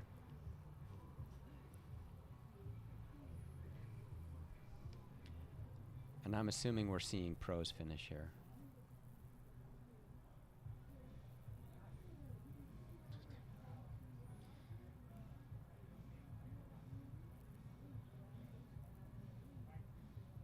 So we just crossed over 3.5 hours of race time for Alexander here. Impressive. And he's been solo for about 3 hours and 15 minutes of that, we would say. That is amazing. I bet you this stretch does not feel like it can end soon enough for him. Yes. Is he still out on River Road? I thought that he went through the boat basin and he went under the bridge. He should be coming up on the, I don't know if this is delayed or not. Hopefully he did not take a wrong turn. Yeah, don't do River Road twice, Alexander. Just once. No, he's got to be coming up. He's no longer looking over his shoulder, which is a good sign. Yeah, I think he probably got really surprised. That's got to by be, is rider that going to be shoulder. a kilometer to go?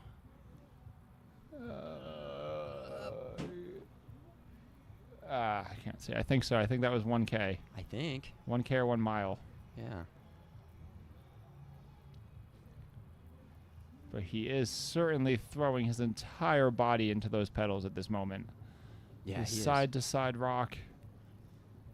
I gotta look around. He's just gauging how much of an effort he's gonna have to put on this. Huh?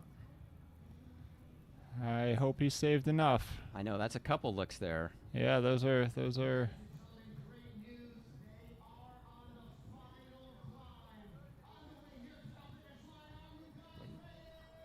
I saw him go by boat basin, so maybe it seems like he should be coming through right here. Don't freeze! Come on, give it to us. We're hearing word that he is just 1 mile from the finish line here. Okay, we We've got a bit of a freeze. All right, he's coming up onto the road. Do they? Oh, okay.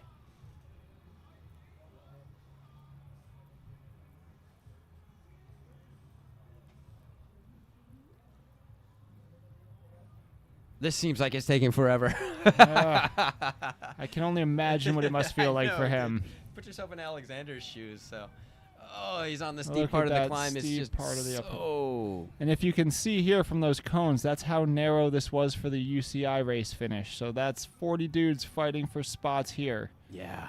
That's Wow. why it was so strung out. Big funnel effect here. And he's like looking at those people laying around. Can you imagine?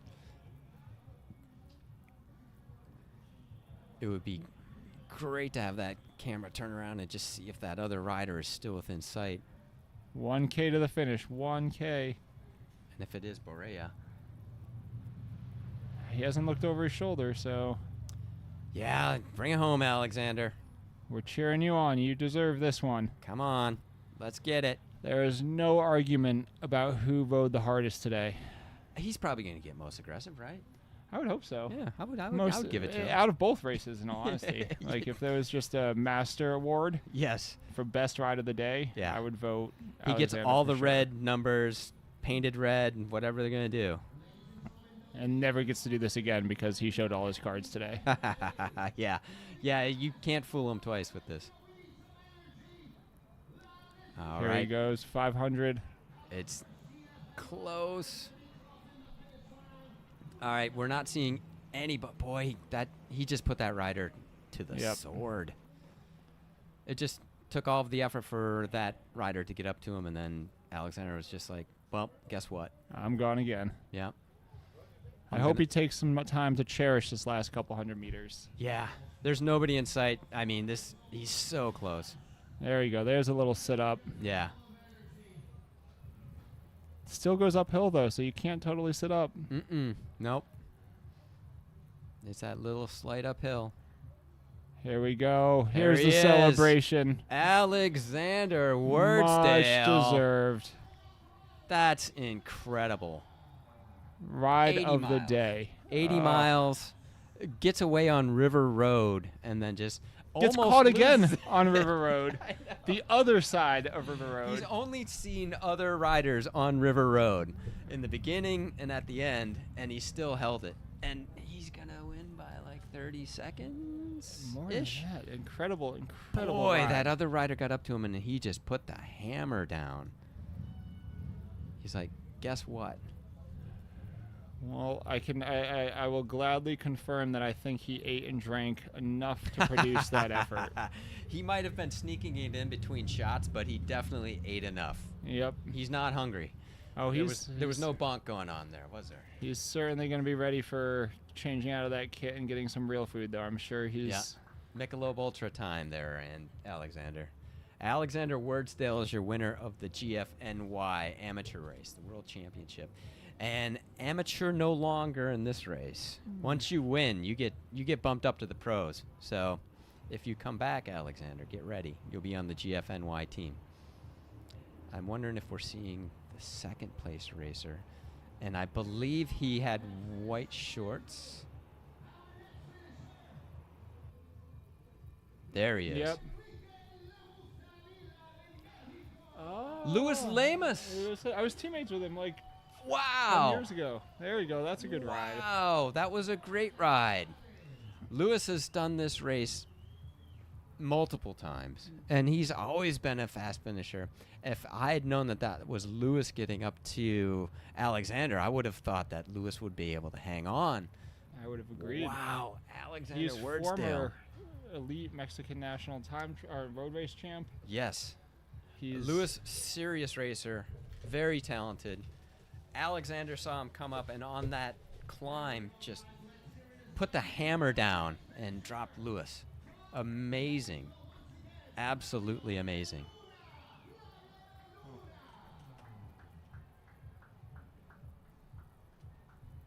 That's who they're saying one now. Still Canals, but they're saying it was that guy. Oh, it's a different racer? Yeah, the first that came across is him. You know, saying that. Oh, so we may have an update on the pro race as a different canal racer. And which one is it? It may be Sebastian Mata. Sebastian Mata was your winner. We had maybe a number mix-up at the end there. We got the wrong transponder. So we have an update to the finish, and there will be full results up on GFNY.com. So, wow, Ben, what a day.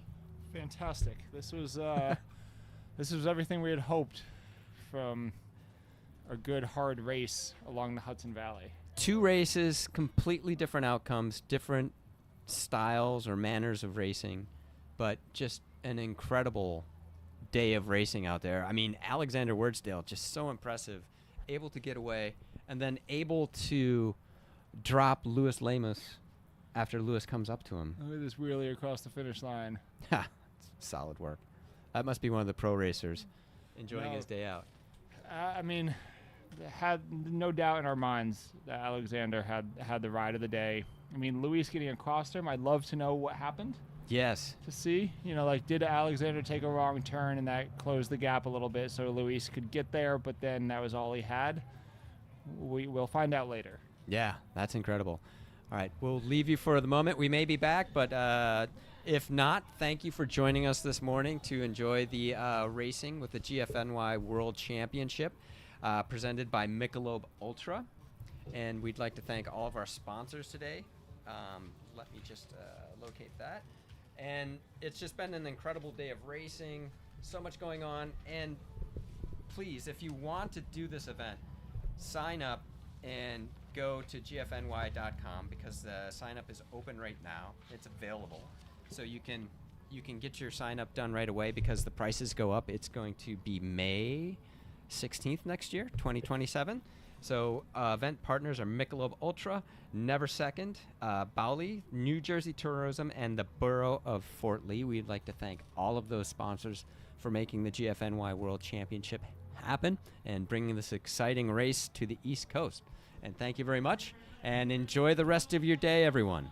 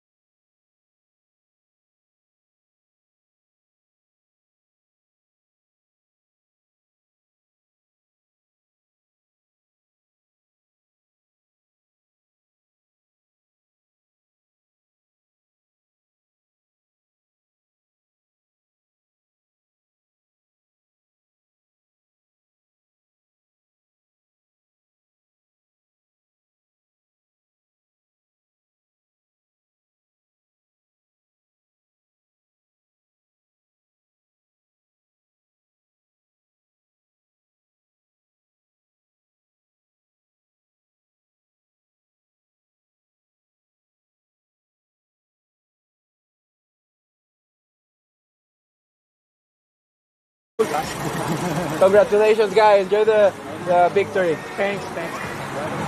Grazie. Manco poi due mesi.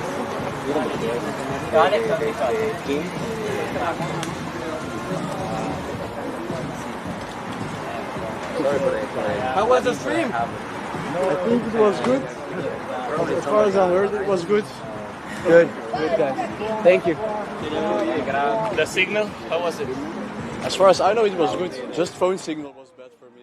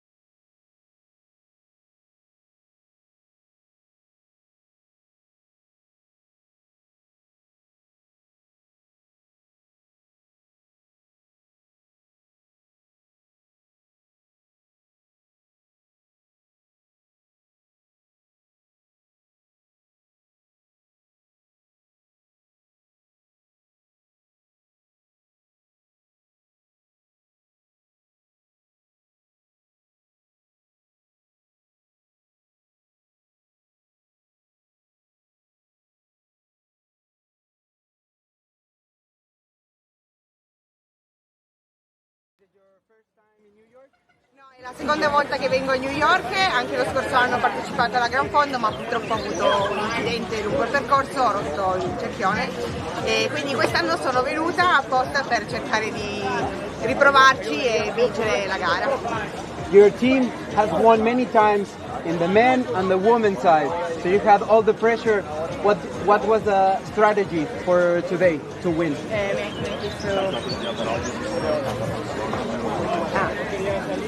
Allora la strategia per oggi era cercare di partire avanti, soprattutto nella parte iniziale del percorso c'era la prima salita che era molto dura, purtroppo sono rimasta coinvolta in una caduta e sono rimasta attardata e nonostante ciò non mi sono persa d'animo, ho cercato di recuperare per tutta la gara finché sono riuscita a recuperare la prima negli ultimi 10 km e poi ho dato tutto quello che avevo sul finale. La experiencia de la squadra muy importante para ti en esta carrera. Sì, sicuramente loro è già il quarto o quinto anno che partecipano alla Gran Fondo, quindi la conosciamo molto bene e sapere anche il percorso, dove attaccare, come muoversi lungo la gara fa la differenza. Congratulations, enjoy. Thank you. Perfect, thank you. Perfect, congratulations. ¿De qué llegó el segundo? Segundo, ¿Quién ganó? italianos, obviamente. Obviamente.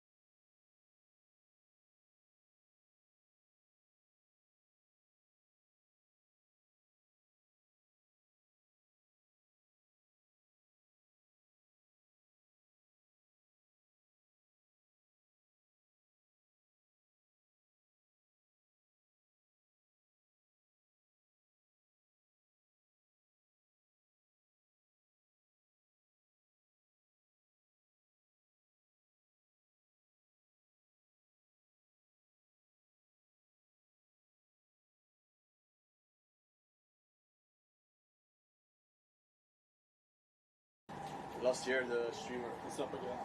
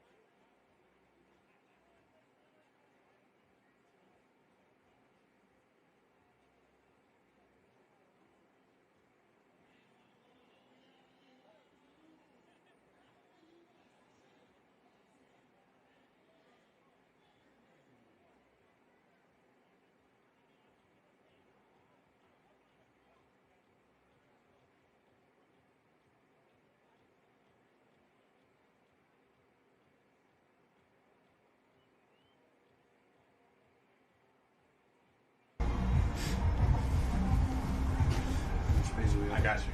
So, Tom, how to tell a driver to slow down today because it went too fast.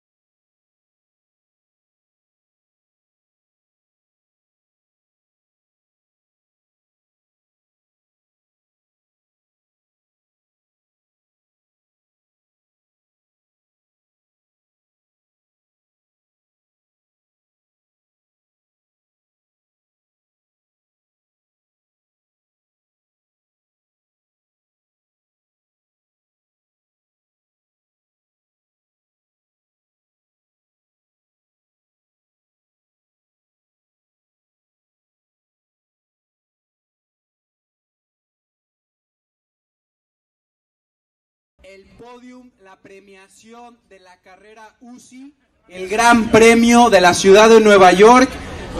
Los ciclistas profesionales corrieron el mismo circuito que todos ustedes, salieron 10 minutos antes del George Washington Bridge, así que por favor acérquense. Yo sé que el sol está un poquito fuerte, pero estar en una premiación de una carrera UCI no lo podemos hacer todos los días, y para que los campeones también vean la amabilidad, vean la energía que tenemos aquí en la ciudad de Nueva York en la carrera de GFNY. Yo sé que todos estamos muy cansados, todos cumplieron un reto muy duro, pero en verdad se van a divertir estando aquí viendo a los campeones en el podium. And I have to hand it to my co-host, guys. He actually did the Gran Fondo and finished second, and then keeps working for us at GFNY, and here he is. So he missed it close again. Luis, you have to come back, race again next year to try to win the Gran Fondo at least. All right, do we have 1, 2, 3 there? Everybody come to the podium.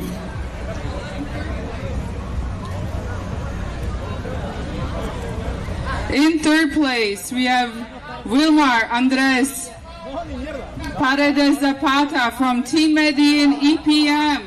En tercer lugar tenemos del Team Medellín Wilmar Paredes. In second place, Jerome Garthier from Project Echelon Racing. Segundo lugar de Project Echelon. Muchísimas felicidades. Venga, gente, un aplauso. And the champion, Efren Santos Moreno from Canals Brenes Sebastián from Canals Java. Y en primer lugar, pura vida, Sebastián Brenes de Costa Rica para el equipo mexicano Canals Java.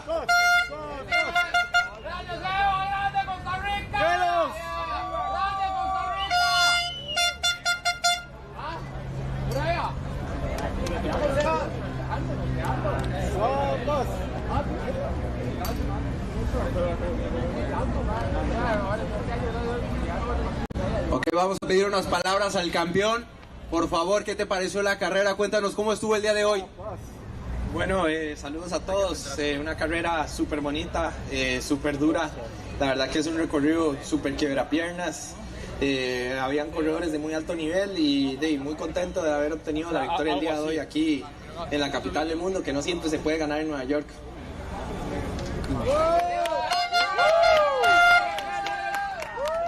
Si le pones en video, te dejas un poco. Si le pones en video.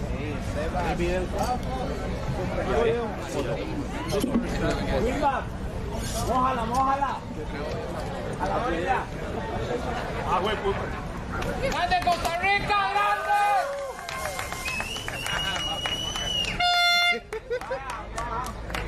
¡Tómele, playo! Felicidades, congratulations.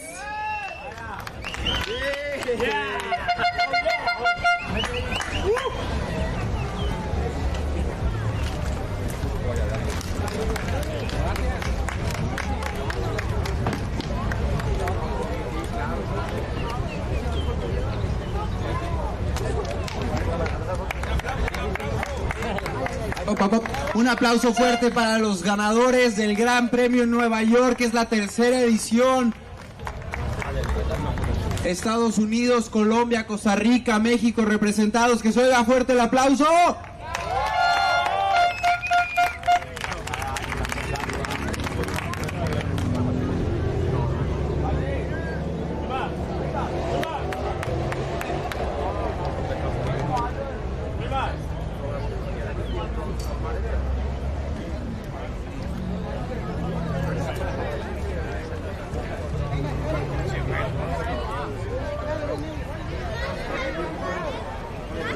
We, of course, also are doing the Gran Fondo Awards as soon as we can, but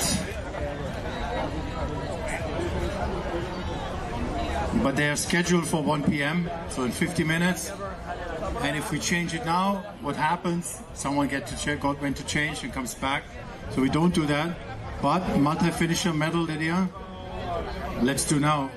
So if you've done 3 GFNY already this year, or 10 or 20 or 30 or 40 GFNY lifetime, it's your time to come up to the podium.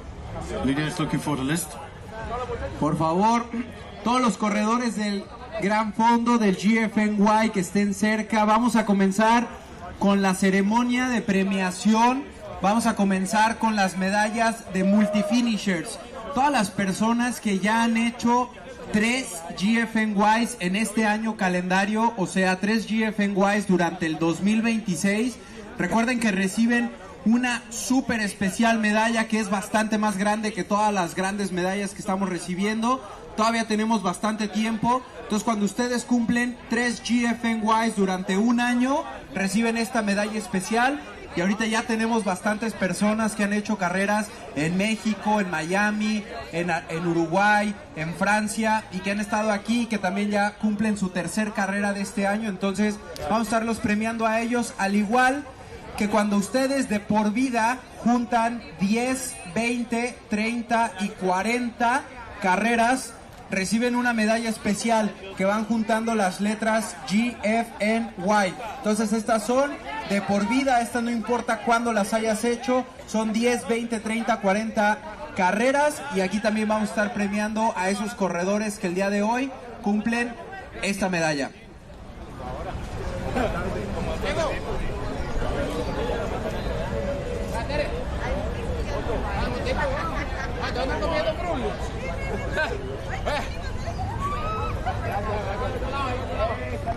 So the 10-time finishers that finished their 10-timer medal today: Bruno Madeiros, John Carey, Luis Castro Yedo, Eric Simonson, Ivan Romero Obregon, Guillermo Mascarenas, Mario Alberto Buzo Cardoza, Minnie Scrafford, Juan Guzman, Lawrence Nurse. Come on up if you've earned your 10-timer medal. And our 20-time finisher medal earner today, Robert Del Castillo. And our 30-timer, Flavio De Luna. And also our 3-time 2026 earners, Flavio De Luna and Maria del Carmen Pataño Chiriboga. Come on up.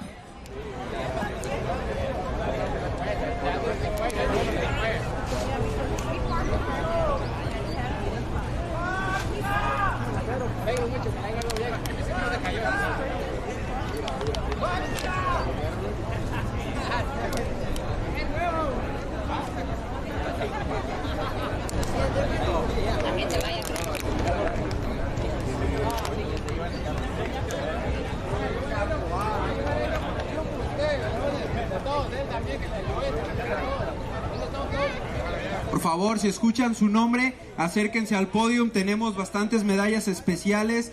Todas las personas que están, que les voy a nombrar, están recibiendo medalla especial. Medalla de 10X, o sea 10 GFNYs terminados. Bruno Medeiros, John Carey, Luis Castro, Eric Simonsen, Iván Romero, Guillermo Mascarenas, Mario Alberto Buzo, Melinda Scrafford, Juan Guzmán, Lawrence Nurse. I think I saw Lawrence. Yes, you're here.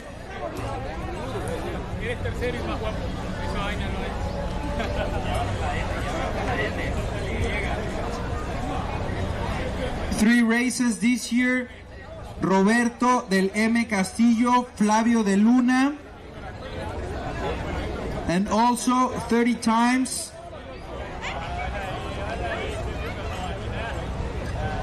Flavio de Luna, and 3 times Flavio de Luna and María del Carmen Patiño Chiriboga.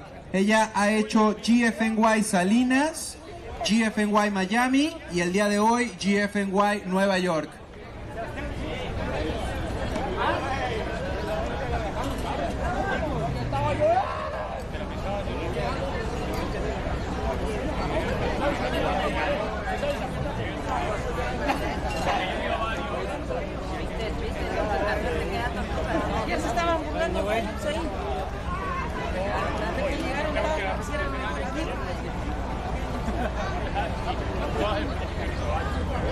Se aplicó que los últimos son los primeros, ¿no, pinche mexicano? Pero ayer me estaban haciendo bullying. Congratulations to our multi-finishers. Which one was the most memorable race for you? Today. Definitely today. Today. I don't mean to say it again, but today. Of course, today. Maybe Aguascalientes. Bruno! Hometown. Awesome.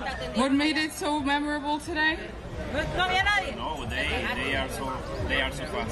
Okay. Was it fast race? Yeah, it's definitely faster. That was just too hot. Too hot. Painful. Congratulations for joining us, for finishing today. You guys rock. See you for another 10 sometime soon. Thank you. And stay tuned. We're going to be starting the GFNY awards ceremony at 1 o'clock. Stay tuned.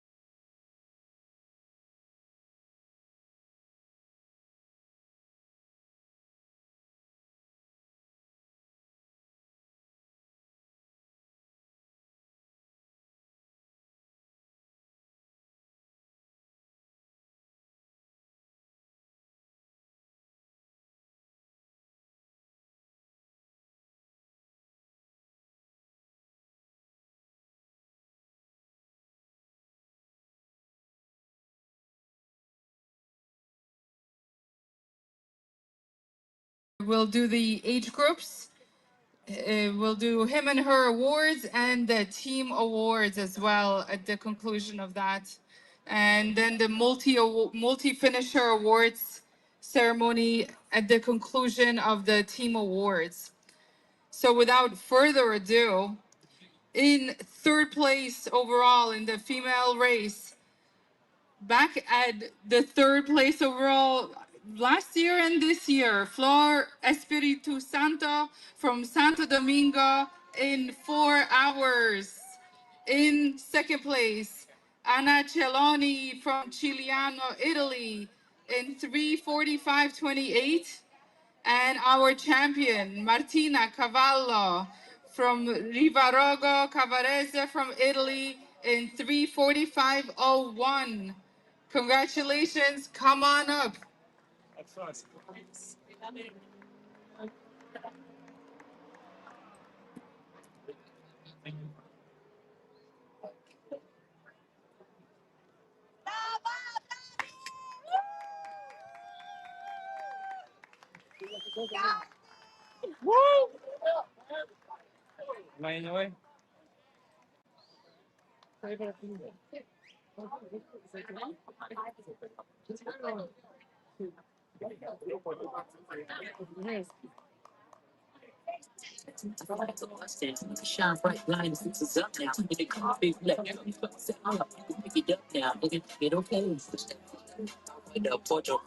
Anda sulle spalle, cazzo!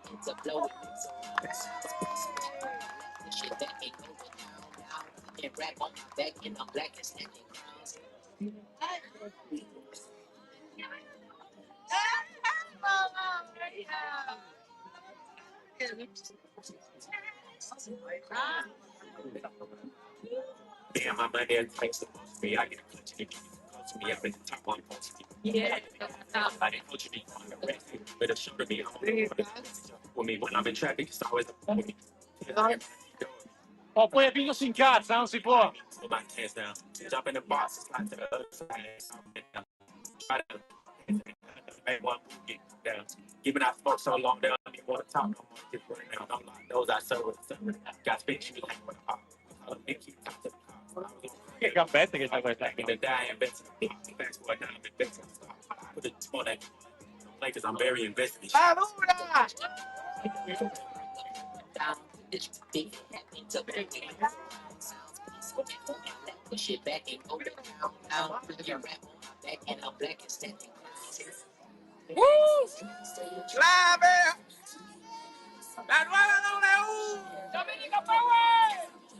Some words from our champion. I see you had a crash. How was the race? I'm really happy to win this race in my second time here. New York is a beautiful city, and this is the third win for my team, Officine Mattia, and I'm very proud of this win. Thank you. And congratulations, we'll spray some champagne.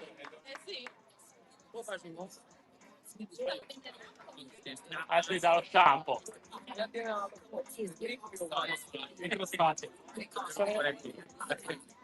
cazzo.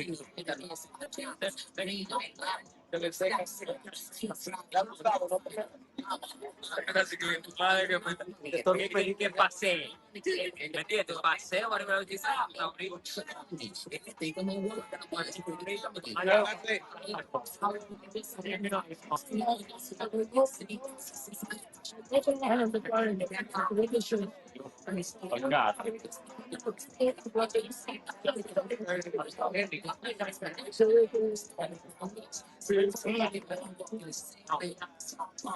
Che sta.